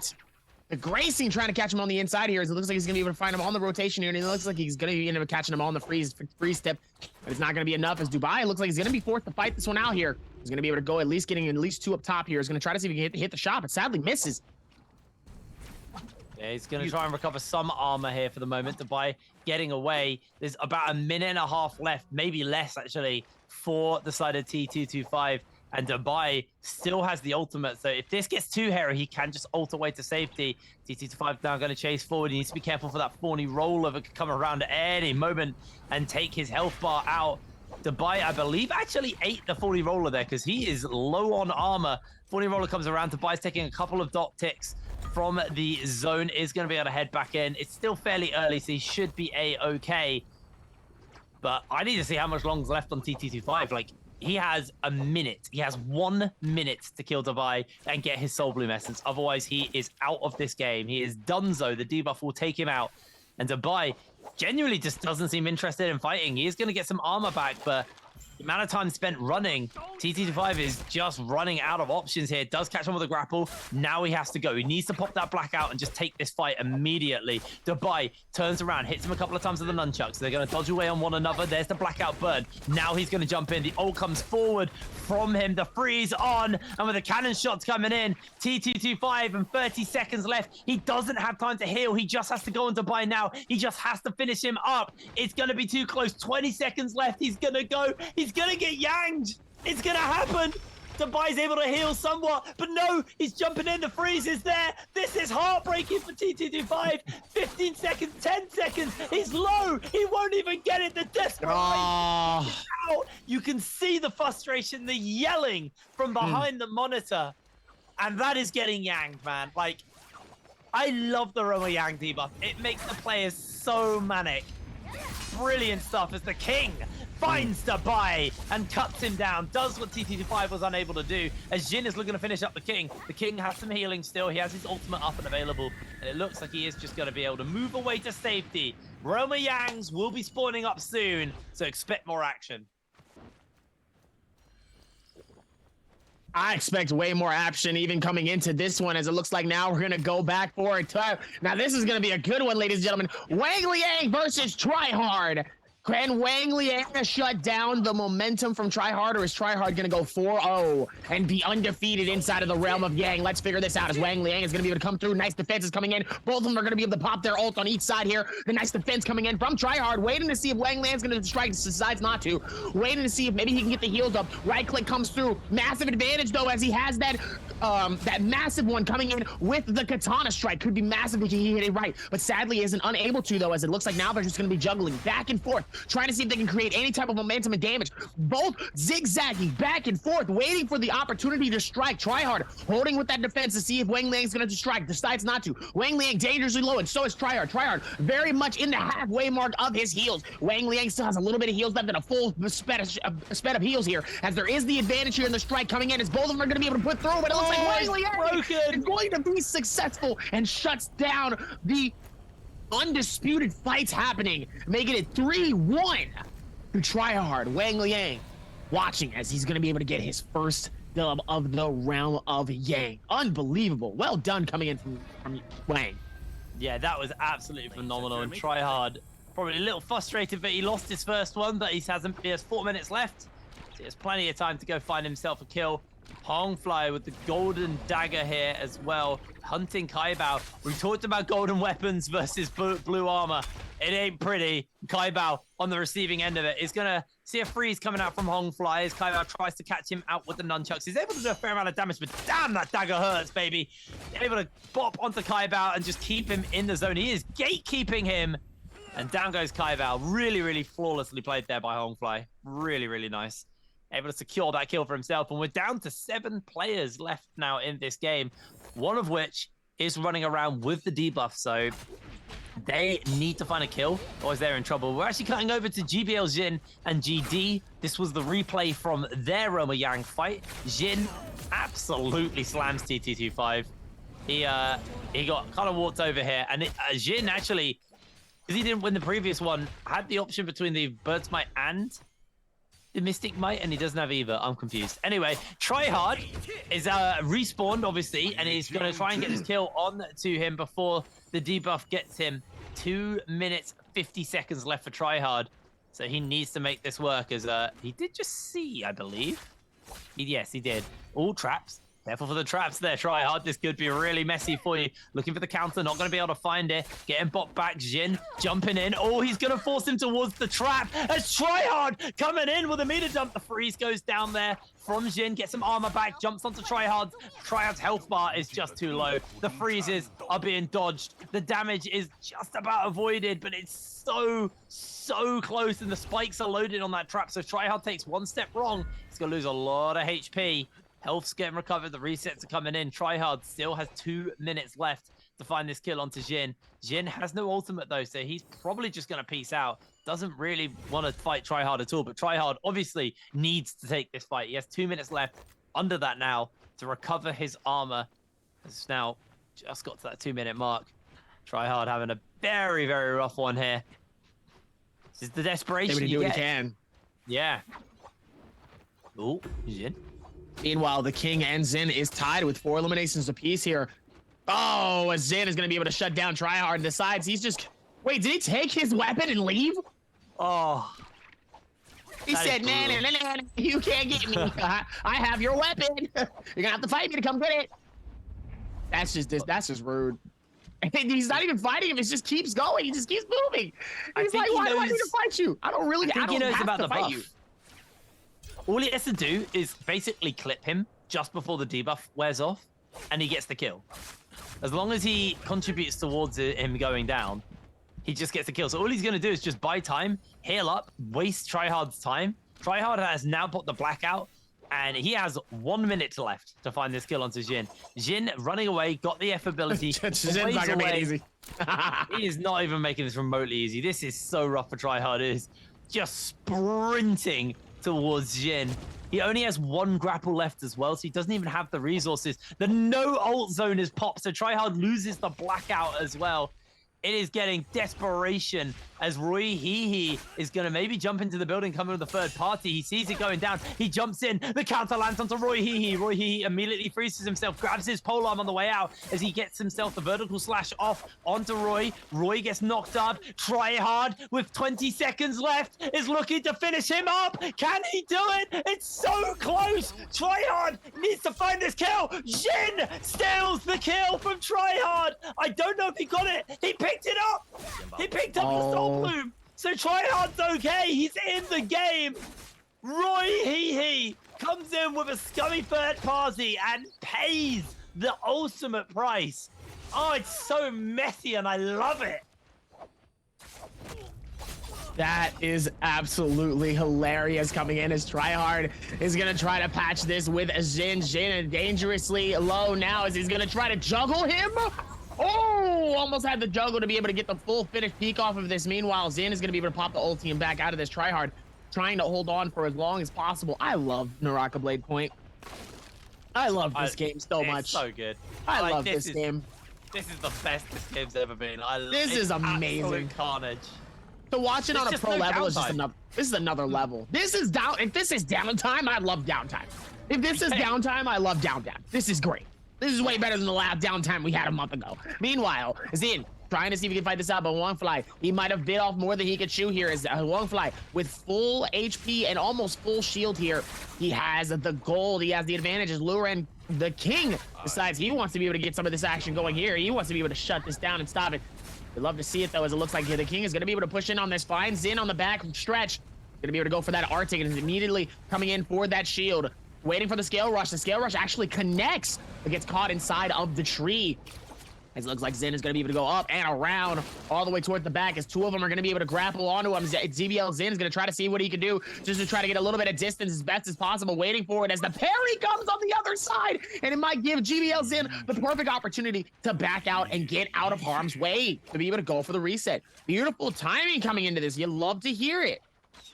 Absolutely, yeah. I mean, 6 players, sorry, excuse me, left in the game as Jin gets himself a counter onto Lu Renking. Absolutely removes the shield.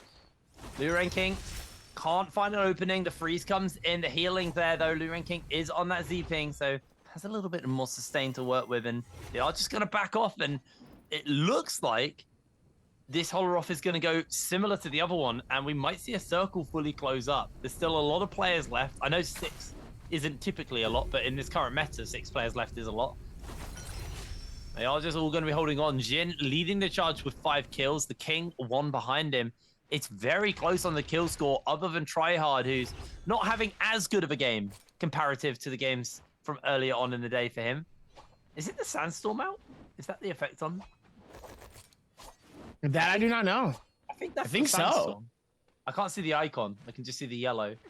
I assume it's a Sandstorm, which is pretty brutal in the final circle, if that's the case. Very, very brutal. Super helpful, though, in terms of this. Let's see if they're going to be able to put this all the way within the space here. See if they can find this out. Is now going to be able to rotate this in. Let's see if they can figure this out. As Hypernova, seemingly enough, going to be able to find it. Let's see if he can find any type of elimination. I don't know if pushing on a Lu Ren King is going to be the best bet, though. And trying to do as best as he can here, and so far still has to be able to rotate and put this all together here. See if they can find it, though, as a long fly is going to be able to catch it into GBL Zin. Zin caught in a dangerous situation, ends up getting hit by the dagger. He immediately hits by a longsword right behind him as he gets double teamed on each side. Not looking good for him. As GBL Zin immediately gets hit by a bow by Hypernova. Immediately Zin is going to be able to try to back off, waiting for the opportunity to try to get away, but it's not going to. As Hypernova is going to corner him. The question is he going to be able to get it? Yes, he does. He gets it in time. Wait, there's 2 NA players. There's 2 NA players in top 5 right now. That's true. Hypernova and Tryhard, and Hypernova actually in line to take a win here. This could be the first win for NA at the World Championship. This could be huge for the region. He's got himself gold dual swords. He's very set up. You can kind of see the layout right now for Hongfly. If you can read Chinese, you'll understand exactly what that is. As Hongfly and the King were looking for each other. Hongfly froze, kind of for no reason there. I think because he was stuck and panicked. But does mean just that... want to also for a split second here give a nice shout out to Casper. It's his birthday! Happy birthday to Casper, one of the NA players here for Naraka Blade Point. He's been around the scene for a very long time. One of the main faces for Volume. So make sure to spam happy birthday in chat for Casper. That is good people. Fantastic person, great individual, and also a fantastic player. As we're going to be able to lock it right back in towards these games. Let's see if we can figure this out here. It looks like the King still going to be able to figure this out all the way around this one. See if they can do more.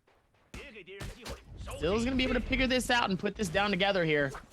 See if they can rock it all the way into this. As Orion's try hard, trying to see if he can find anything here. He has been such a deciding factor in these games here. He could get the 1v1. He could try to see if he can find it again. See if he can claim the elimination. That'd be insane if Tryhard gets the elimination off of Wang Liang after Wang Liang was able to win the 1v1 in the realm against Tryhard here. It looks like he's got his eyes set on Wang Fly. Wang Fly ends up getting burned. That tick being very lethal, depending on if you're ending up fighting again here, as Wang Liang is going to be able to go through the rotations, going to be able to try to see if he can find something here as well. Wang Liang trying to find it. Is he going to get it? There's the real question. 3 minutes left in this game, and this circle, very open. A bunch of trees, though, and a bit of rock to hide behind. Pretty interesting final circle to close it out in on, as they are just running loops around that center circle. Hypernova did take a little bit of damage, is going to get almost a reset off. Actually, he has to cancel the shield recovery just because he was visited by his NA brethren in Tryhard, as the King and Hypernova are going to open up onto one another. Hypernova still has himself that ultimate Tryhard. Bops Hypernova, looking to find his first win as well. And now Hypernova, all of a sudden, is the player who's going to get dogged by the lobby because he is low HP, he is low health, and down he goes the moment he pops the ultimate. Tryhard with the bow steals the kill away, taking Hypernova out of the lobby and out of the game, as they are all just hanging on, as Tryhard now could be up for focus by Hongfly, but Hongfly playing it nice and reserved, nice and safe. What do we got? We got a Justina, a Zipping, and 2 Tarkas to close it out. We know Zipping, once the circle's closed, is basically useless, but Justina and Tarka, very, very strong. Justina's ability to kind of get that freeze off and get mass damage down while they're taking zone tick, really, really big. And obviously the fireballs and the blackout just giving you so much more ability just to work around stuff. Hongfly here, just holding it nice and high on the Justina, just on this rock, on this little high ground he's got. Yeah, it's got Tryhard near him though. Tryhard near him though. Let's see if he's going to be able to find this all the way within it. See if they can be smart towards the rest of this momentum though. It's still going to be able to patch this in as he sends a Bao. Bao does Wang Fly all the way outside of the circle here. The take is going to be absolutely dangerous. That was brutal from Tryhard. Oh, absolutely brutal coming into this. Doesn't make it easier, as well as Wang Fly all the way around it. Still dangerously low. Has to be careful. He is in a very interesting situation here. He has to knock it. Oh no! He dashed into the zone. He dashed into it like 2 times. That's unfortunate. Such a mistake. That is that's kind of throwing right there. I'm gonna be honest with you, as Tryhard. Gonna try to see if maybe he can get something here. What is he gonna be able to get revenge onto Wang Liang? It looks like he might be able to, and yes, he does. Is this NA's first win? Claim it.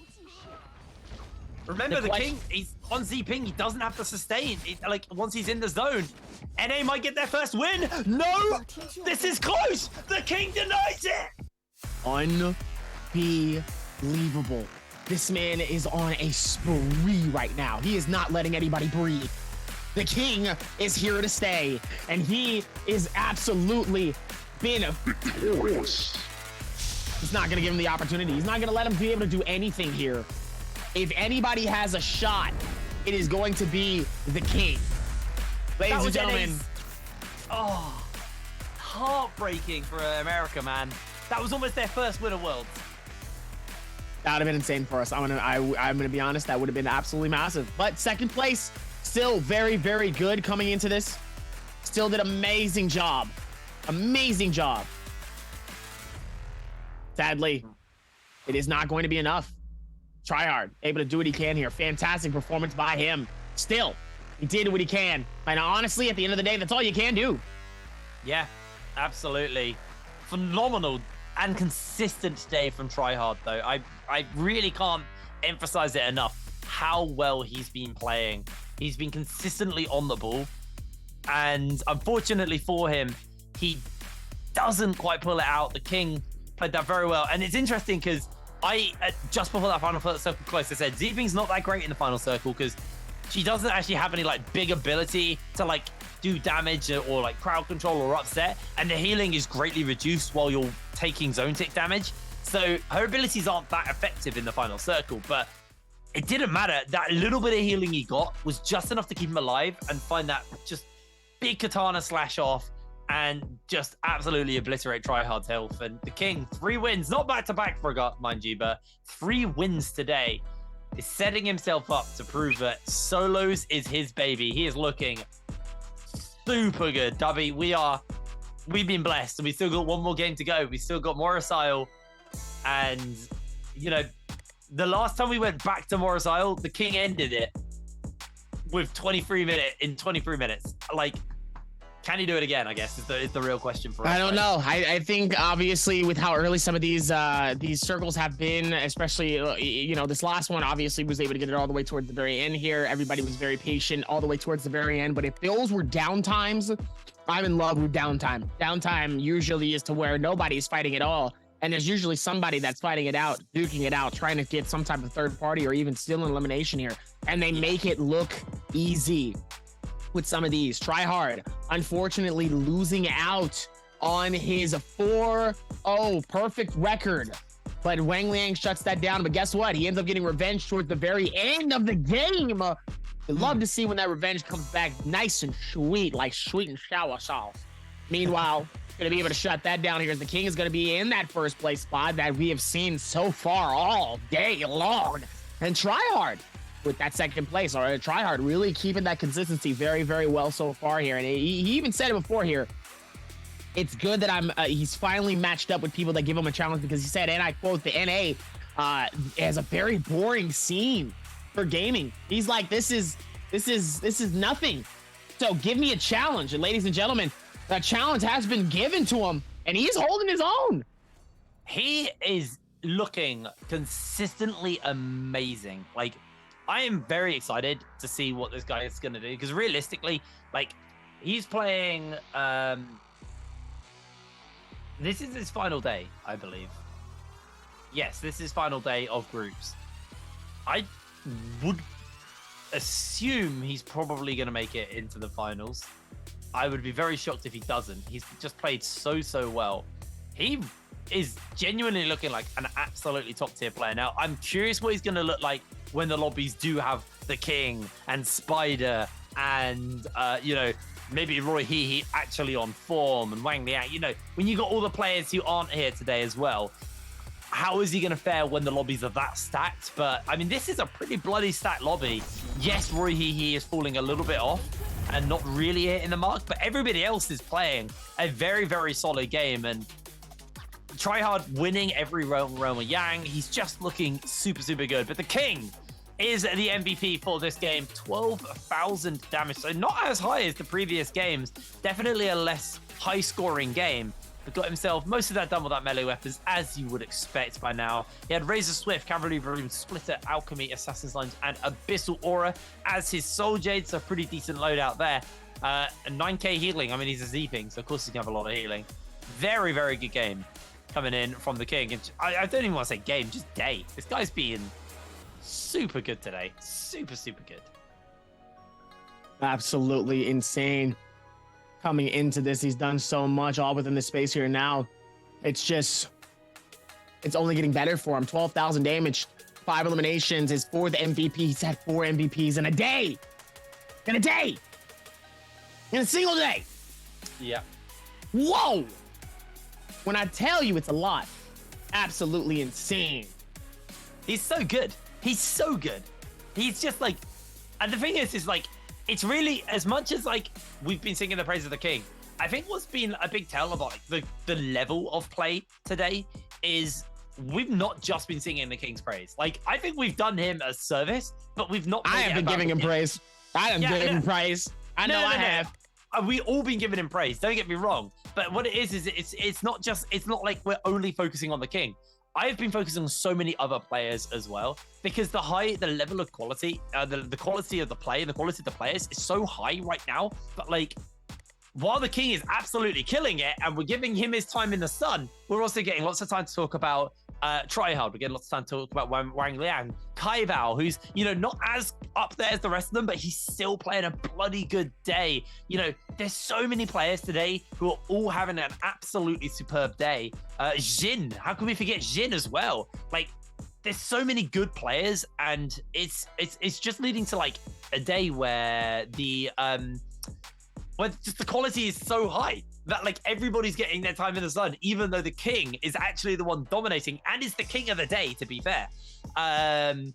We're just so lucky. Well, like, it's just such a good day, man. Like, the quality is so high, the meta is amazing. Like, I know I probably sound like a broken record at this point, but I suppose it's probably better than me complaining about Zping for an entire season.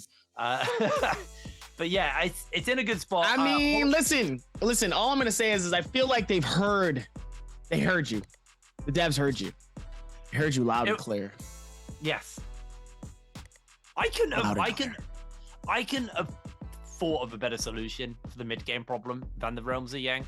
I think they genuinely were a really smart decision, and I think they were brilliant. They've just saved this game's mid game. As a spectator sport, it's incredible. It makes the game so much more fast-paced. It means everything's very high tempo, but like, we're still not getting, like, as much as the king's dominating, it's still relatively tight at the top of the tables. It's still relatively tight in the middle. It's like the point spread is still very good, but it's not one person just walking over and dominating the entire World Championship so far. Yes, the king has 3 wins now. He could be 4.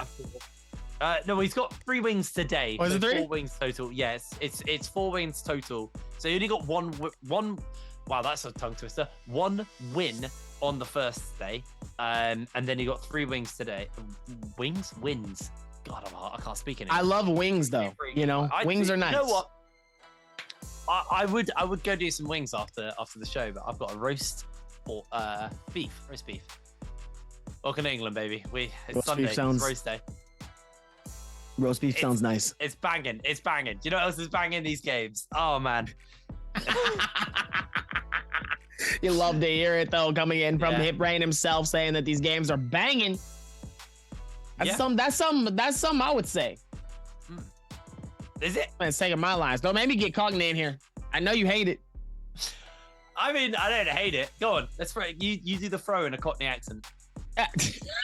Oh, you're gonna hate it. All right, it's time to get a little checky in here. We're gonna take it over. Send it to Terry for another interview, and we'll see you guys in a minute.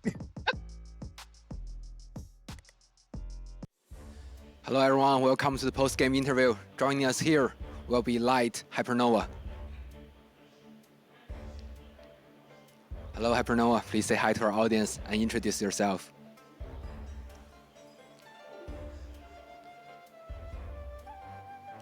Hello everyone, my name is Hypernova.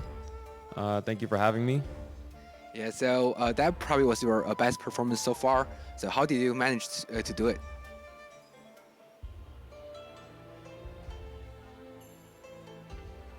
Well, I just went and I had to play my second Target game, and I just went and tried to third party as much as possible. And how is your overall experience here at the Worlds? Are you adapt to the meta and the playing style here?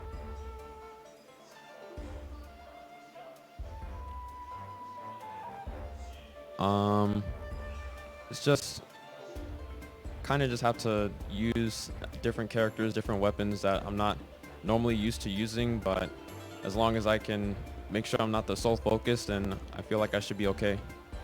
And talking about weapon, we didn't see much kills using ranged weapon from players in the NA and EU regions, but you got 2 kills with ranged weapon this last game.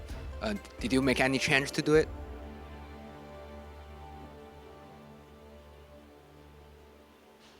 I just tried to pace myself, not really get in the, in the mix of the fight. I tried to take shots at whoever I saw was getting focused. That way I could try and get the most damage out. And if I get a kill, then get a kill. Nice. And there's one last game for you in the group stage. And how would you approach that game?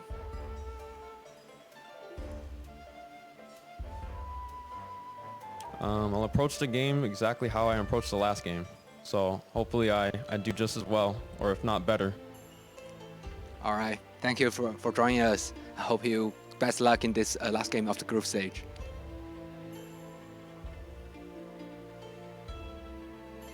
Thank you. All right. That's everything. We'll give back to the casters and take a short break.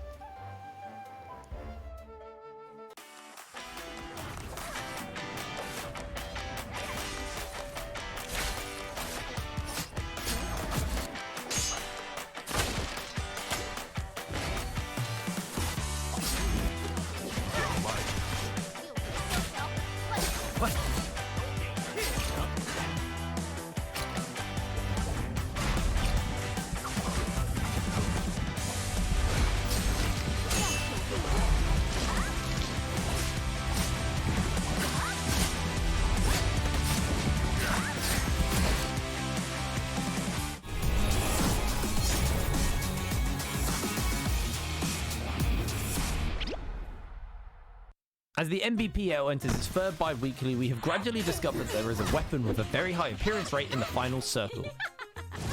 With an exaggerated visual effect and a fearful ability to deal damage in a wide range, this weapon is the Flamebringer. The Flamebringer will only appear in Mora's Blessing and is available in epic and legendary qualities. The different types of the Flamebringer will differ in their primary damage attributes but have the same passive effects. If anybody is hit by a Flamebringer and suffers damage for a certain amount of time, it will cause a burning effect on the enemy that lasts for 5 seconds. This burning effect will reduce the opponent's health by 80 hit points per second, therefore using this weapon properly will cause trouble for your opponents. In the first solo match of the second day of the NBPL's third bi-weekly, 13 Xiao's full state Justina encountered Zhang Yu's half health Yotohime. Zhang Yu was knocked down into the Shadow Corruption by 13 Xiao's uppercut slash combo, and 13 Xiao confidently pulled out his legendary Flamebringer to finish off his opponent. On the verge of death, Zhang Yu surprisingly threw a perfect set of micromanagement and eventually turns the tables and defeats 13 Xiao. So you probably noticed, why didn't the burning effect work on Zhang Yu? Here comes the drawback of the Flamebringer. After suffering the burning effect, there is a period of utter immunity to the burning of the same target. However, because Zhang Yu was in the Shadow Corruption, even damaged by the Flamebringer, he had already suffered the burning effect 8 seconds ago, so the desperate Zhang Yu survived. There is no best weapon. However, being familiar with the features of various weapons and being more diligent in your practice can help you become a master of the Naraka world.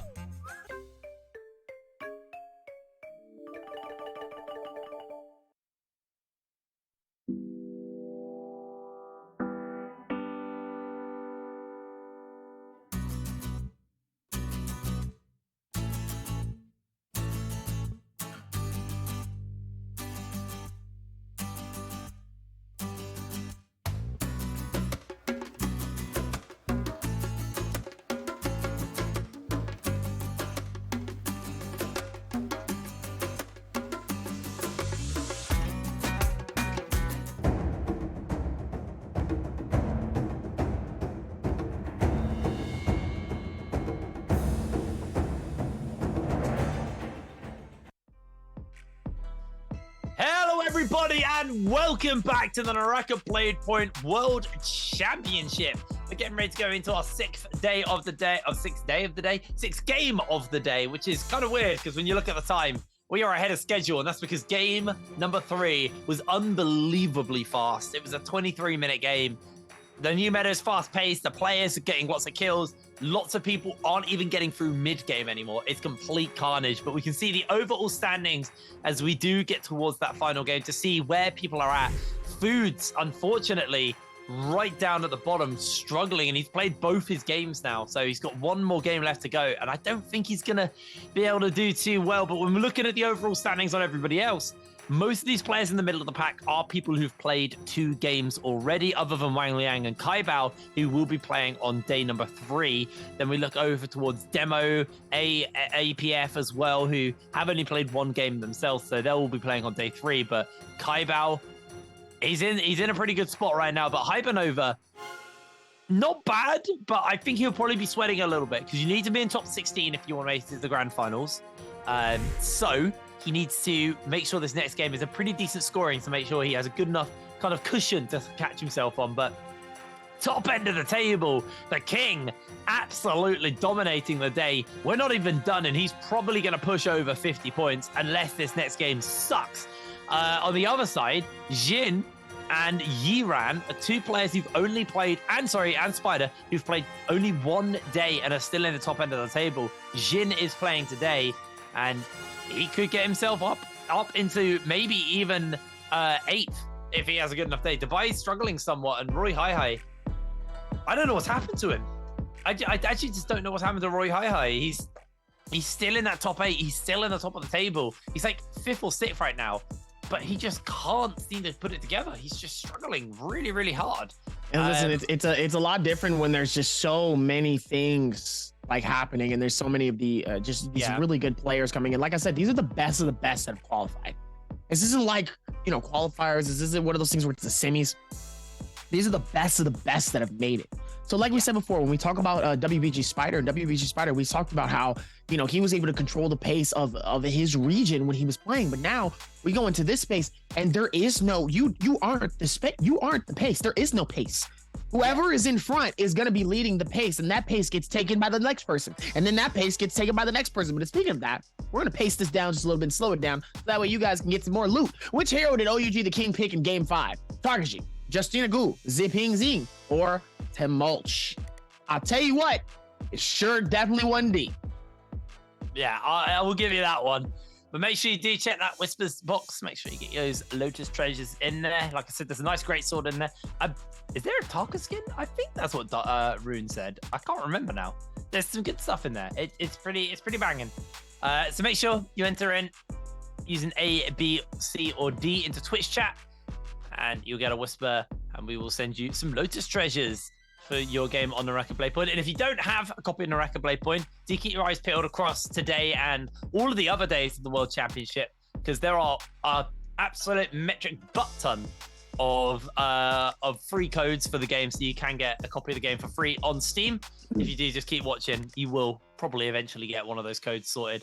But it's been a good world so far. Day 3 is almost wrapped. We still have that final game. We are going back to Morris Isle to close it out. I obviously got my eyes on the King. I mean, how could you not? Jin as well. But genuinely, I'm gonna make a very bold statement here. He's probably tilted. He's probably broken. But this might be Roy Hehe's time.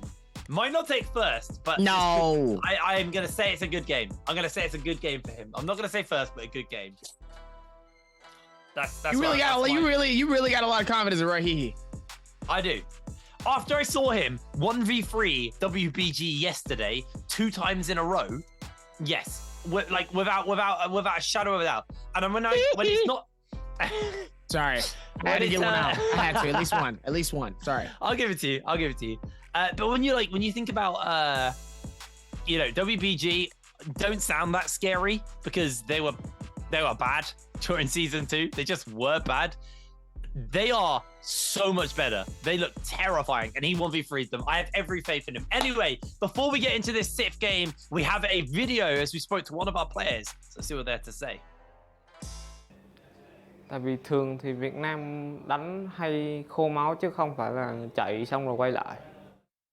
Thì em nghĩ thì mình đánh kiểu đấy thì mình sẽ được nhiều kill hơn và giữ vững phong độ hơn. Em nghĩ là em chỉ suy nghĩ tới việc đánh thôi chứ còn không suy nghĩ gì thêm. Tại vì em đấu với anh ấy cũng rất là nhiều lần rồi, nên anh ấy toàn giết em. It's one of those things where, you know, he's talking about focusing on the game and nothing else. And I think it served him well yesterday and the day before, where he's just like, I'll just go hard. It doesn't matter. But like, I think it's maybe got in his head a little bit today where like the fights haven't gone his way. And then he's either too nervous or like, I'll just go harder again and then see if it works. And it doesn't. So, you know, we'll keep our eyes on him going into this final game. Morrisile for game number 6 of the day. It's going to be a doozy. Are we going to see a Yoto Hime? We haven't seen a single one today. I don't know. We've had a Matari, and we've not had a Yoto.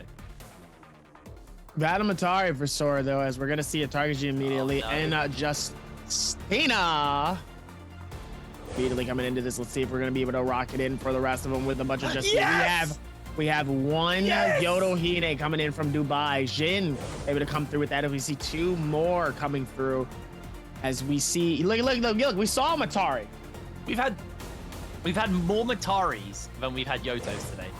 Very, very shocking coming into this as we just see another couple Tarkas. No one Yoto Hime that's going to be separating the block. Man, it has switched up so much for this team. What am I seeing in terms of this circle? I don't see. Okay, all right. Looks like we're going to be fighting deep within the temple. Darby, this is going to be a quick game. This is a very quick game. Oh, yeah. We're going to end real quick. Real quick.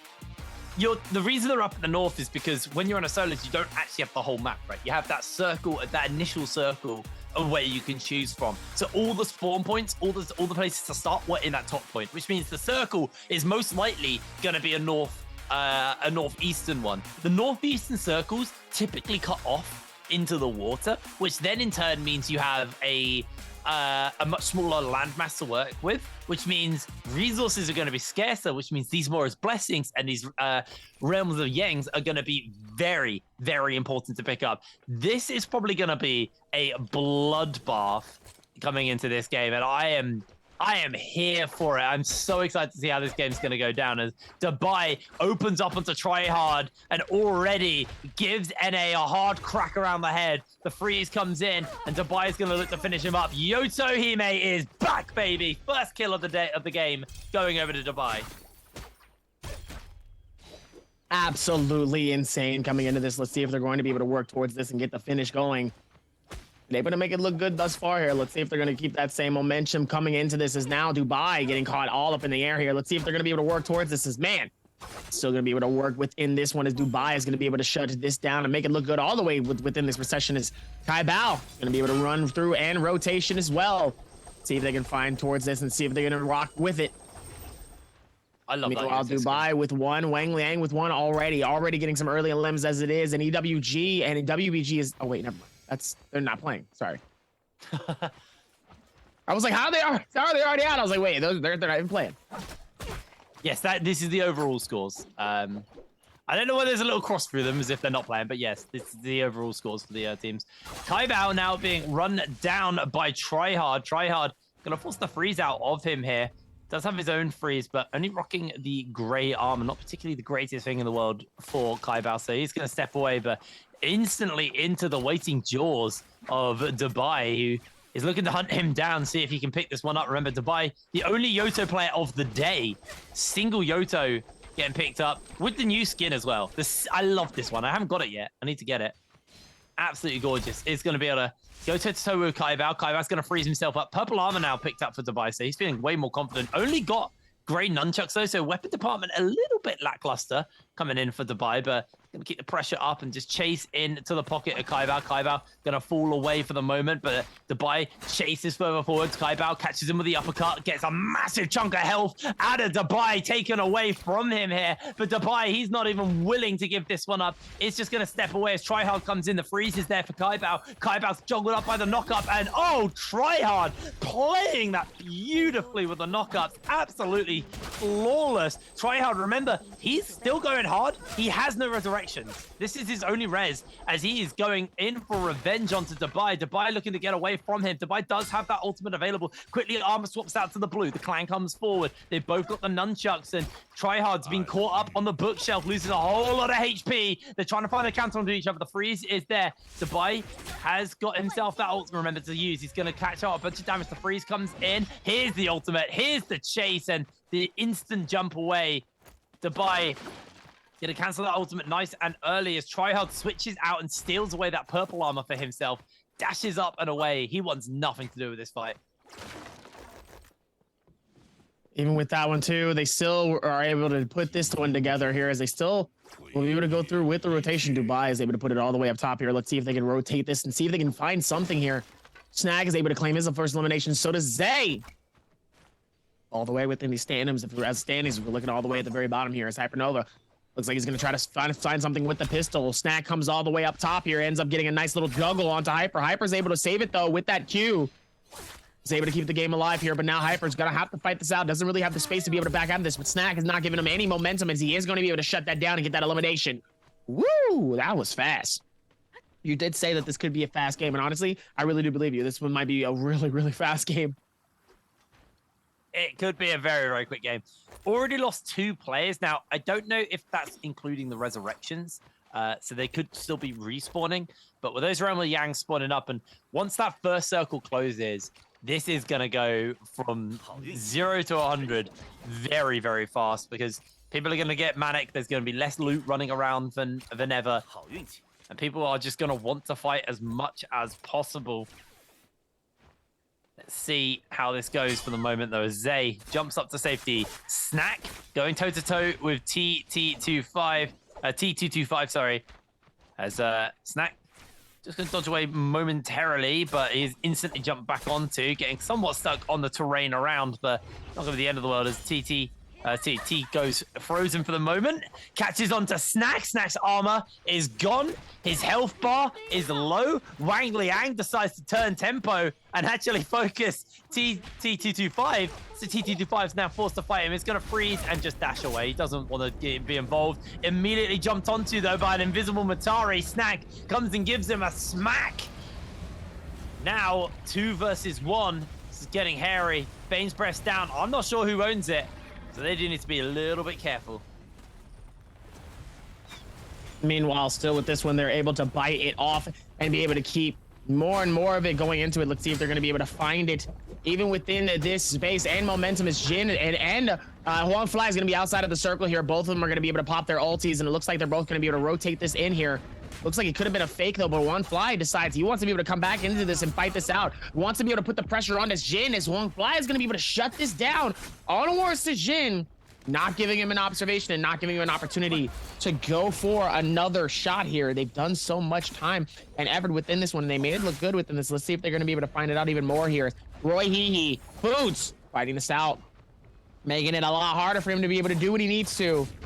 They've done a fantastic job thus far. Roy Hee, one of your players that you've been wanting to see him absolutely pop off. Is this the game for him? Let's see. Waiting for the charge, trying to see if maybe he can get it. Almost ends up getting caught by that one. Nice dodge and defense coming in from those two. Roy Hee trying to see if maybe he's going to be able to come back into this fight, but decides not to. Really, really clean there, actually, but it's going to move away. Doesn't really want to hang around any longer than he has to. Backing off for the moment as Foods. A little bit under-equipped, maybe, let's say. 20 minutes left on the clock, and here they come. It's time. The Realms of Yang. Hongfly for Balder is going to be on one side. He is going to be going up versus Tryhard, fresh off his first loss in these. The grapple up as they go high. They go for the shots onto each other, and this is just some aerial combat. Oh, already Tryhard gets a nice musket shot off onto Hongfly. Got the armor advantage, but the weapon advantage is there for Hongfly. He is going to get himself the recovery in, and now dashing forward, catching onto Tryhard, gets him with the counter, takes away the shield. I don't know if he picked up the weapon in time, but now Tryhard is onto a blue nunchucks. freezes himself for the moment. Hongfly's going to take this opportunity to try and get recovery off. No, not going to be able to get it as Hongfly loses a lot of HP. The Blackout's used, and now he's going to get on to Tryhard. Tryhard able to heal some of that armor thanks to his F, but now the freeze is coming in. Catches onto Hongfly, gets himself the meter dump. It's beautiful. The full meter going down, freezes up, jumps away, and the health bar is low. Hongfly also knows Tryhard's low himself, so he's going to get a bit of extra damage in. He's frozen again, and this is getting so hairy here for the side of Hongfly. He needs to get the damage off, but he dodges away on the strike there from Tryhard. Tryhard's going to try and freeze himself and get some armor back. Hongfly not even going to go for the recovery. He wants to go on the aggression, and it's not going to work. He's so low. Blinking health bar. It's unbelievably close. He misses the slam. He's caught on the wall. Tryhard's low, and they both go down. The timer gets them both. They both go down?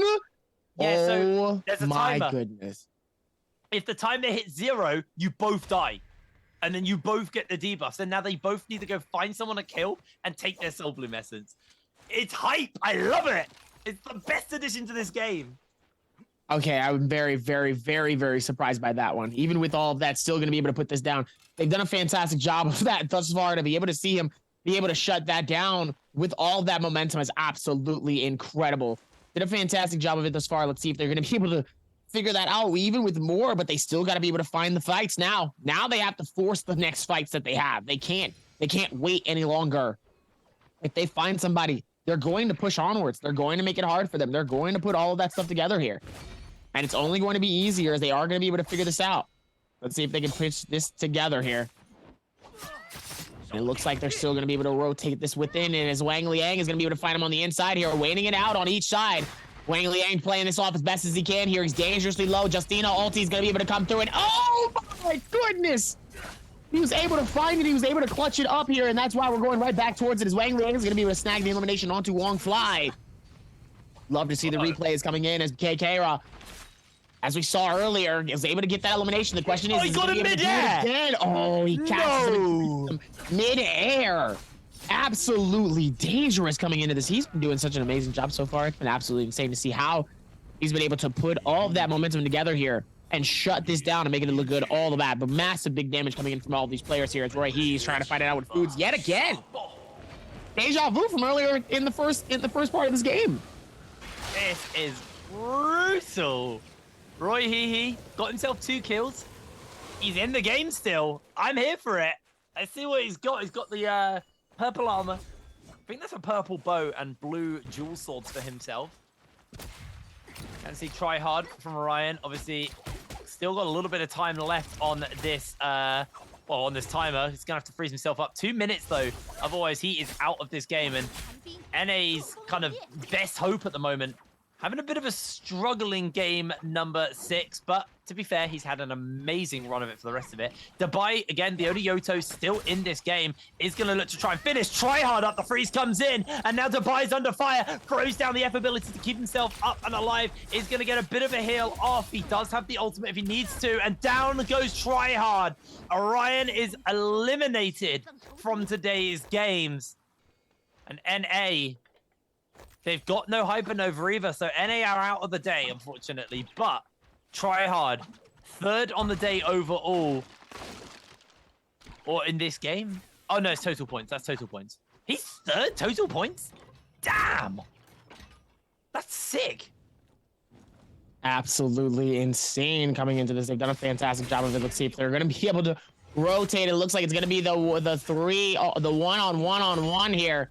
TD is going to be able to TP to, oh, wow, as Jin is going to be immediately getting shut down here. Gets caught on the inside of the door here. Jin is going to be able to go back inside. TD goes outside. Ends up scaling it all the way back up to the top here as GD is going to be able to find the right-click Katana strike onto it with Chili. Finds the second one, but the next one doesn't necessarily hit as hard. As it looks like he's going to be able to go for the freeze. Finds the beautiful right-click, making it dangerously low here, but it looks like Jin is going to come in at a beautiful time. It looks like TD is going to steal the elimination away. As now he's going to be able to go back forth towards it as T225 is going to try to see if he can fight this out here, but he's falling all the way down. And Jin looks like he's going to be able to try to fight this out, but it looks like, oh no, he's going to juke him, and T225 is going to go the opposite direction. And he says, see you later. As he isn't going to be able to go all the way up top, and he decides to dip out as far as possible. As Jin has a safe haven to do what he needs to. His 225 is going to go all the way up top here. Decides to play this smart, does a fantastic job. The question is, he's able to drop it down here. This circle is only getting tighter, ladies and gentlemen. There's 9 players left in this game. Food's dangerously low. It doesn't matter because Wang is going to be able to shut that down and send him back home. Says, see you later, buddy. 8 players alive in this circle, and we're only starting circle 3. Meanwhile, Roy Hehe and Kai Bao. This is going to be a good fight here. I'm claiming Kai Bao here. I think Kai Bao's got it, even with this one. Let's see. My money's on Roy. Meanwhile, even with this one, Roy Hehe is going to be able to go forth with it. Try to see if he can get the pistol. Unable to hit. Collected. Kai Bao immediately hits the first right click, immediately damaging Roy Hehe all the way to the bottom. But Kai Bao is going to immediately shut him down with a beautiful parry all the way onto his backside as they're going to be able to go through with the shutdown here. The question is he going to be able to do enough here? And it looks like it's not going to be enough as Kai Bao is going to be able to get the shutdown with the pistol strike. Gets the finish, and Kai Bao is going to be able to collect his winnings with a big old smile on his face. Oh, that was absolutely devastating for Roy. He just got slammed. Snack is also getting himself in trouble. Goes invisible with the Matari, but gets caught out by DAY3. The counter's there, and DAY3 coming in with his 2nd kill of the game. Now getting jumped onto by Kai Bao. Kai Bao, remember, he's just picked up that Mystic Might, so he has the damage reduction on it. So this is going to be a hard fight for DAY3 to pull off. Obviously, having that scouting ability, thanks to that as well. DAY3 decides, you know what? I'd rather not fight a Mystic Mighted Justina. Justina counters Yoto as it is. Maybe I don't want to be dealing with that. So he's just trying to grapple away. And Kai Bao actually clipping the wall there slows down his advance. But seems like he has a good idea of where he is. Obviously, a bit of a scouting ability from that from that buff. So we'll have a little bit of an idea of who's in the area. So DAY3 just staying up nice and high here on the top of the tower. Does have access to that ballista as he just bops down. T225 trying to contest him atop the tower, but not going to be happening as DAY3 now getting jumped onto by T225. This is a fair amount of HP here. It's just going to jump up as T225 a little bit low. Going to see the King try and finish this one up, and T225 now running away as quick as he can, but the King does not want to leave. Let this kill escape away from him. But remember, for the side of this GD player, like, he's been playing very, very well in kills. It's just been placement that's been kind of getting him. He's been getting bit by that. So it's going to be interesting to kind of track him over the next few moments. As Roy Hehe is still in the game. As you can see, he's got the debuff on him for another 2.5 minutes. He's popped the blackout as he's trying to get onto Kai Bao, the player who just took him out. Good arrow shot takes away half the armor of Kai Bao. Pair just going to go for a full recovery, but a cannon shot does land in on, a pistol shot does land in onto Roy Hehe. Able to not land that next arrow, does recover his armor, but he's got 2 minutes and he doesn't want to take this fight versus Kai Bao, so he needs to desperately find someone else instead, or he is donezo. He's being chased down consistently by Kai Bao here. Obviously, that Mystic Might on for another 40 seconds. Just makes it such an unattractive plan to try and take out him.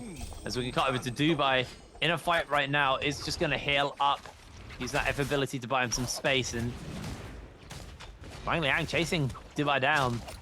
Roy Hehe finding himself in a bit of a predicament with the amount of players around. Oh my word, everyone's here. DAY3's forcing the ultimate out, trying to land the slices on to Roy Hehe. Does land one, can't quite land the second. He's low, Roy Hehe's down. Kai Bao is able to take it. DAY3's next to go as well. Kai Bao just cashing in on 2 kills for free. He's now turning his attention towards the other players.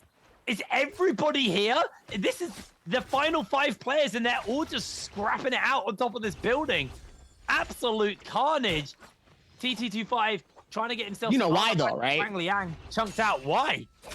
Because every elimination counts. Every single moment that you can be waiting is a moment you can be fighting. Every chance you have the momentum to possibly do it. As T25 ends up getting parried and immediately disrespected. As Kai Bao is going to be able to shut that down and claim that elimination, seals it from Wang Liang, and Kai Bao wants to be able to keep that same momentum going right into Wang Liang, putting in so much time and effort. He's going to be able to dash him down. The question is, can he do it? Oh no! Kai Bao ends up getting froze on which word Wang Liang is going to be successfully being able to get out of here, though. He's done a fantastic job of it, but now he's going to focus all of his attention onto Jin. Jin pops the ulti immediately. Is going to be able to keep it a little bit harder for him as Kai Bao doesn't look like it's phased him at all, as the King is going to be able to absolutely juggle Jin. And Kai Bao steals it again from him over and over again. Unbelievable, as Kai Bao wants this energy to get this finish going. Wang Liang is in the lead, though, with 7 eliminations. Where did all these eliminations come from with Wang Liang?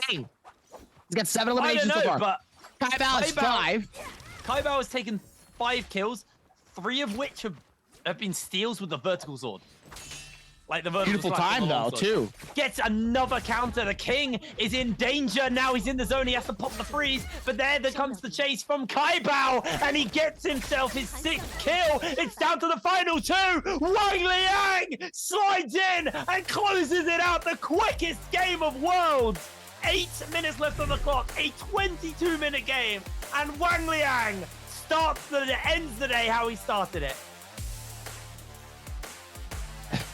You know what's so crazy? I actually called that. Yeah. I was like, Wang Liang, could you imagine if Wang Liang actually ended up winning game 1 and then winning game 6? And then look what happens. Unbelievable.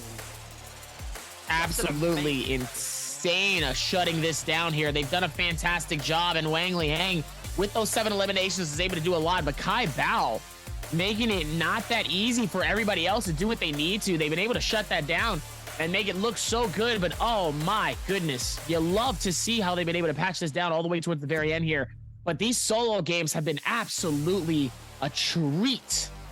An absolute treat. Just unbelievable. Just unbelievable. A 22-minute game. I can't actually, like, a 22-minute game. The fastest game we've ever had at Worlds, maybe in pro play. I need to get that fact double checked, but like definitely the fastest of Worlds. And just carnage. It was just carnage. I told you it was gonna be a quick game. Whenever you get a northeast start, the games are always quick. I am shocked by the lack of Yotos today, because it's not like in trios people weren't picking Yoto up. So it's interesting, but people are just, I think Taka is in just such a strong spot now. But the players feel more comfortable picking him up. And I know a lot of pro players are Taka enthusiasts. I am very much aware of that. I also think there's a bunch of Valda enthusiasts. She's just in a really bad spot at the moment. But man, what a day. Like, solos is a treat. It's always been really fun to watch solos. But with this with the speed of this with the speed of this meta and the realms and the 1v1s, like solos is just taking a massive leap forward in it's fun to watch. A 22-minute game just to close it out. Wang Liang wins the first, wins the last, but we have to give a big shout out to the King. Let's be real. This guy was dominating today, consistently dominating. I also do think we should give a shout out to Tryhard as well. He played very, very well. Kai For the NA boys, let's go. Try hard. That's what I like to see, baby. I mean, like, the thing is the more I think about it, I'm like, wow, this guy played well. And this guy played well. And this guy played well. Like, Kaibel played well. Xin played well. Wang Liang played well. Tryhard played well. Even, what's the other NA guy called? Oh, God. I can't remember his name. There it is. There you go. Hypernova. Hypernova played amazing. Like, not consistent, but he did play well today. You know, everyone played a pretty good day. Hongfly played well. Other than the EU Hongfly players, did play well. Like, EU, come on, guys. We need to wake up.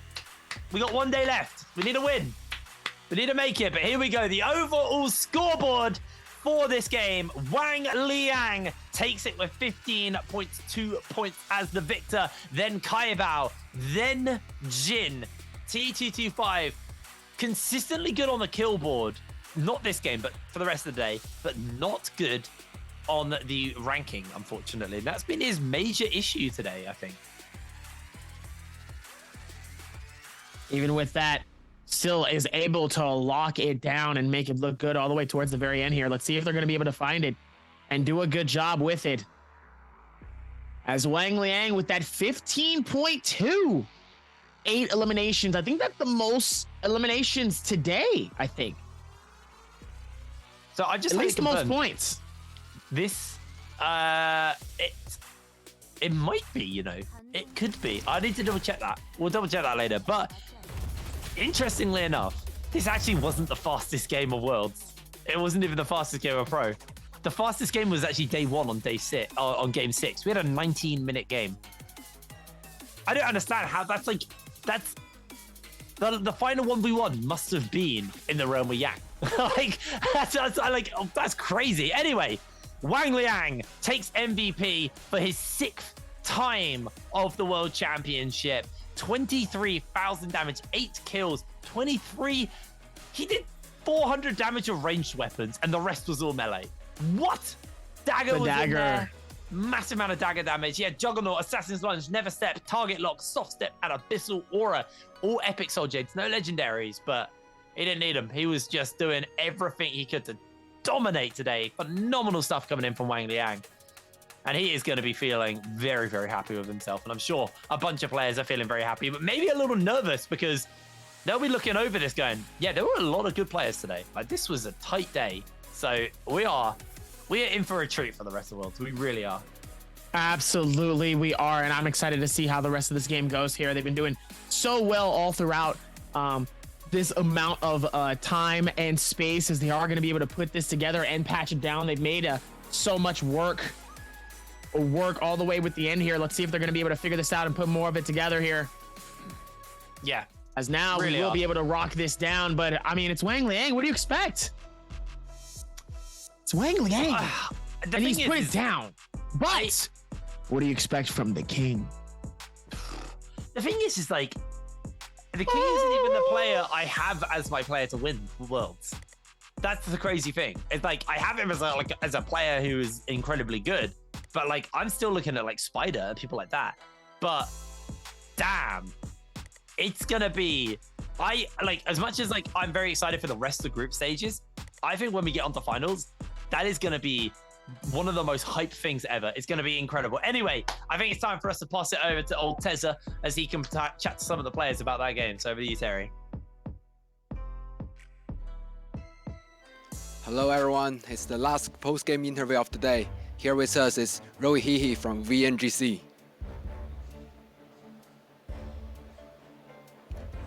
Hi, Roy Hihi. Please say hi to our audience.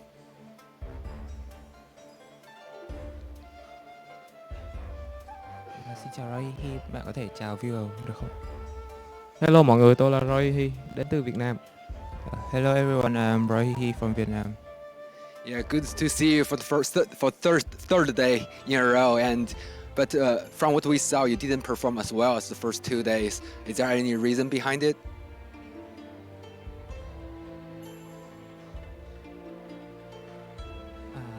Đây là ngày thứ 3 của vòng thi đấu lần này thì mình thấy rằng là bạn thể hiện không được tốt trong ngày hôm nay so với 2 ngày đầu tiên, thì có lý do gì về việc đó không?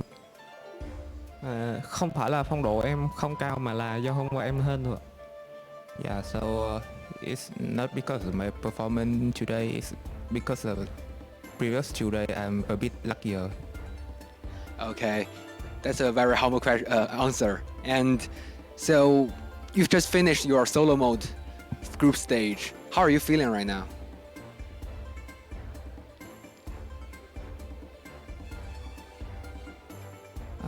Mình vừa mới trải qua vòng bảng của thể thức solo, thì hiện tại mình cảm thấy như thế nào? Thì số lượng điểm của em cũng khá là cao nên em cũng không suy nghĩ nhiều. Yeah, so I think I'm feeling comfortable with my point right now, so yeah. Okay, and you will also be playing in the trail mode. How would you prepare for that?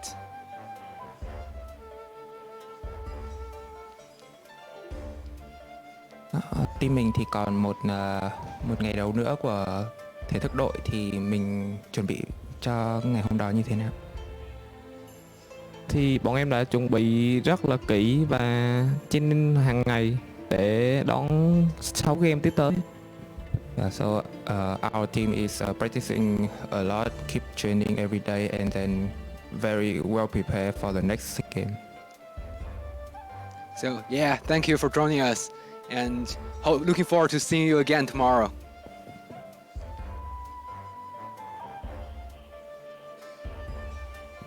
Cảm ơn bạn đã tham gia buổi phỏng vấn này, thì hẹn gặp lại bạn những lần sau.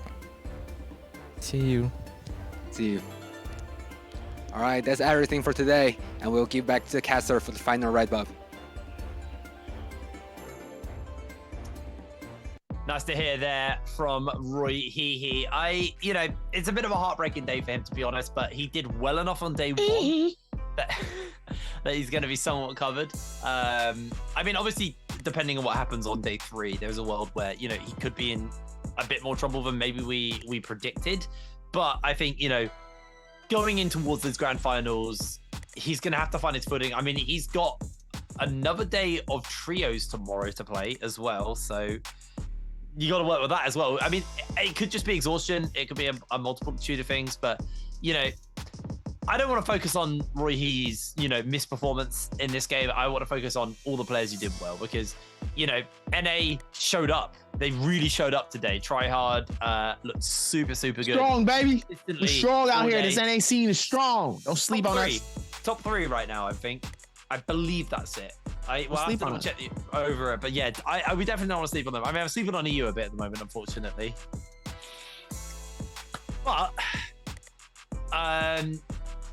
yeah, I think, Vietnam in trios looks very good. In solos, I think they looked a little bit more shaky today. I still think, Roy he had a good day 1, so I'm not writing Vietnam off yet. I think I'd actually put them second to China right now. I think the shakiness. I think the shakiness is understandable only because like I said, it's still one of the early days for some of these players. Being in Worlds, this is some of their first time. Some people have been veterans in the Worlds, but at the same time, it's still the same. It's still the same space. It's still the same type of momentum, and sometimes that can be very, very, very hectic. And can be very insane with a lot of these players here. So you really have to play not only to your advantage here, but you also have to be ready for anything. And obviously with a lot of these new things, with the new switches and how these players have been playing, a lot of these newer players, the lock-ins and the buffs and the nerfs have really changed the game for this, obviously, as we look at our 9 through 16 stack right now. For the overalls and obviously the players that play today, been pretty impressive coming into this. And I'm very excited to see how these games go within the next couple. Hypernova, one of our NA scene players with a 12.7. The ends of BBE Snag with a 16.5 in 15th place currently. Zin, a very consistent player, starting off pretty decently strong with a 28.8. And we have seen GBL in very consistent standings before. He has done it before in many different ways, so we know he can do it again. He's done it once. He can do it many, many, many more times here.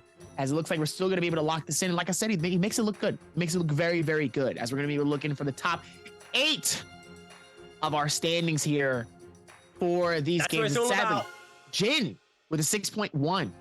Definitely tough knowing that he had a 21.2 in our first game. And sadly, wasn't even able to crack 10 points for our day 2. But hey, he still is in that top 10. In reality, he's still there, but he cannot risk another one right now.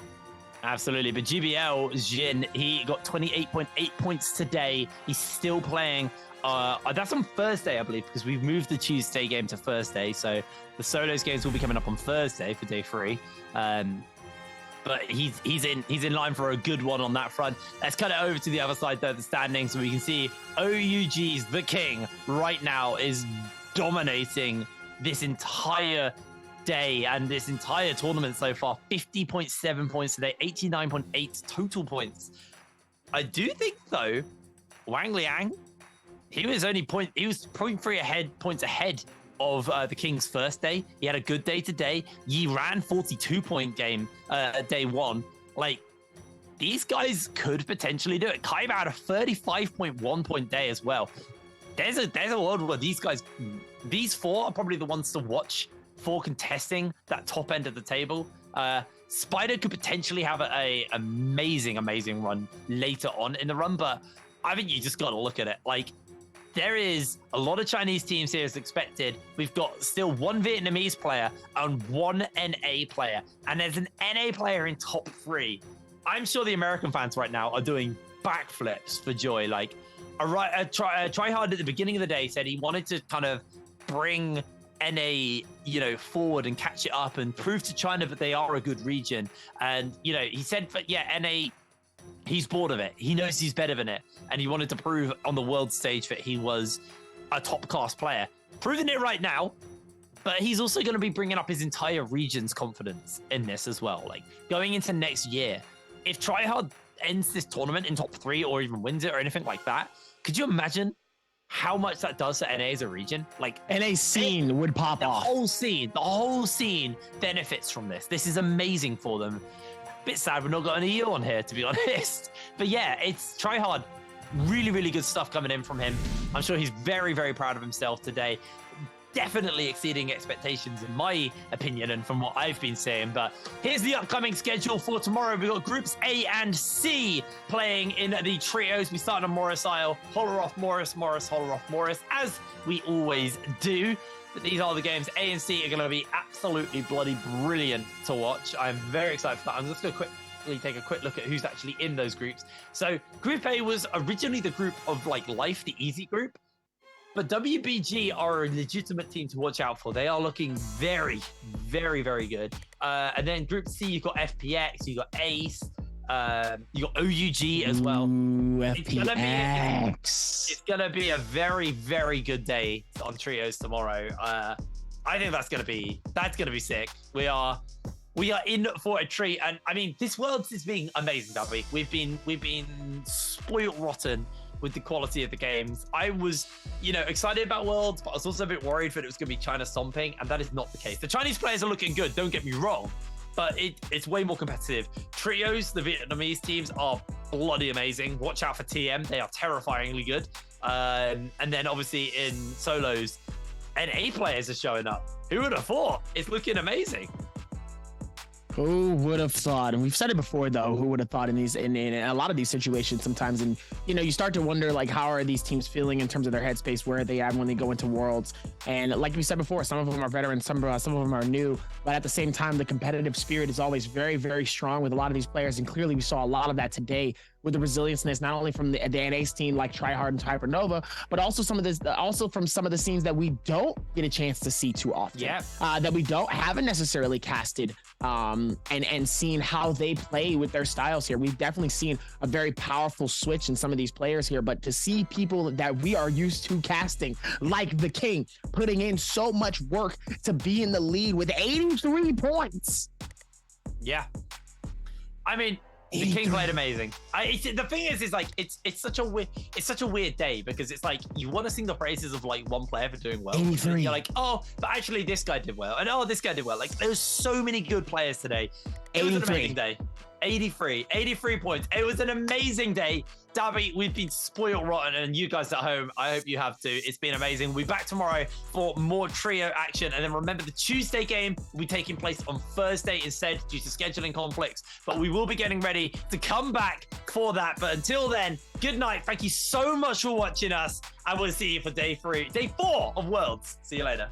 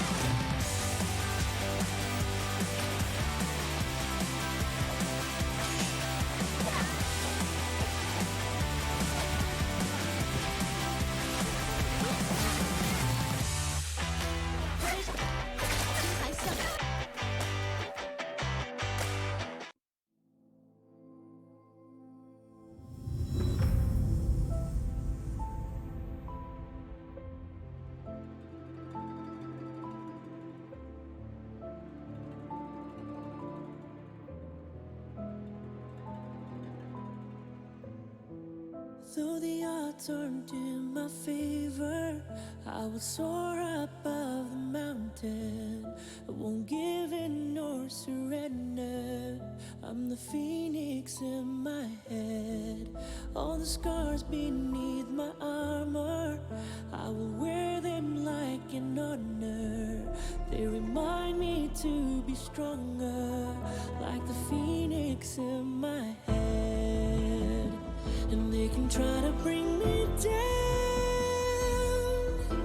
or push me to the edge, but it won't